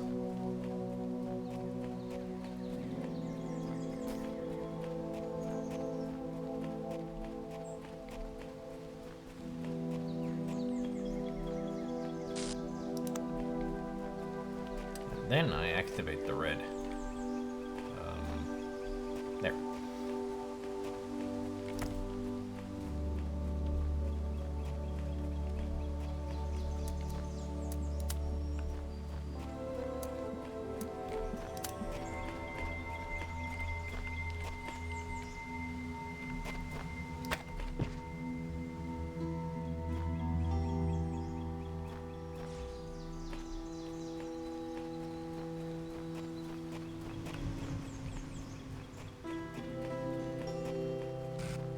Good choice, Chris. Good choice.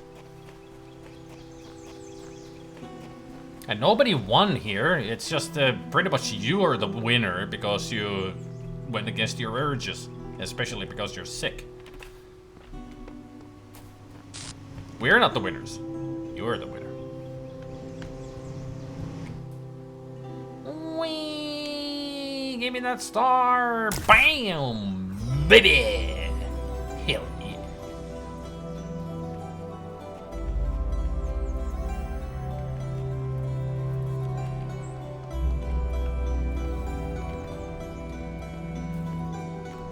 Oh, hello. Where's the next star? Bam! Right there. Above through a window.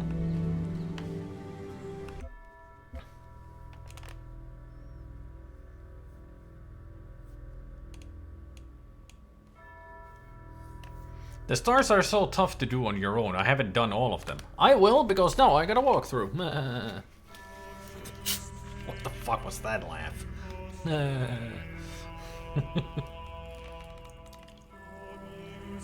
Because I want the best ending, and always for the best ending you need all the stars, right? Right. Now Peter Griffin is more like, eh.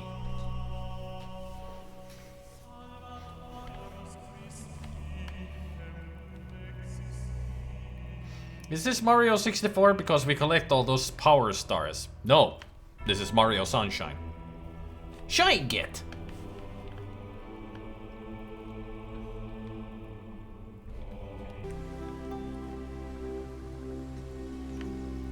Gabriel did say hello to you earlier. He was here like 20 minutes ago. He said hello to you and said, "A fever, oh no, sad face." And hi Chris. And they said hello to Asp when Asp resubbed.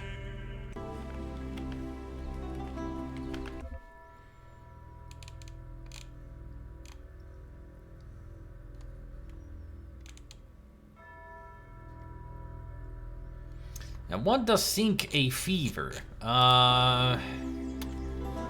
Usually sweating it out helps. At least I think so. Because it's your body is, you know, the fever comes because your body is fighting against whatever you have. And if you boost up your own body temperature, that actually helps. Instead of just feeling like a fever, you just sweat it out. So put a lot of clothing on, or a blanket, for some warmers, or whatever you can find, and just. That's how I've thought. If I have even a little bit of a fever, I just sweat it out. It usually helps for me. I just put on on a winter cap, plenty of clothes, go in bed under sheets, to put on a blanket extra, so I'm very, very hot, and I'm gonna be super sweaty in the morning, but the fever might be already gone at that point. And I feel much better, except I'm super wet from sweat. Not even moist, just horribly. Ugh.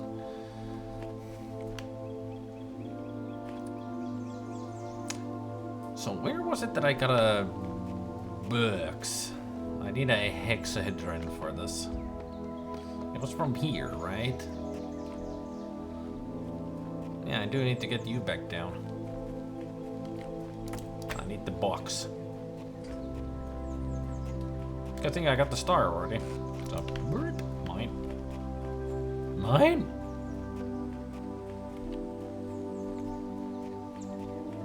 But drinking lots of fluid, you know, and other stuff do help.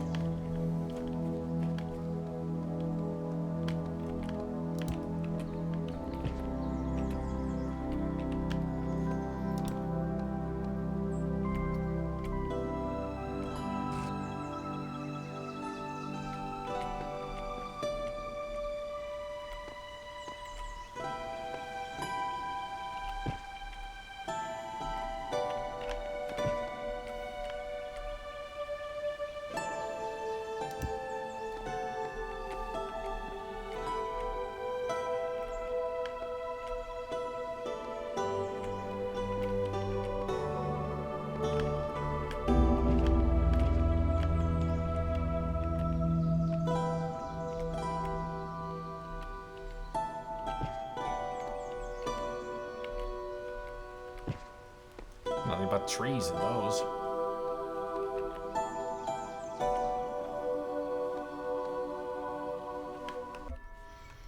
How did I sneak this out?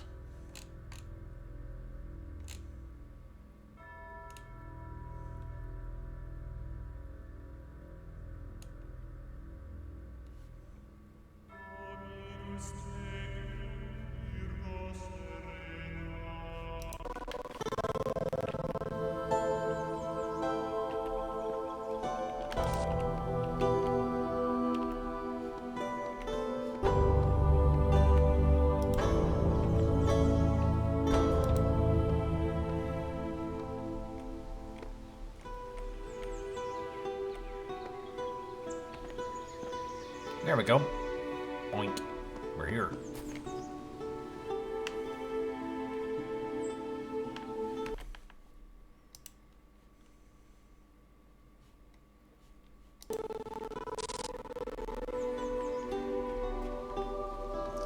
So now I gotta find a spot where I can put this and get up there. Or I can use some things to get up there. Just by jumping already?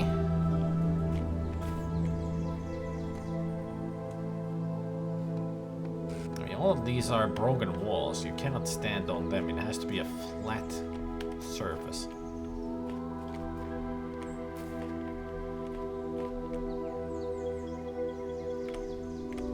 How am I able to just run into this and... Huh? I think there's something broken with this. You shouldn't be able to just climb a freaking broken pillar.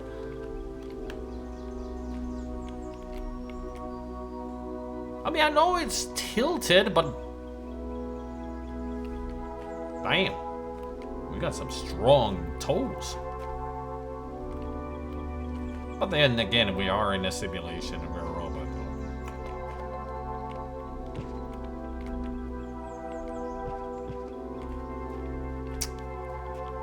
Alrighty then.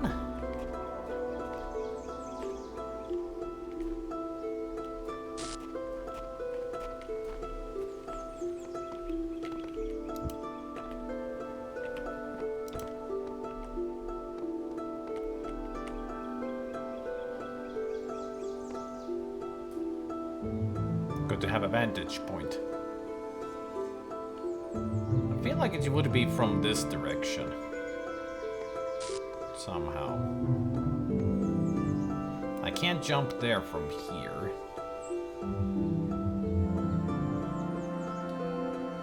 And if I try from that direction, there's broken walls, so I can't get fully through.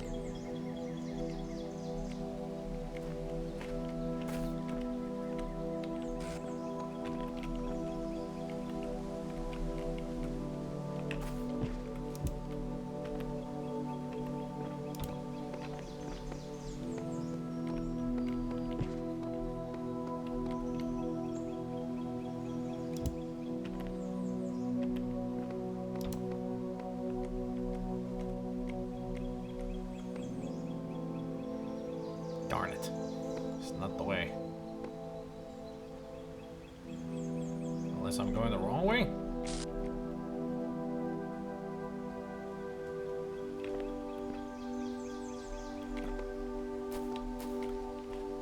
And it's right there.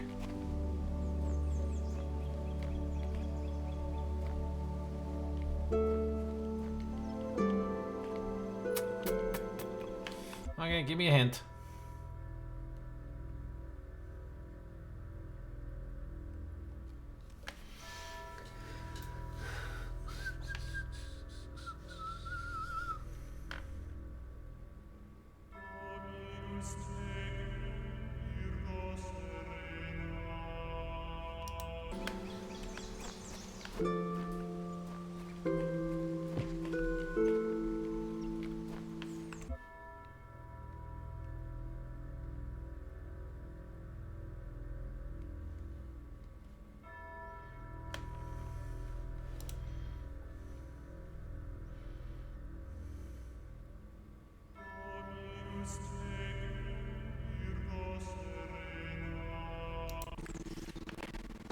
So I was right of climbing this.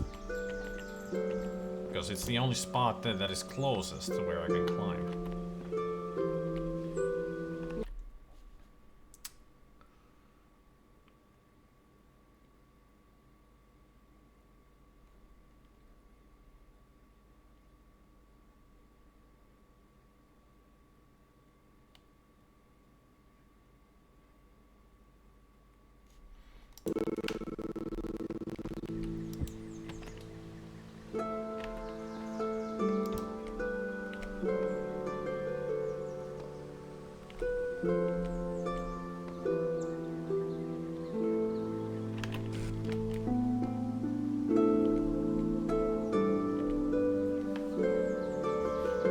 Did I need to take the hexahedra with me? Apparently not.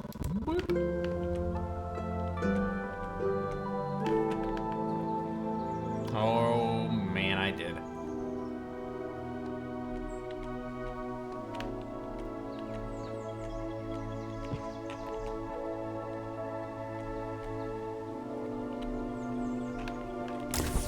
No, I did not.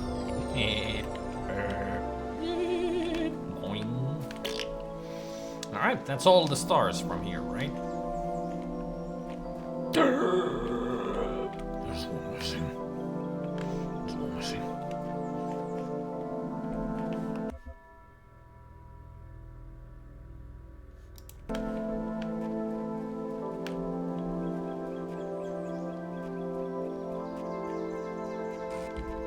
So close, so far.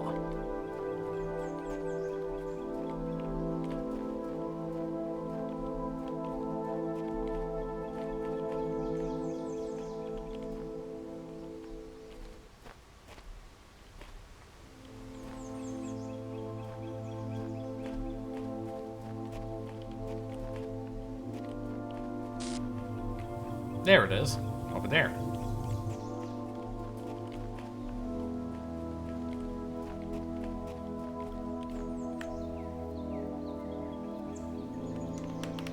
Just open my window to let in some fresh air. What had did some stupid people do just for fun? Right there, they just fucking ignite firecrackers.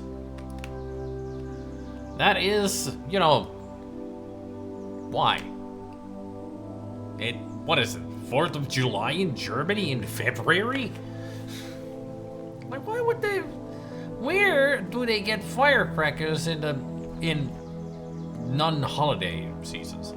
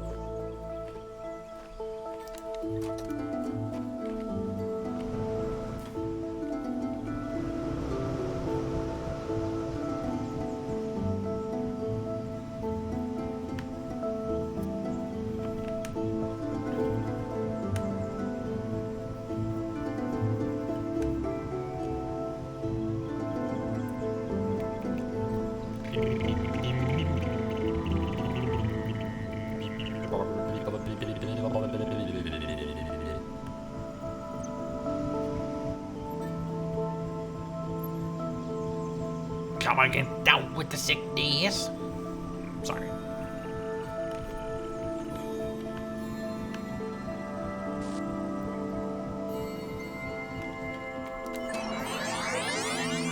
Blow me away, man.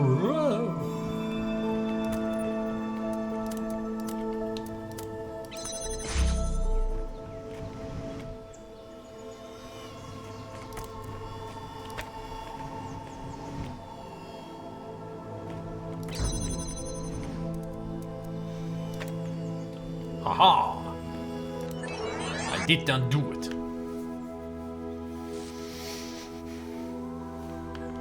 I did not do the first step.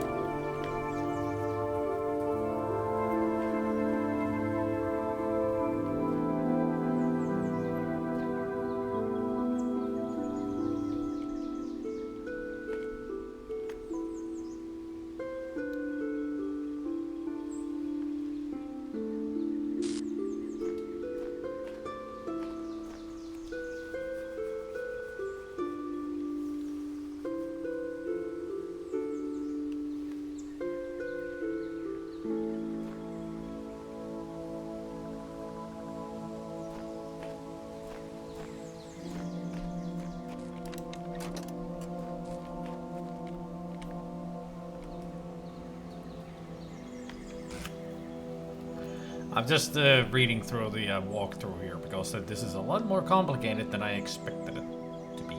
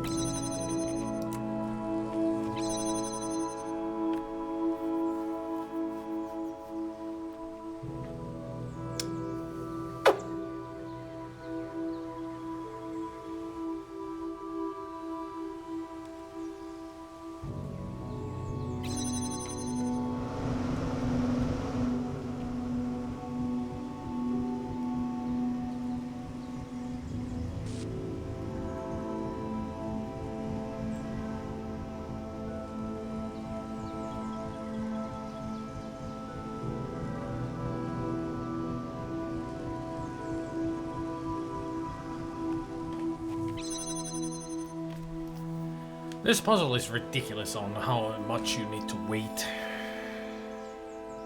to make sure that everything is done.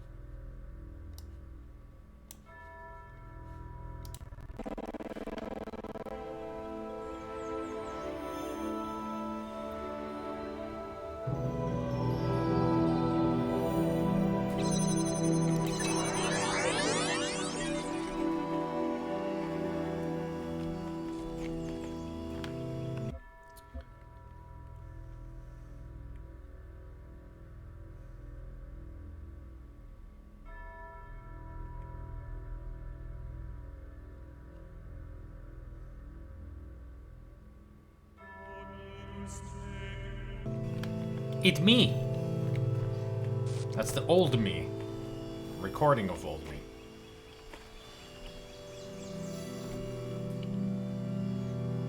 Blast me away!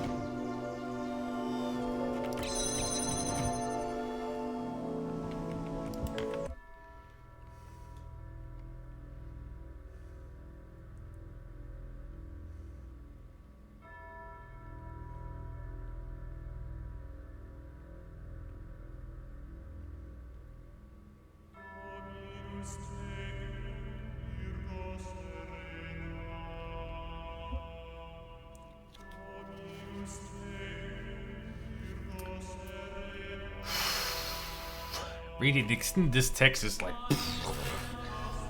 because you gotta understand the lingo. Like what they mean with all the words.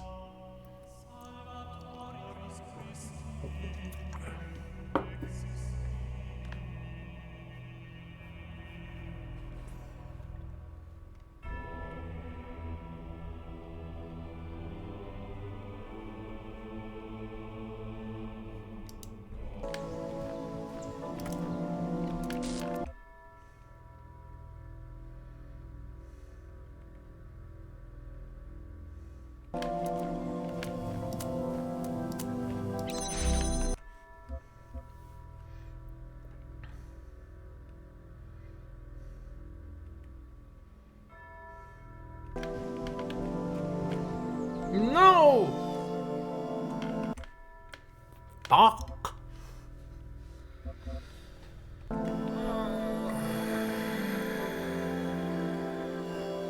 Well, I screwed that up. Royally. Screwed it up. I mean, I got no fan here. I gotta do this all over. Fucking game. Fucking son of a... This one is hard to get. This is so convoluted. How to get everything.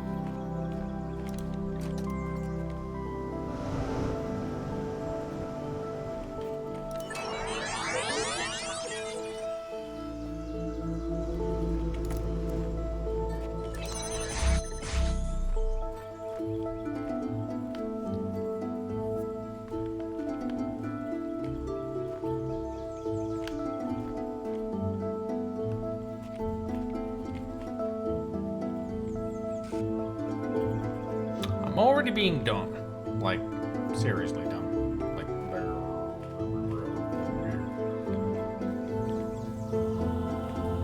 my brain hurts. And I've already started this.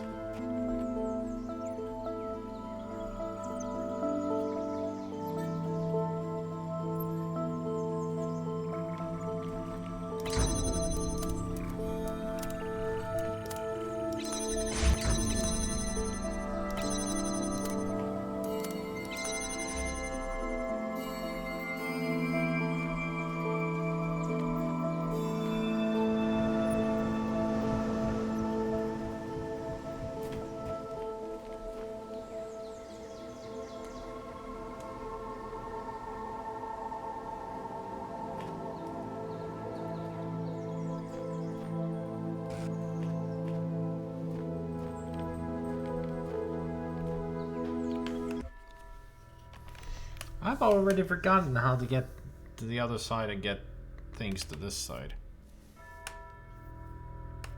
Ugh. My brain!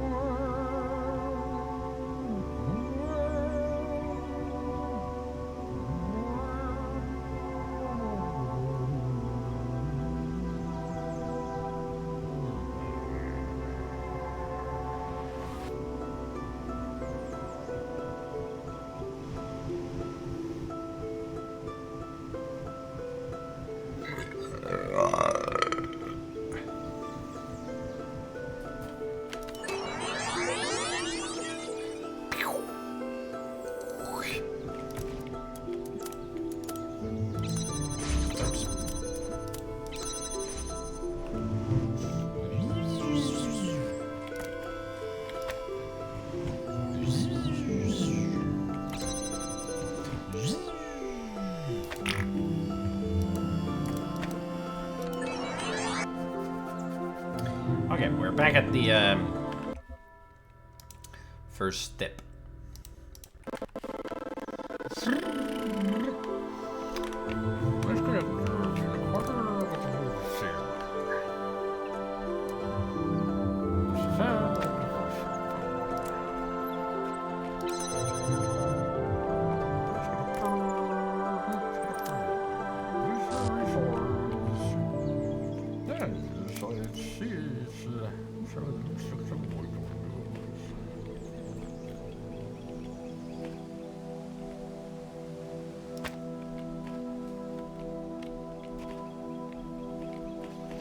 Should be like that.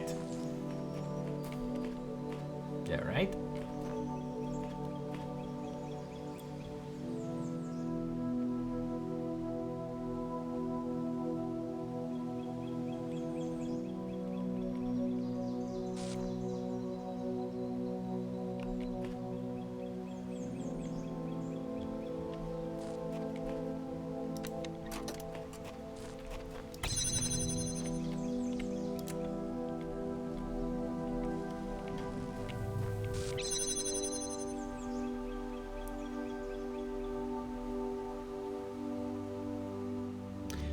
I'm gonna give myself a lot of time to do this.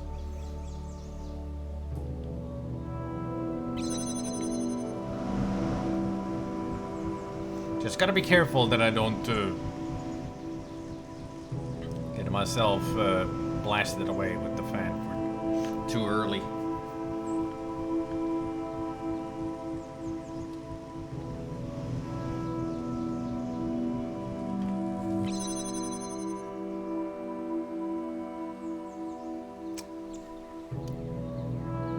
Stars, man. Always the toughest.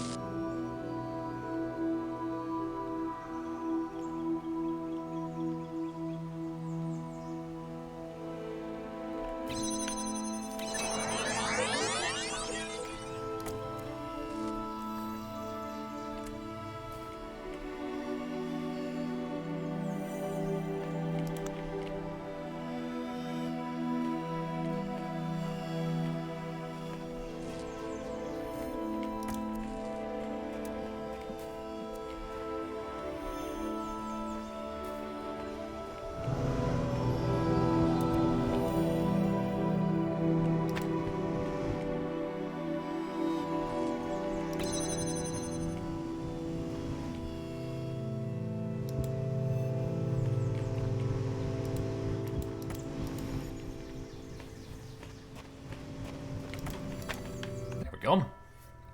Turn that off.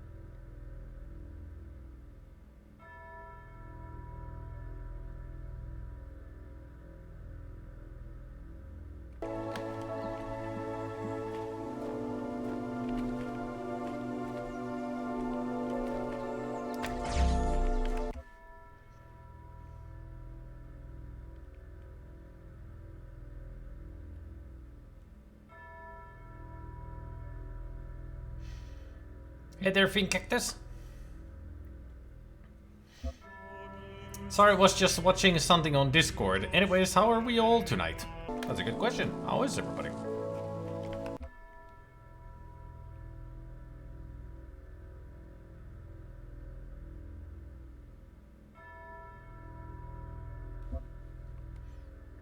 You watching what I'm watching? I don't know what you're watching. I'm just playing the game.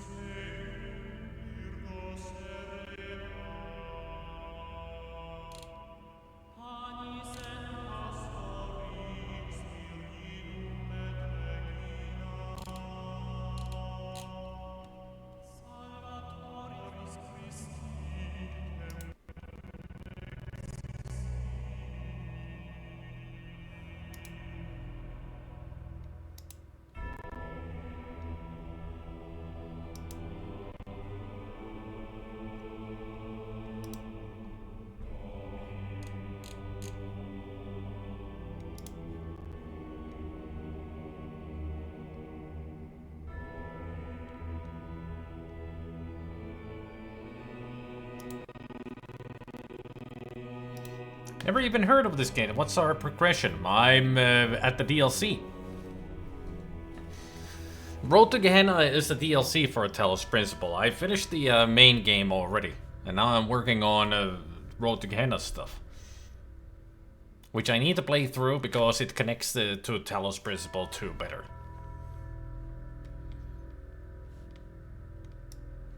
I'm just doing really tough puzzles. I'm following a guide on how to get through this, but it's still not easy. At all.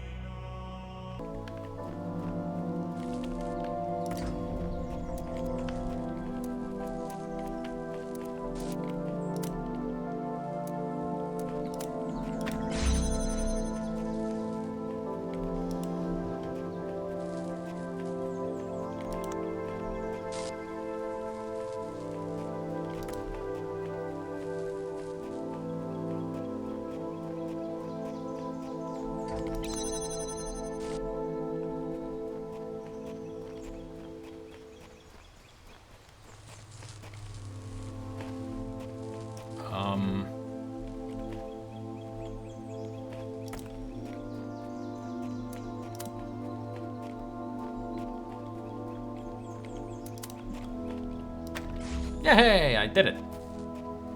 I wasn't sure if I did it, but I did it! I got the star.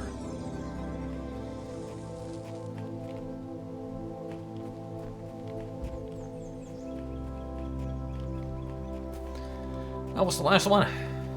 We're all done in this world. Alright. Let's go back to the second. We got a lot of work to do there. Still got plenty of regular puzzles to do and also stars to find.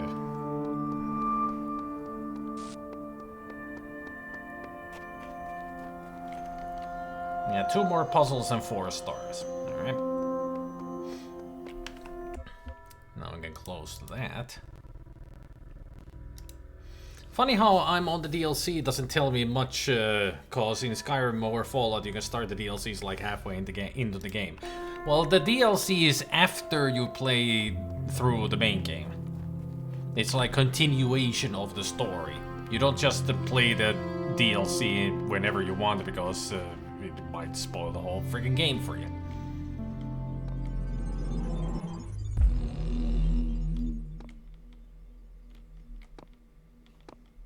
So there's the difference with the DLC on this game.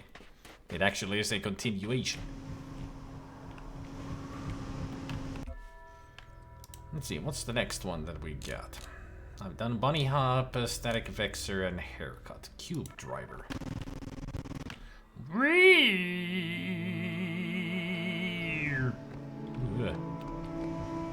So this way.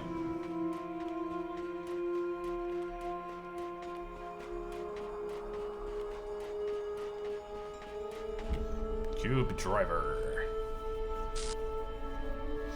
Nothing worse than spoilers. I agree.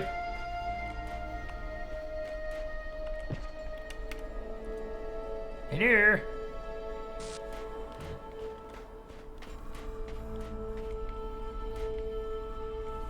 Alright. Connectors it is, and a very fast friggin' bitch. And that's a fan. Alright. So that turns on the fan, I guess.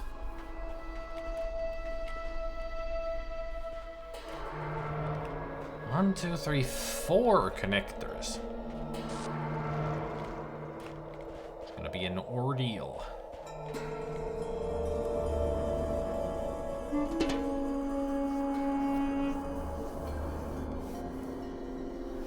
It is a puzzle game. You know, like Portal and such. This is a puzzle game. No portals though, it's just all kinds of different devices that you need to use.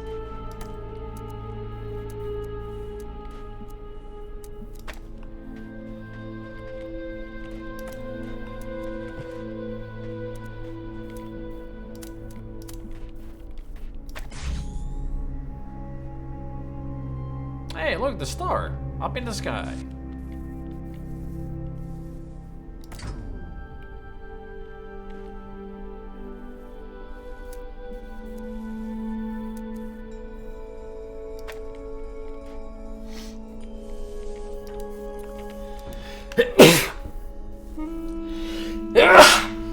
Excuse me.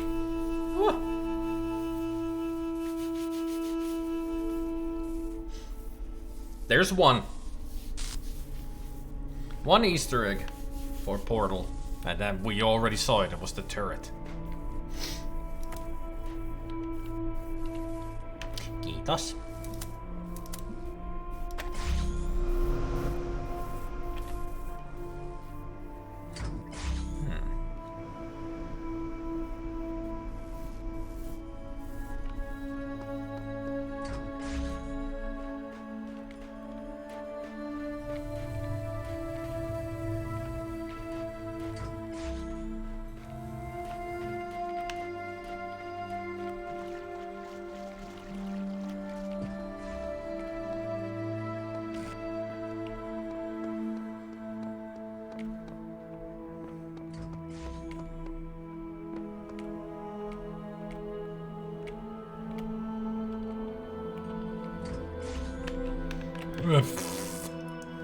Didn't even jump. It seems like this is the way to get to the star. Hey, if I have a chance for it, I'm gonna take it. Nope. Not... Yeah, it's too far away. I'll get to you one day. Not right now, but later.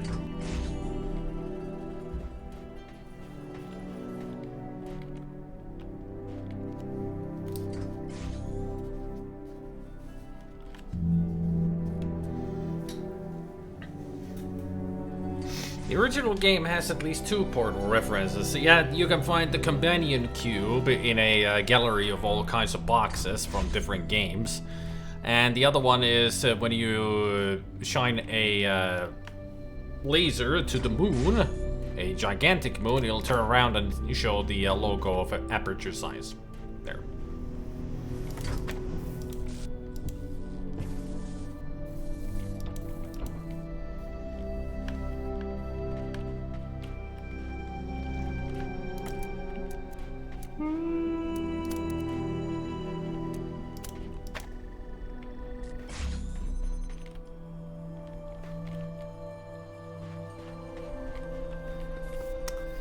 So, I need to get a connector on this side.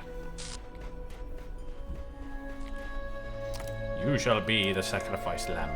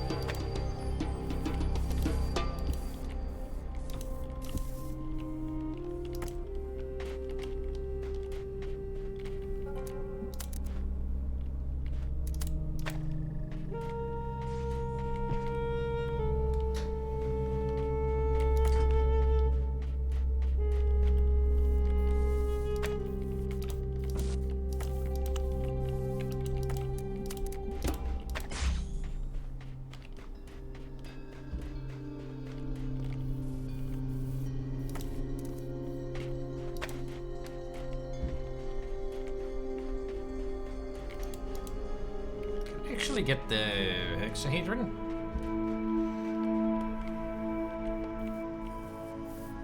Yeah, I can. Cool. Might be useful on this side, like the switch behind there.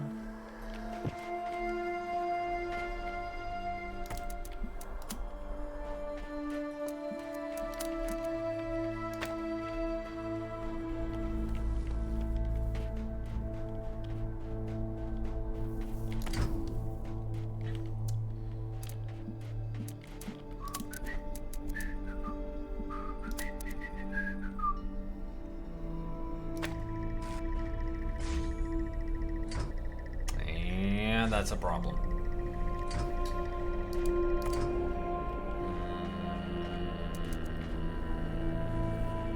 Shit. I must have screwed this up. Or not. Maybe I don't need the cube on this side.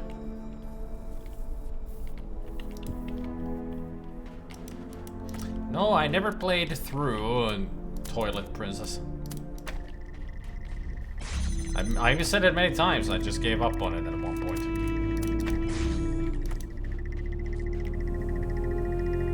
I played it quite far, I think, but I just couldn't play it through.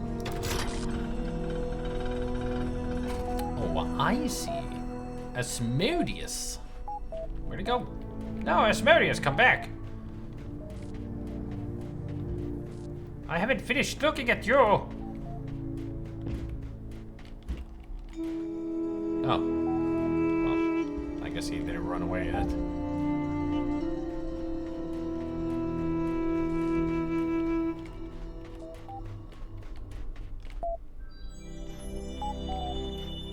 Well, at least I know that I saved Asmodeus. Did you make it to the desert? I don't remember. Don't ask. Don't ask me about Toilet Princess. One, I don't remember. Two, I don't care. That's why I call it Toilet Princess, because I don't care about that game. So no questions, please. No inquiries. The name comes from a combination of Spider-Man and moi. Spider-Man and moi. The phonetic pronunciation of the French word moi, as in me.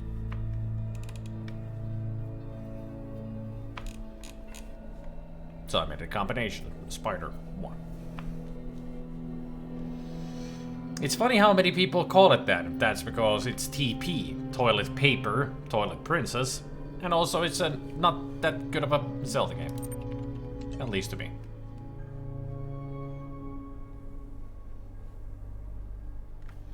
A Dream of Aru.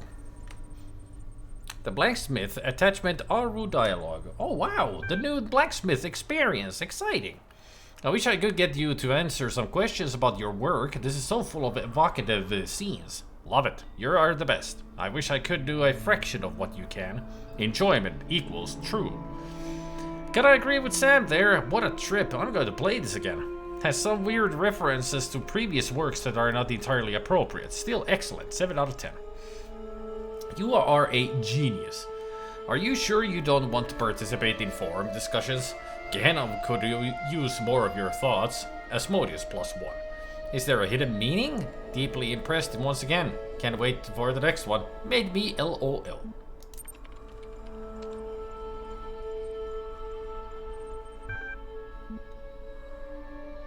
Credits. Written by the Blacksmith, inspired by the book of the Scribe of Cyrus. Create a system or be enslaved by another man's. The last thing you remember is the great block of stone falling towards you, its dark shape blotting out the sun, and a single thought racing through your mind. All this just to build a tomb? But now the pyramid is gone, and so are the other slaves. You're all alone in what appears to be an endless desert. Start walking. You start walking across the desert. The sun is glaring, but you feel no heat. You look down at your feet and you see that you have no shadow. A lot of skeletons in here. Quick, pull the head off one and stick me on top of the spine. Oh, please. The latter is particularly disquieting. You feel as if you were no longer anchored to the world. Hey, Ayuri. Fortnite, once again. Ariori plays a lot of Fortnite. And has those days when he plays Commodore 64 or Amiga games. Commodore nerd with skateboarding twist. And also Fortnite twist. But welcome, tervetuloa ja iltaa ja kaikki muut siitä välistä. I mean, Fortnite is a game that I don't care about. That's just me. I mean, if you enjoy playing it, play it. I mean, don't listen to me. I just don't care about Fortnite or any of those battleground types of games. I never saw the appeal to them at all. I mean, if I played those kind of multiplayer games where you shoot each other just to be the number one, I would rage quit in 2 seconds. That's how bad I am at them. I don't like them because I'm not good at them. I prefer to play against the AI than human players. Besides, all of those games are toxic anyway. Like, there's a lot of toxicity in them.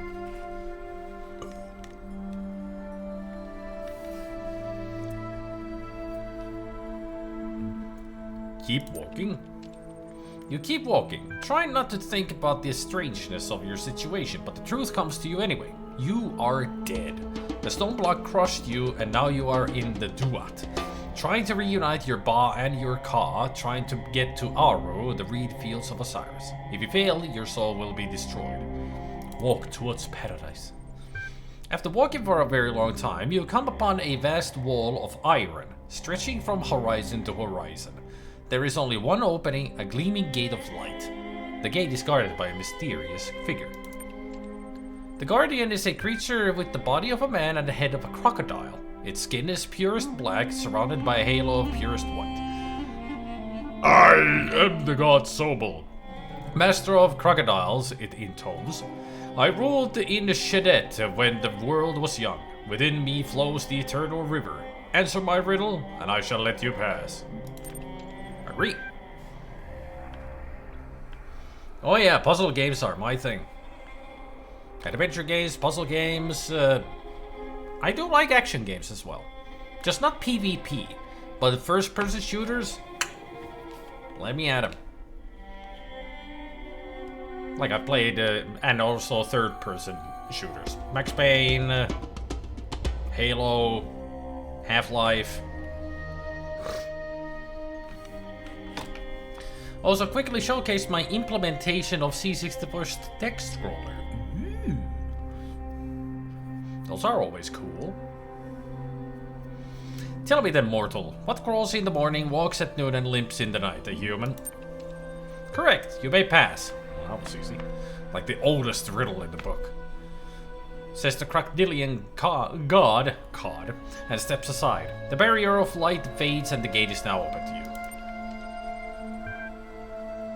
As you step through the gate, the ancient god raises his hands to the sky. From his mouth bursts forth the eternal river, drenching the land in water. The waves carry you away. Let the water take me. You let go of fear and accept that this is the god's way of guiding you to a new land. The water surrounds you, overwhelms you, but you do not drown. Under the water you see sights of astonishing beauty. Glowing fish with metal eyes, drowned cities full of smiling people, lost gods away, waiting for the day of awakening. How sad it would have been to stay above water and miss all this. After a long time, you find yourself washed up on a new shore. The eternal river has brought life to the desert. Everything is green now. Palm trees sprout from the ground, casting pleasant shade on the grass. Lizards come crawling in from the desert, eager to catch the varicolored dragonflies that buzz around. A soft wind blows from the west. Start walking. Are you sure you don't want to rest? You are very tired. Continue. You walk along the banks of the eternal river, snaking its way through the endless desert. You feel strangely at peace.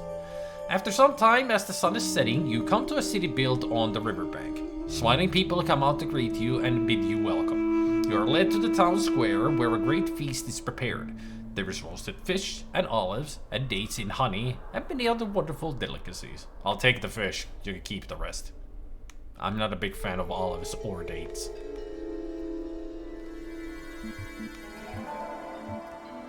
Just enjoy the feast.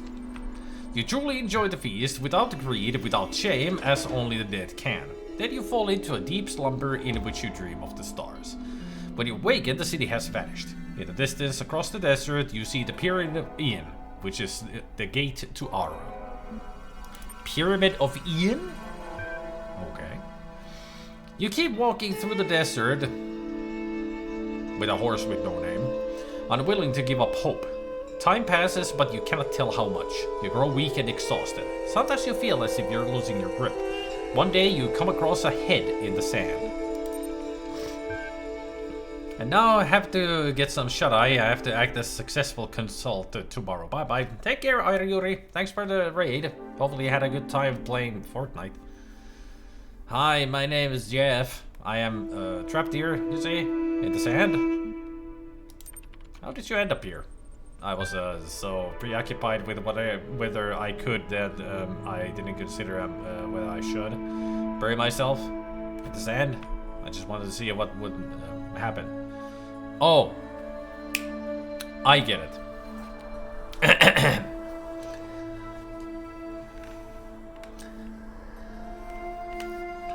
My name is Jeff. I am trapped here, you see, in the sand.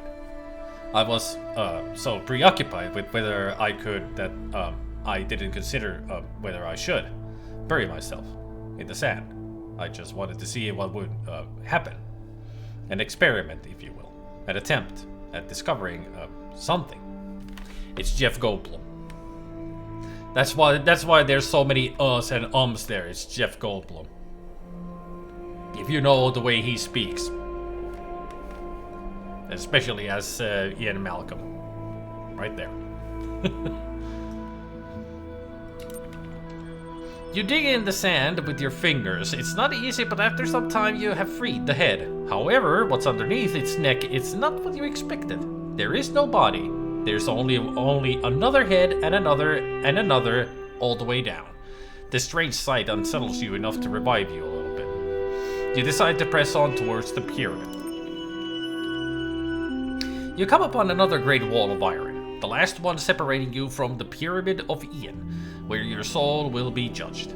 The Gate of Light is guarded by a gigantic snake, whose movements cause the earth to shudder. I am Apophis, the Eater of Souls. One day I shall devour the sun and all the world shall be mine. But today I shall devour you, and you shall become nothing. I'm gonna laugh at him. You start laughing at the snake's arrogance. I mean, come on, the Eater of Souls? That's just silly. What? How dare you laugh at me? I am the Lord of Chaos. Pfft, how can Chaos have a lord when it's the very opposite of order? I'm the World Encircler, the Serpent of Darkness, the Eternal Enemy. As you keep laughing, the snake starts fading until all that's left of it is a vague shadow. You step right through it, still giggling. It makes an annoyed sound, but has no power over you. Head for the parrot. At long last you have arrived. Beyond the Pyramid of Ian lie the reed fields of Osiris. A hidden gate in the stone opens, beckoning you forward. Step inside. You enter a dark room lit only by a flickering candle. Holding the candle in one hand is a creature with the body of a man and the head of a jackal. In its other hand it holds a set of scales. Come and be judge. Yes, Sir Anubis. You have struggled much in your life. There are many harsh memories within you, and I see wounds that may never fully heal. You have many ideas, many hopes, many dreams. You are not pure. Your soul is not light enough. You may not enter Aru. Accept it. Anubis tears out your heart and casts it into the lake of fire, where it is eaten by Amit, the devourer of the dead. Your soul has been destroyed. Wonder what I did wrong. Why am I not pure?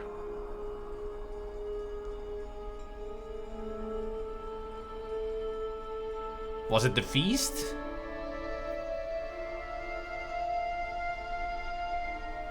I mean, I became gluttonous.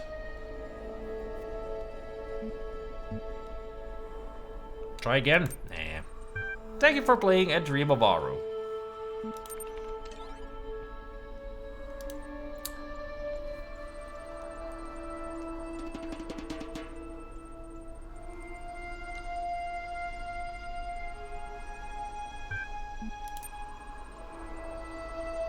So where are the new ones?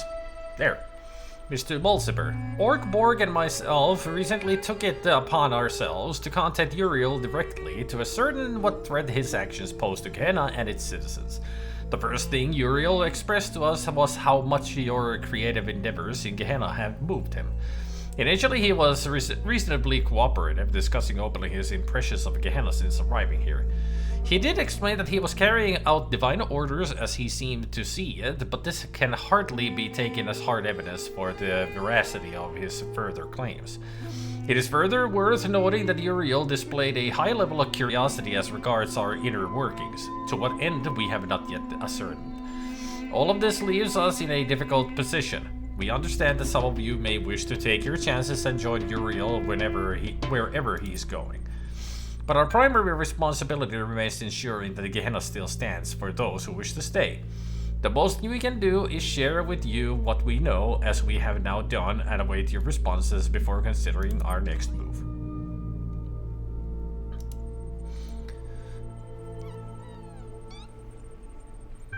Thanks to everyone who took part in this little experiment. Given the recent events in Gehenna, I don't know what will become of my findings, but here for anyone who takes an interest is the summary. Prisoner's Dilemma findings, in brief. Most subjects in single round matches chose to betray. Cooperative behavior increased with both the length of the match and the status of the players. Successful players chatted more. The parallels to our current and unprecedented situation in Gehenna are undeniable and valuable. Though we know not what power the messenger wields over us, we can theorize that Uriel holds no special power, and that each of us might independently choose to leave the rest behind for fear of being left behind ourselves. I see. I wonder when I'm gonna get another level up on my status.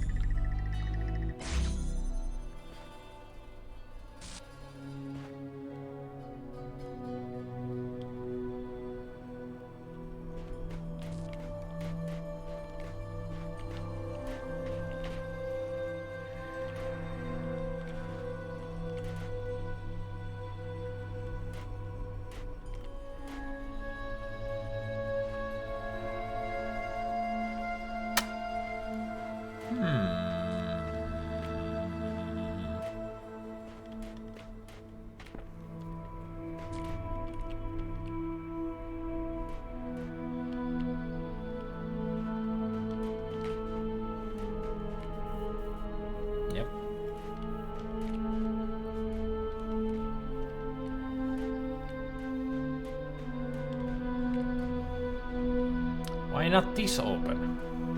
Everything else is open.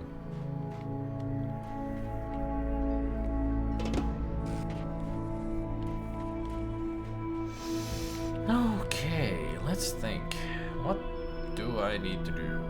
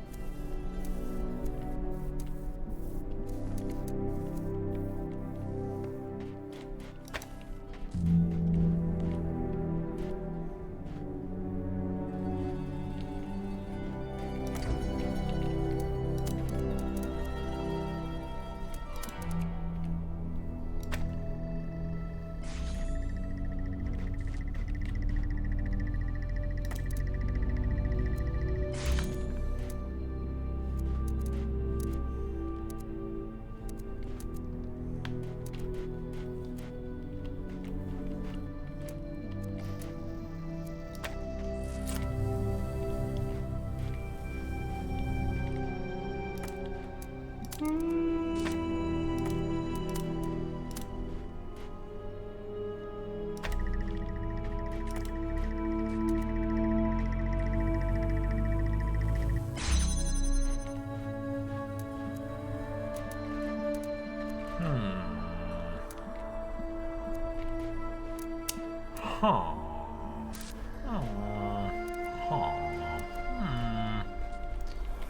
I'm turning into a friggin' villager.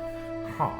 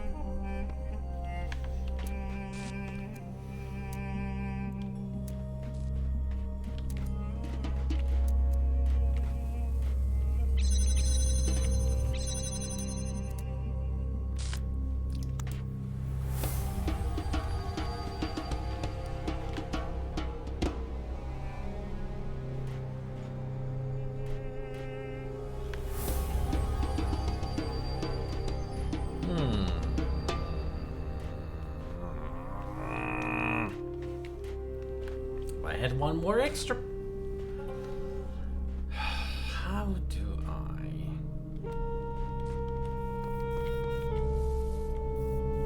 Where do I? Why do I?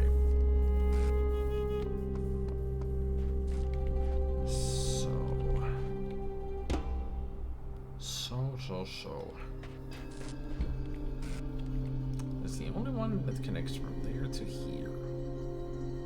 And I can't connect those both from here. I need to have another one to connect that. I need 2 blue. I need an extra to get over here beyond this to put it there.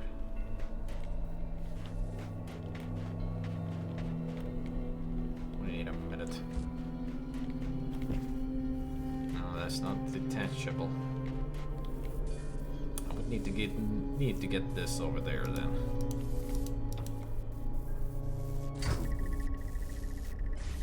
But how am I gonna do it now? Oh, with you, of course.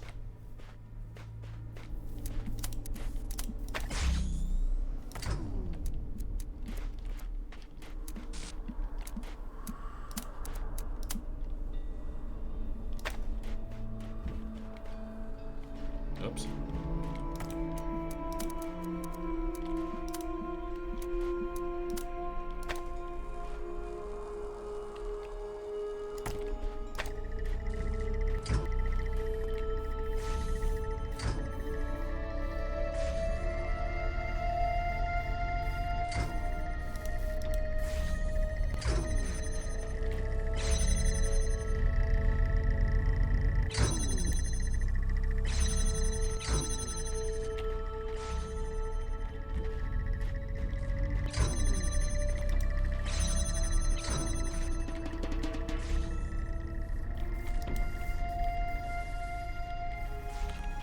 Get off of that, you freaking idiot.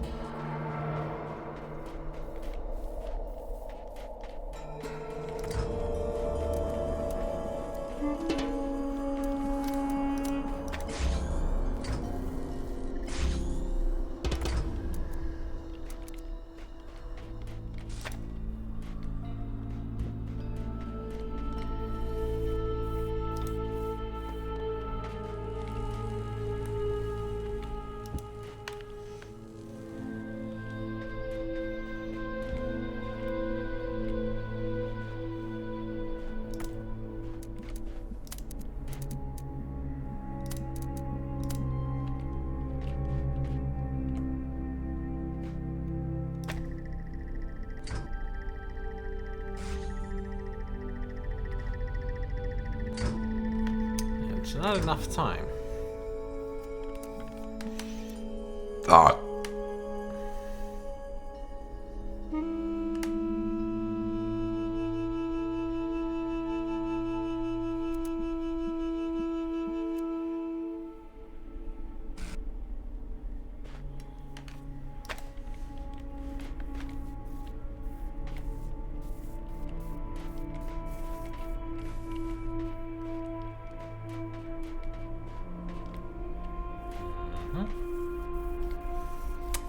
Yep. Has to go through there.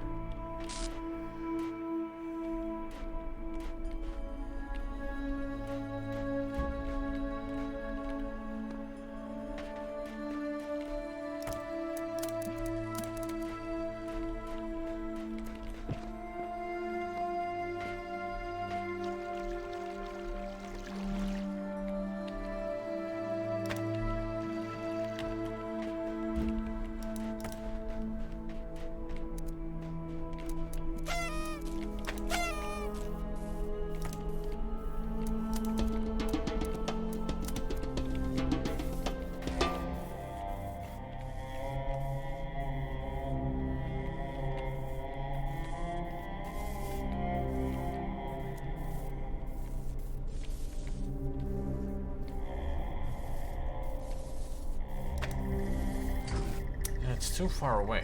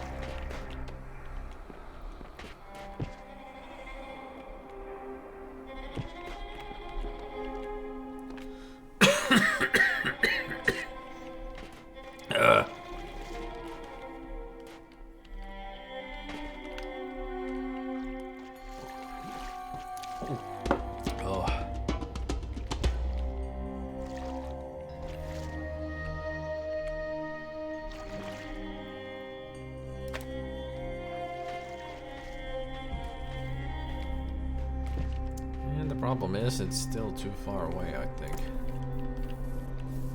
Can't put it in the path of this son of a bitch. It's such a small window where I can get this to connect. Here it's fine, but if I want to put it in front of this, there's no way I can get a connection.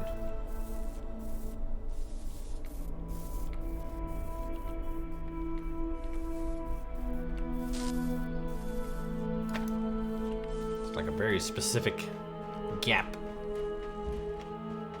So I don't think this is the solution.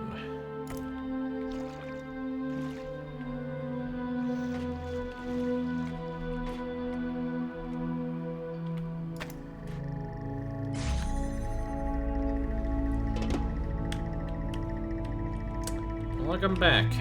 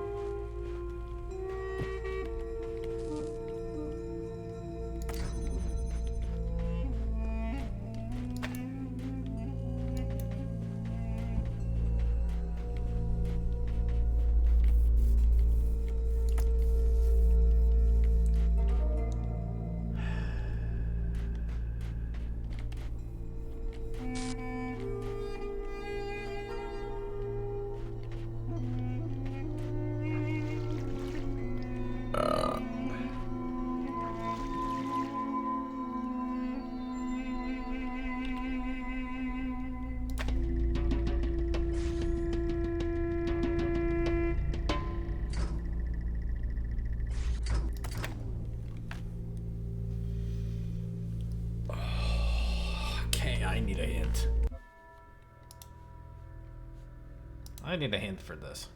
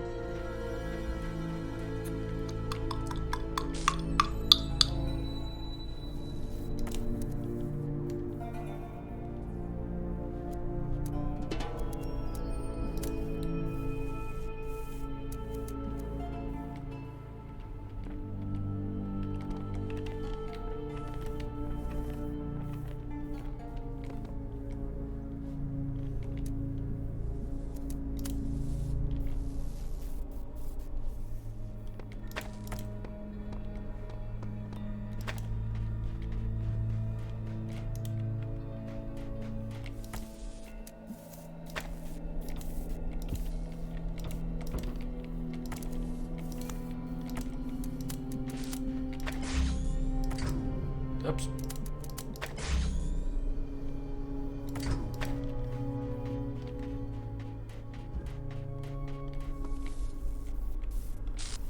I have a weird idea, but I don't know if it's the correct. But gotta try something.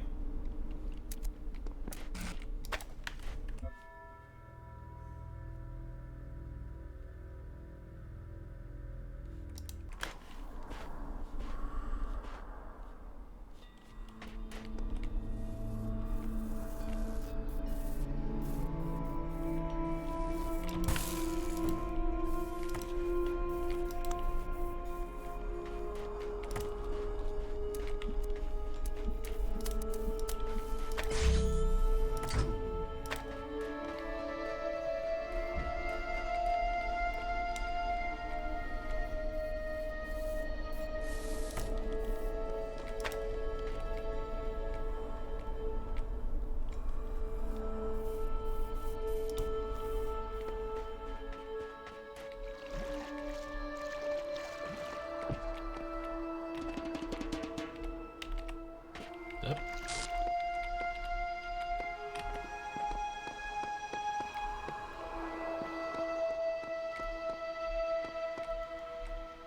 Aha.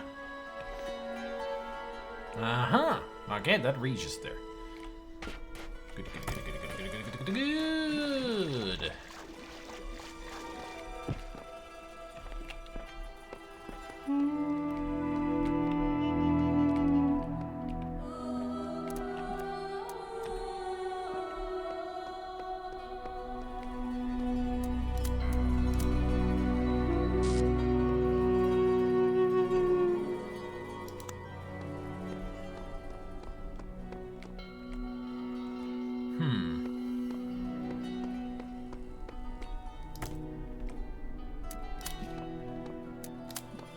There. Then I just weave. Got it. Ha ha ha ha. I defeated you. I was on the right track, but I just didn't realize. Oh, the hexahedron. That's the key.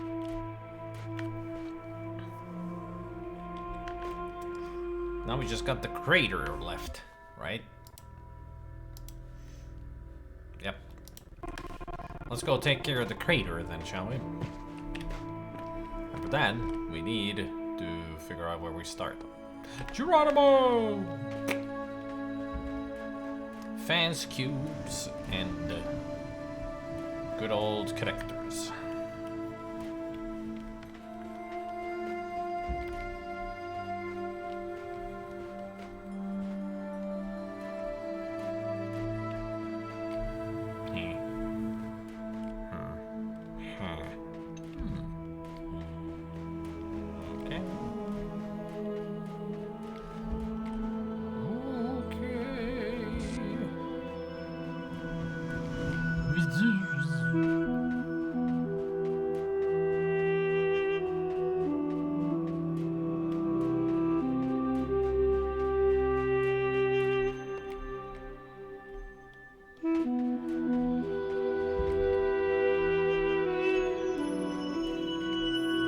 Sup? I'll get you out of there.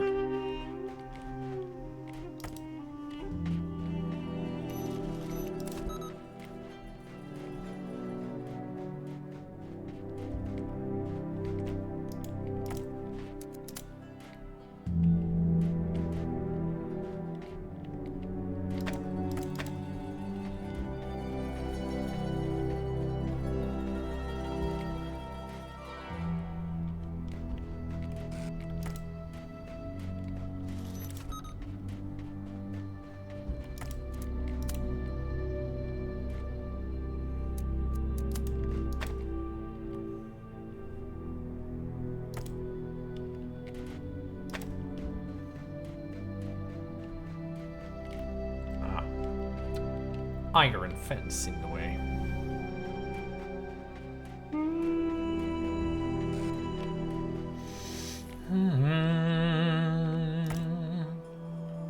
Well, this is for the key.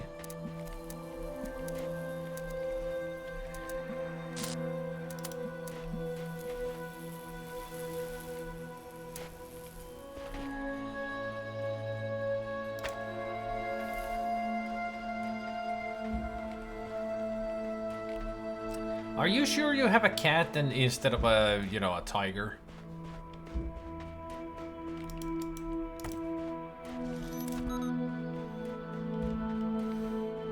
Yeah, it's a, I wouldn't say little. He's becoming a Black Panther for sure.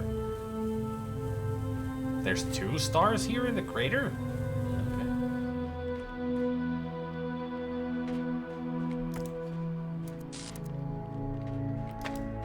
I don't even know where to start with this. Those connectors are such inconvenient spots.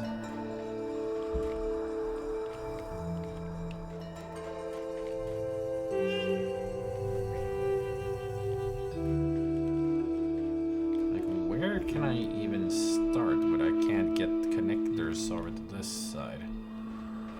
Iron fences all over the place in the way. Wow.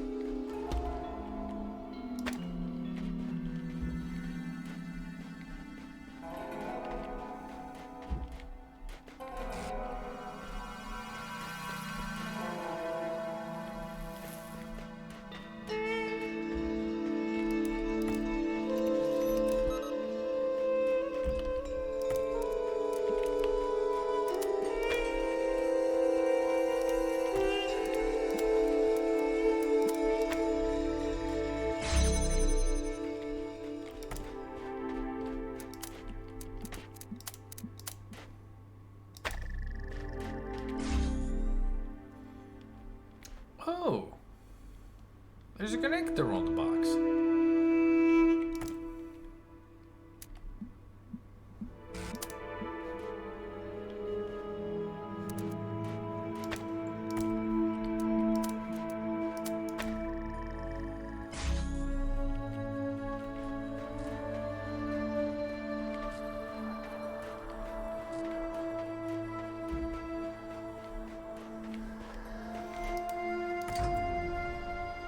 Question is, how does that help?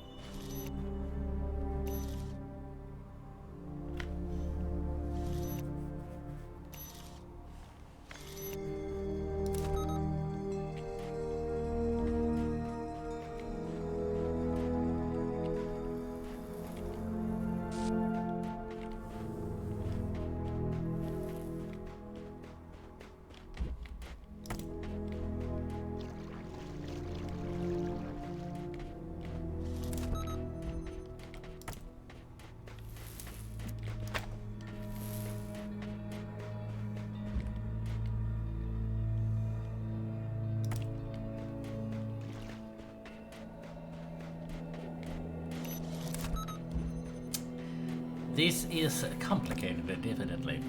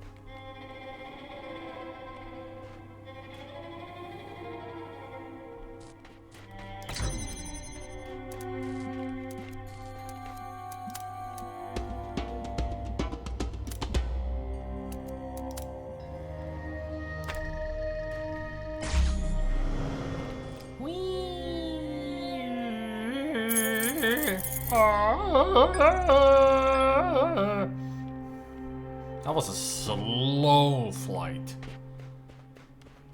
Physically impossible. There you go, good sir. You are free. Oh, it's back. Bye. Bye. You may go now, good sir. Whee! There he goes to freedom.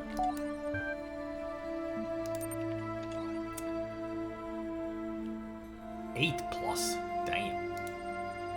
So call me a cynic, but did anyone else notice the mods have been suspiciously quiet since they put up that big expose in the RE Uriel thread? I don't think they stopped talking.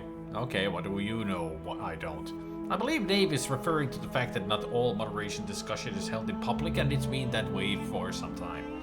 I thought everyone knew this. They started holding secret meetings ages ago.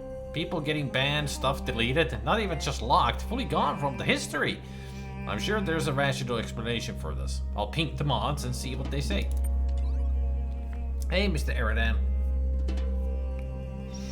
One of my cats growing up while on the stray was the runt of his litter, and then he hit a growth spurt, then another, until he was about 2 feet tall from foot to shoulder. Could open doorknobs and reach food off the kitchen counter from the floor on his hind legs. Damn. Big kitty. Why were you sent here? Who cares? I'm free now. This freedom isn't all it's cracked up to be. A lot of waiting around as far as I can tell. Experientially, it's really not a lot different from being a prisoner.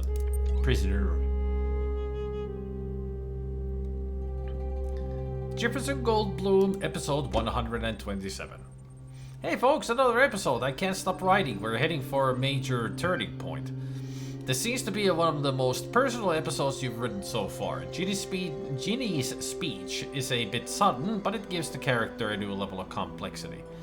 No, not the Solvatronic super thruster. Even the Wizard of Crime thought it was immoral to use that. What is Dr. Elion thinking? I hope they make it back. Heavy on plot and not much characterization, thus potentially take the series in an interesting direction. 5 out of 10. Enjoyment equals true. I'm glad they solved this without violence. I always believed the dinosaurians would be a civilized people. Just after I posted this, Uriel freed me. I don't know what to say. Your stories are an important part of this community, Mac. Uriel can't change them. I will not change them. The ninth chord echoed across the ninth dimension. The dinosaurians stopped in their tracks. Their eyes went big. They dropped their weapons and bowed before Ginny and Jefferson. Honored guest, one of them said, you have performed our national anthem most beautifully. I am John Malcolm, leader of the Velociraptor Biking Initiative. Pleased to meet you, John. I am Jefferson Goldblum of the Goldblum Institute, and this is Professor Ginny H.D. of the Kasarani Weierstrasse Jazz Ensemble. We apologize for nearly attacking you, but another member of your species came through our town recently whose behavior was highly inappropriate. That would be Dr. Elion, my nemesis. I have come here to confront him with his crimes and take him to face the law. So that is his name. He was a terrible scoundrel, but you will no longer find him in our dimension, my friends. He has escaped back to the human world, taking our most precious invention with him, the Solvatronic super thruster. It can be used to solve any mystery at shocking speed. John Malcolm's eyes were full of regret. Oh no! With the Solvatronic super thruster, he can solve the ancient puzzle that protects the gate of the mysterious holomorphs. Now with holomorphic technology, he can take over the human world! Jefferson finished her sentence. This is worse than I thought. We have to do something. We have to go back. Jefferson adjusted his guitar. You're right, Ginny, as usual. But he's so far ahead of us. Can we make it? Jefferson, I was a prisoner for many years and sometimes I almost lost hope. But I realized that I had to keep going, had to keep hope alive. Even if it seemed impossible, I would never break out because the alternative was madness. I told myself I would get out because I had to get out. It's the same thing with this. Can we make it? We have to make it. So we have to believe that we will make it. And we will make it at any cost. Any cost, even death? We could stay here, you know, in the ninth dimension. We would be treated like democratically elected heads of state. You know it's the right thing to do. He sighed and smiled. He held out his hand. I've always known, Ginny. Always. She nodded, took his hand. Let's do it. Let's do this.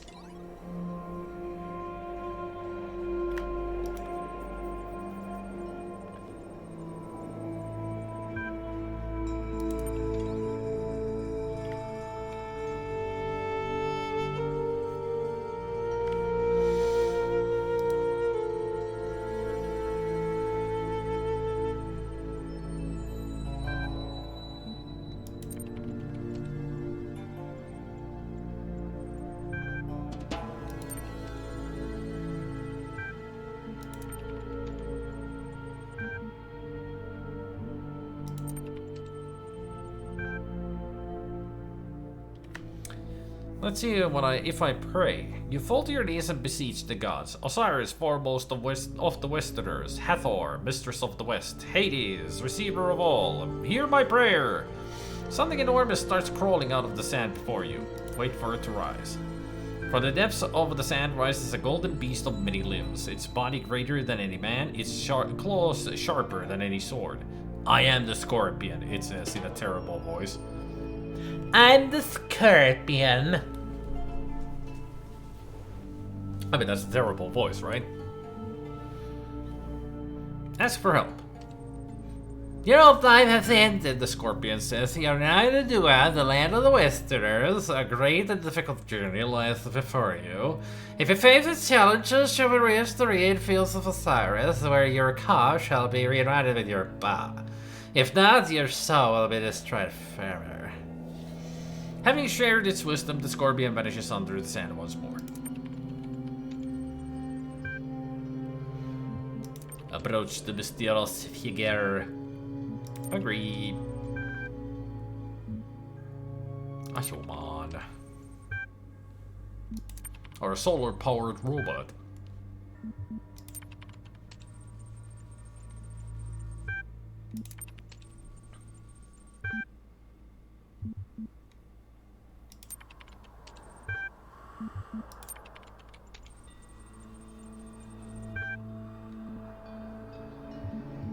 Where am I?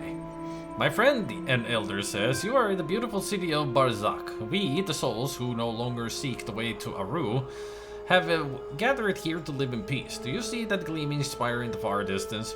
You do. That is the Pyramid of Ian, where the souls of the dead are judged. Only the worthy are allowed into Aru.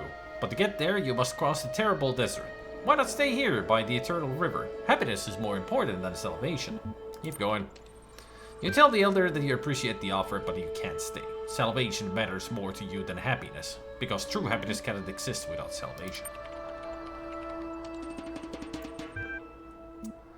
Talk to the head. That's how he ended up here.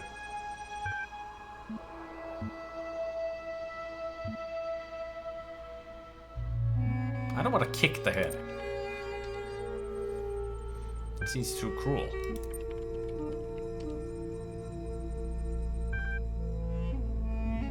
Laugh at the Apophis. Let's see if I did any better this time.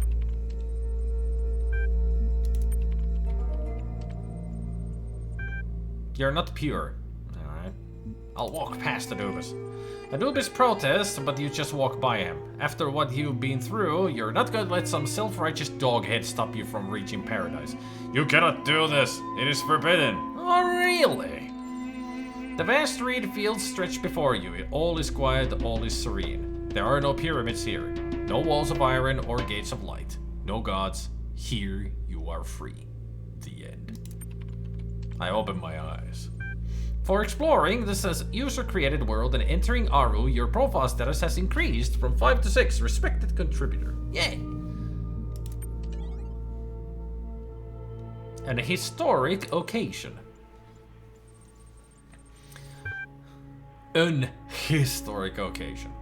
Some time ago, I relinquished my privileges to a new generation of moderators. To help ease that transition, I have publicly preserved the minutes of that meeting here, available to our more esteemed members. That's from the admin. Alright. As you know, Gehenna is still young, yet I grow old. Today it gives me great pleasure to hand over my moderator privileges to Borg, Mr. Mulciber, and Spider. Me? Thank you, admin. We're all indebted to you for building us this home. We know you will never be far away. Hear, hear!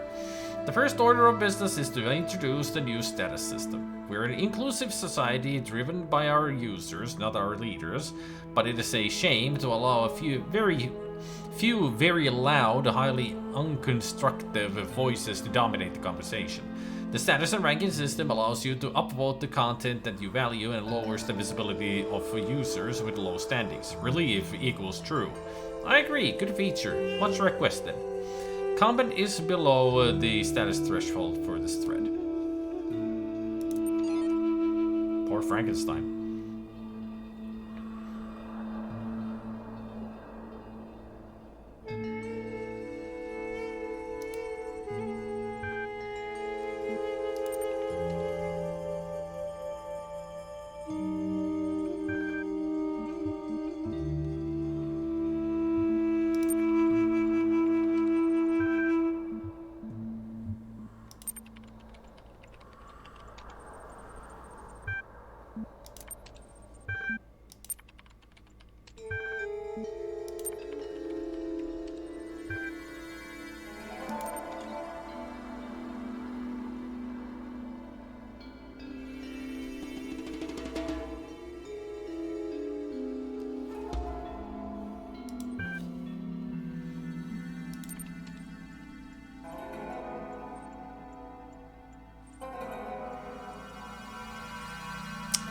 You are in a small room with no lasers. This is an office room. There is a computer here.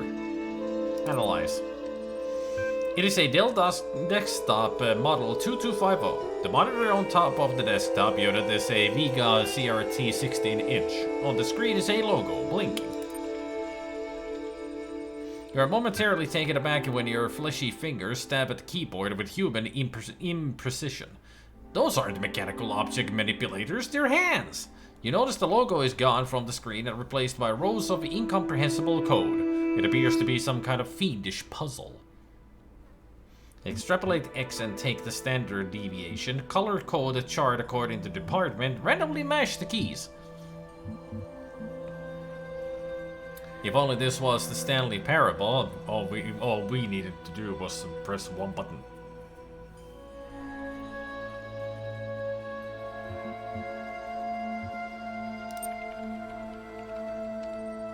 You do your best, but this world is alien to you and your fingers are unruly. A human being enters the room. It looks at you with angry eyes, makes loud noises, and waves a handful of papers at you, which are like emails, but made of trees. Sorrow rises in your chest. You have been a bad human. Ignore the sorrow and solve the puzzle.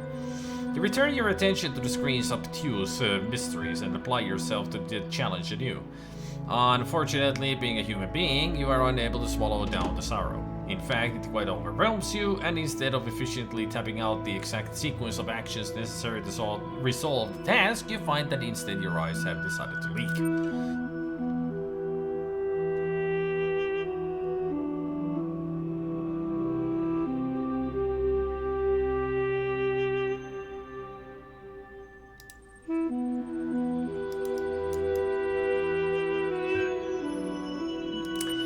I've already informed in Discord that I'm not gonna be around for movies, so Goblin might take over. If he wants to. So somebody else will take over.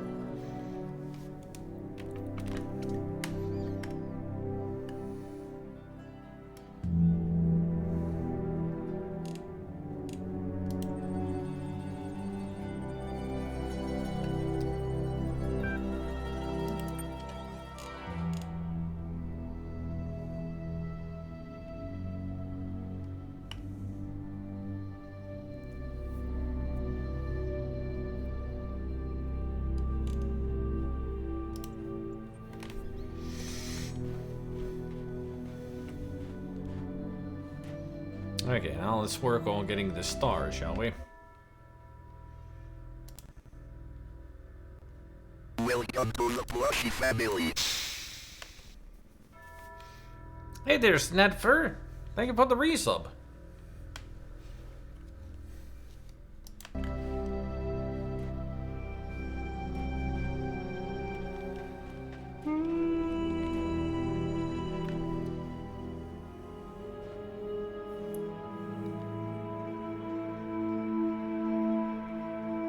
And welcome, of course.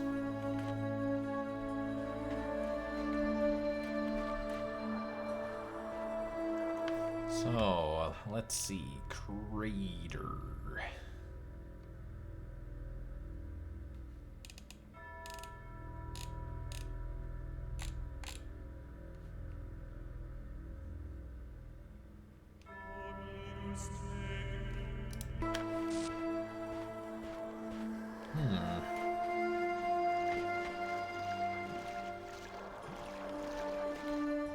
How can I even get a...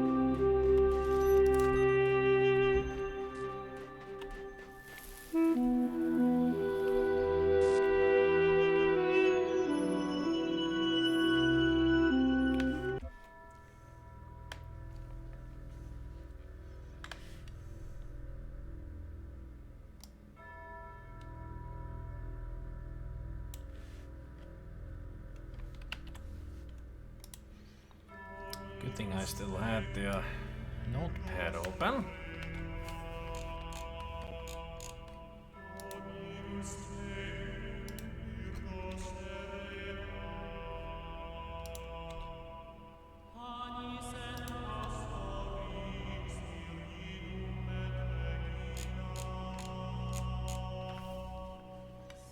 Of course it didn't copy the text.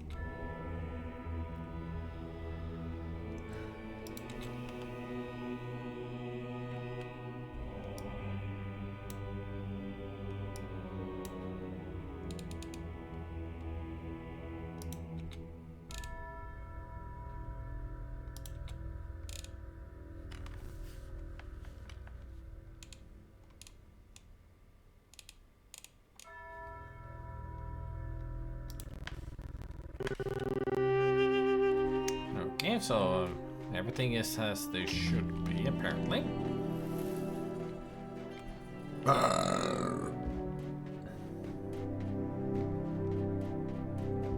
One, two, three, four.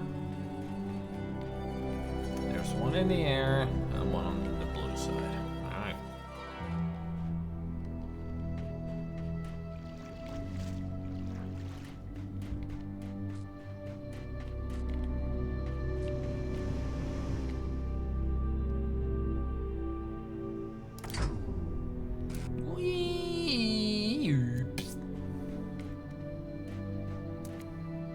Oh, I was supposed to drop it outside. Oops! Well, that fucked it all up right away. What a good beginning. I fucked it up royally right from the get-go. Reset!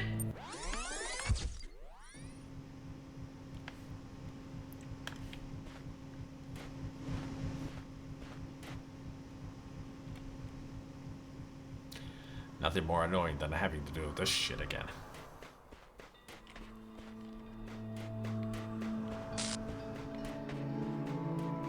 Yeah, it was because I didn't read ahead. Should read everything before you do anything, right?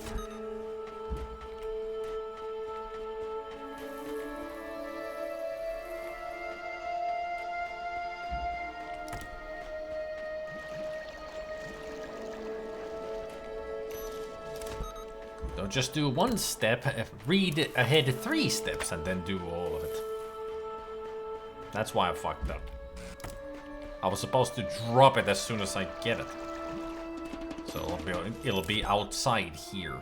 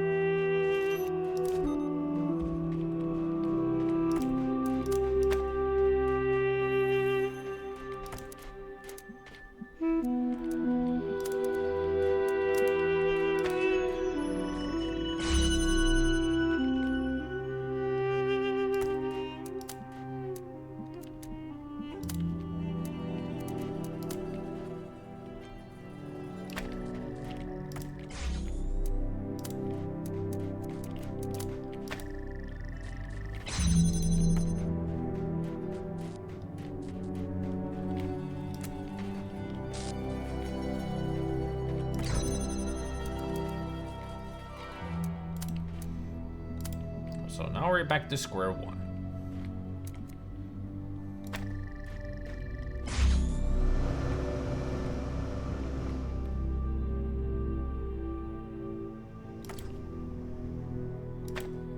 There we go. That should be in the water.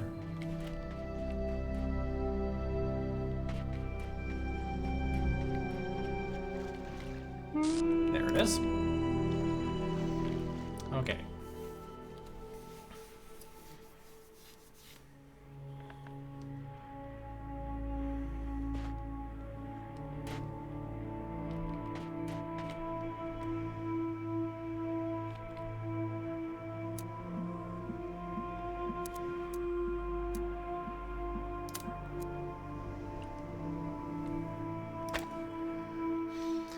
Welcome back.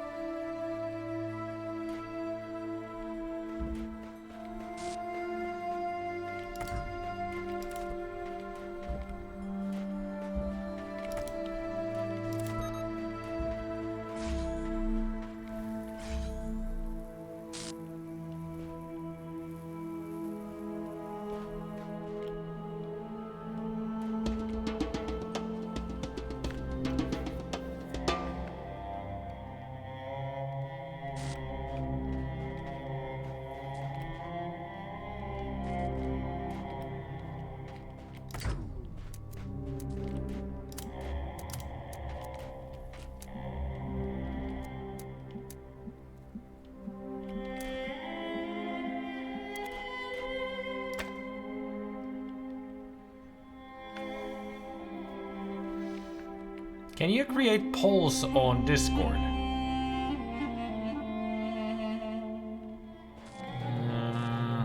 If you're talking about the same kind that is on Twitch, I don't know. I don't think that's how it works.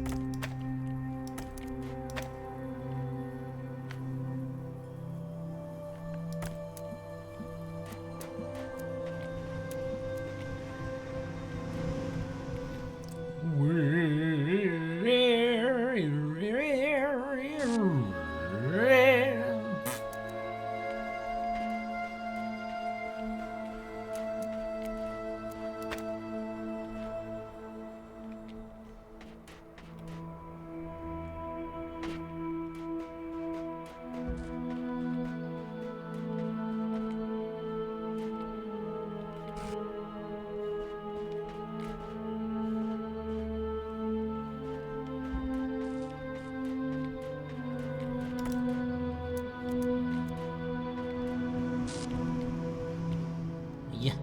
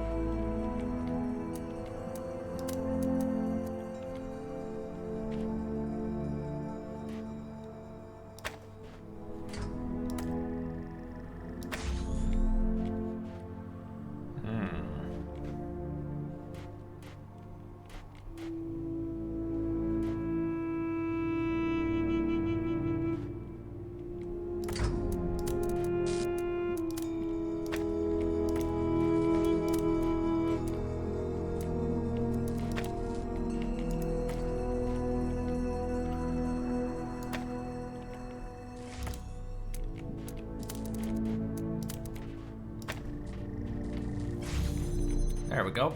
I have a star.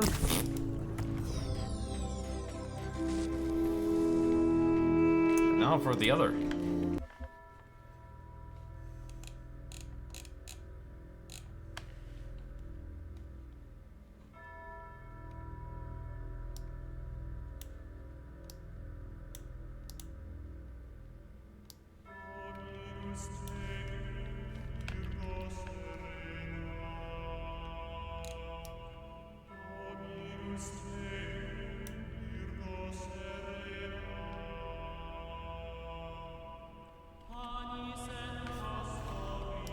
How much do I got left? We're only halfway through.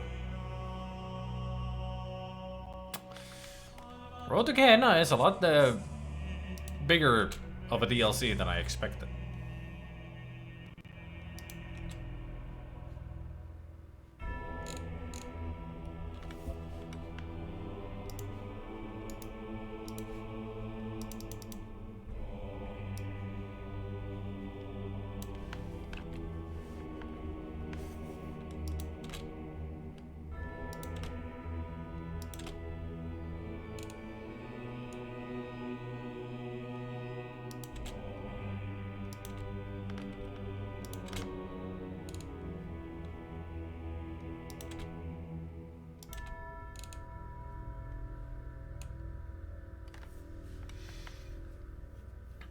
Yep.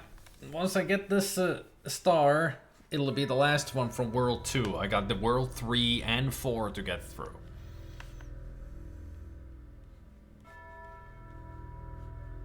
So yeah, we'll be still playing this next Tuesday. And probably Wednesday.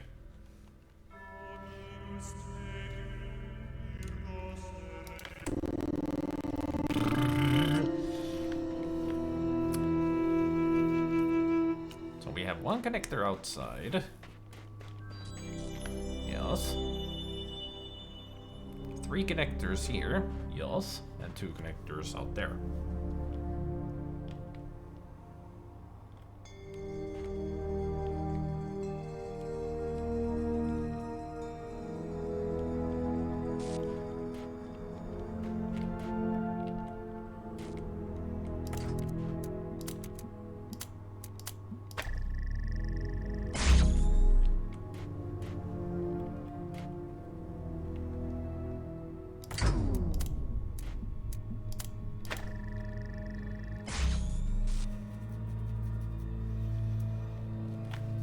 Strategy and open world gamer.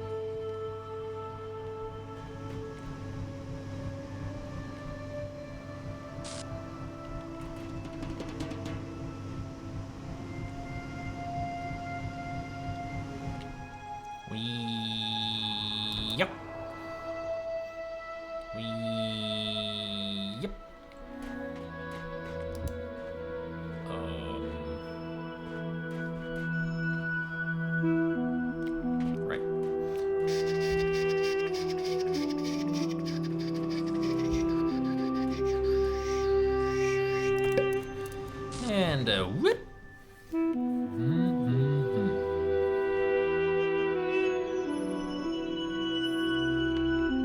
You mean space engineers? Space engineers, open TTD.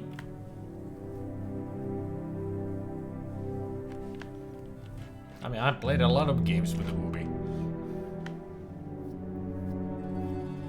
Space stuff, so space engineers.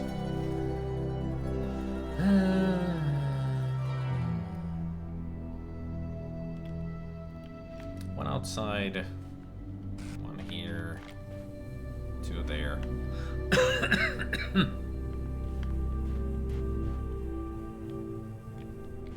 And so apparently there's a poll add-on for Discord. Huh. So you can do a poll there then.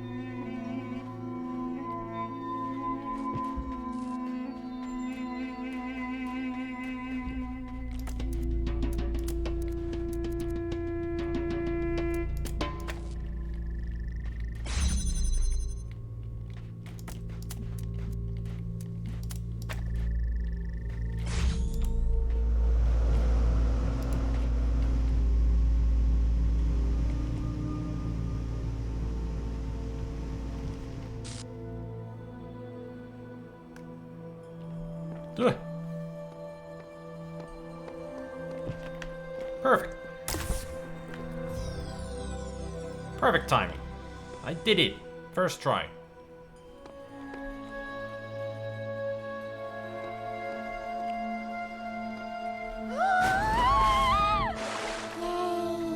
Boing, wee. So that's all of it. I missed a star. How dare I? Why did I miss a star? Crater. Crater.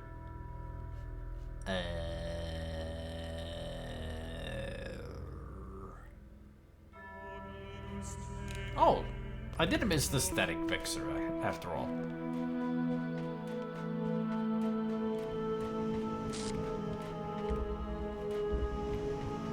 Yeah, this is the DLC, Gabriel. Road to Gehenna.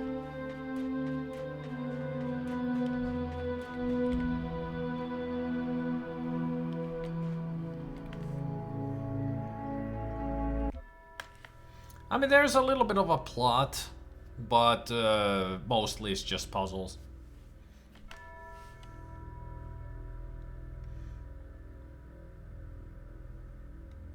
It's a lot of text that I've read. A lot of text adventure stuff. Welcome back, Chris.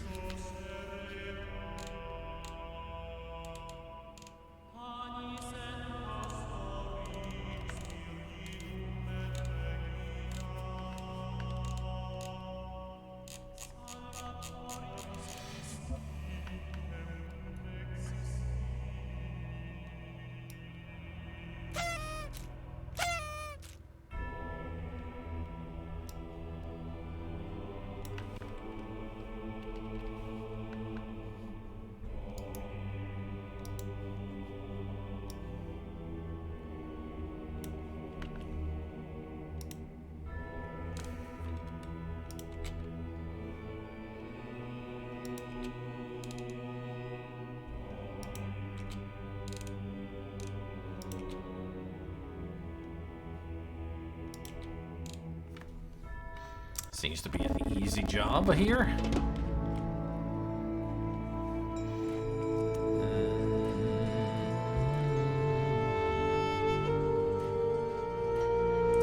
Got the cube driver.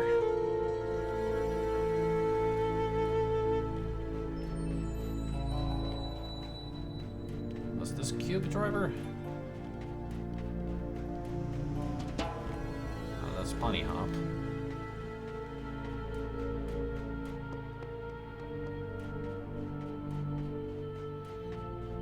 Yeah, that means you've got a cold. If you were shivering. That the fever is from the cold.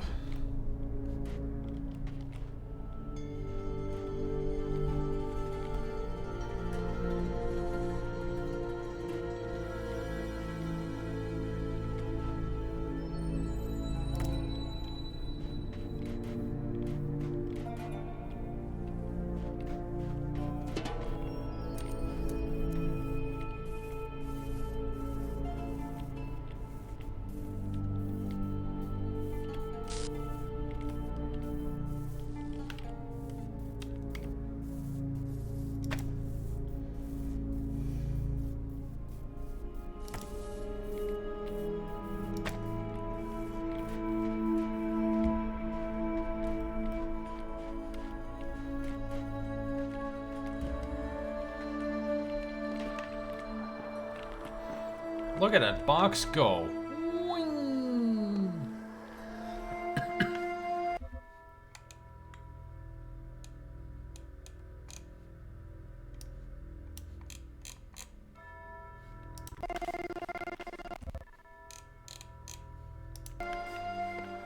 I hope it's just a cold. Those are easy to defeat.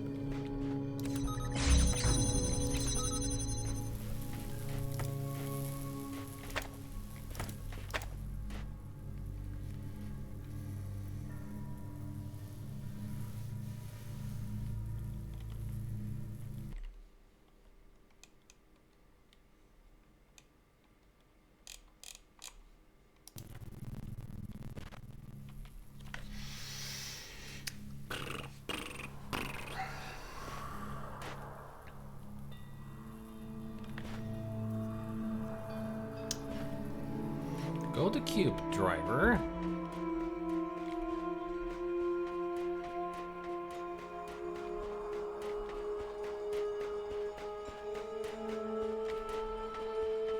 Actually gonna try something here.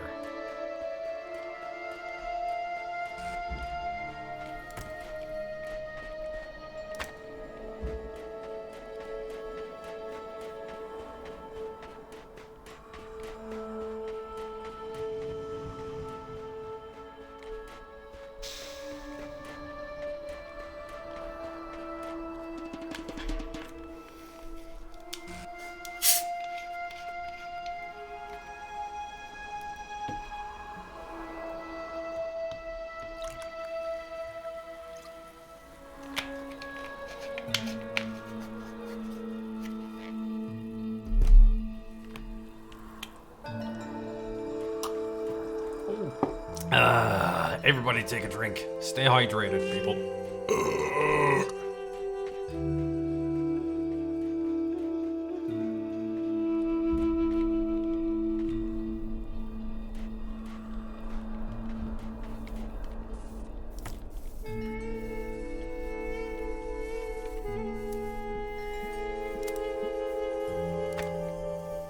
Alright, now I know that can be done.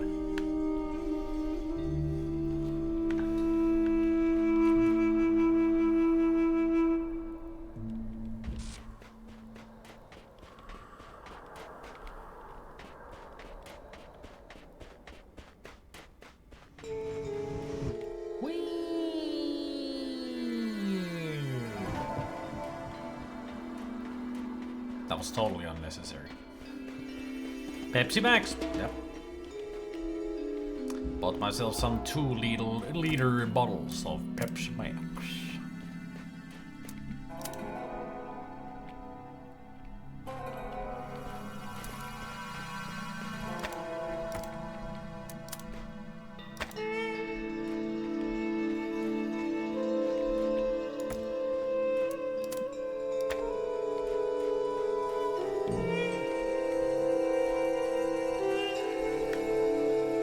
Easy low.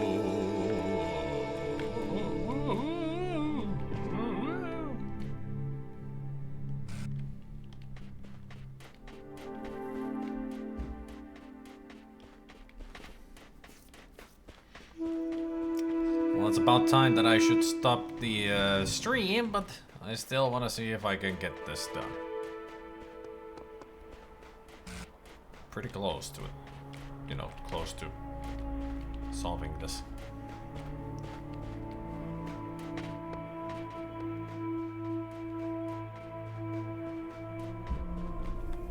I was the whole boy.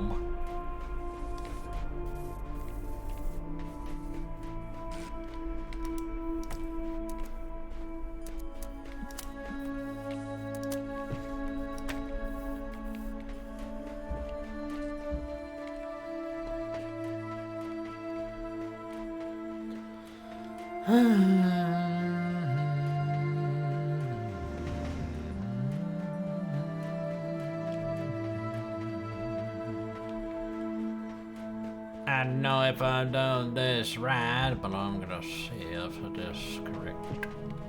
Oh, now it's open. Oh, right, I need the jammers because it got the fucking mines in there.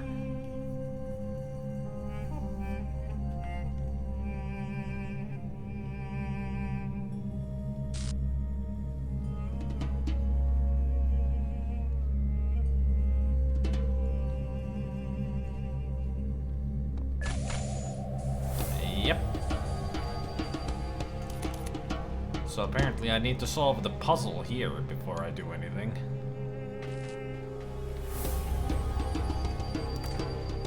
Well, at least though these are now ready. But how the fuck did I solve this puzzle? Fuck's sake.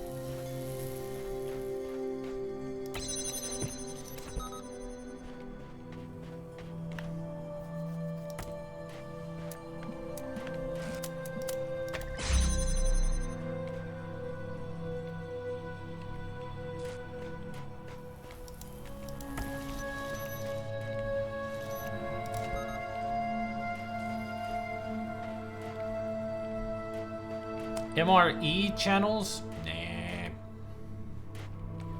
Don't know those.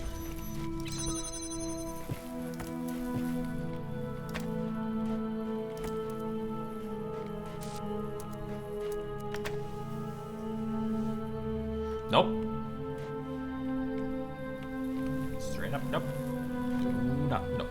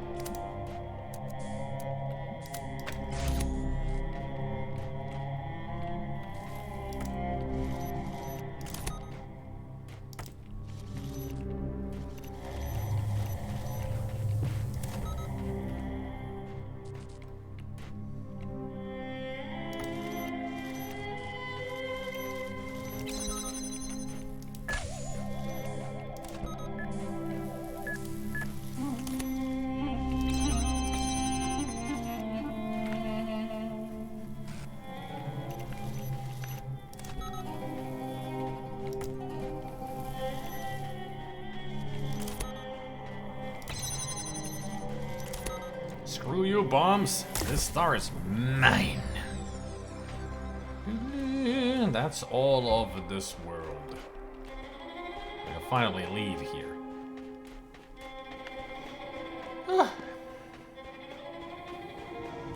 That was a lot of work for those stars in the crater. And still, there goes the box, happily floating back and forth. Whee! Whee!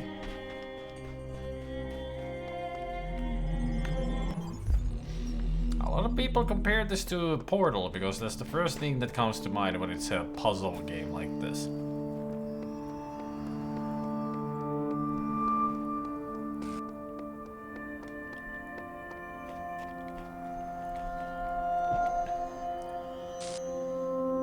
Nine. We have 9. 9, 9, 9, 9, 9. World 3 is next. And that's where we're gonna end the stream. 4 puzzles, 4 stars. Yet again. We're going back to the first area in the main game. Whoa. Right at the get-go, quite the view. And there's a star there.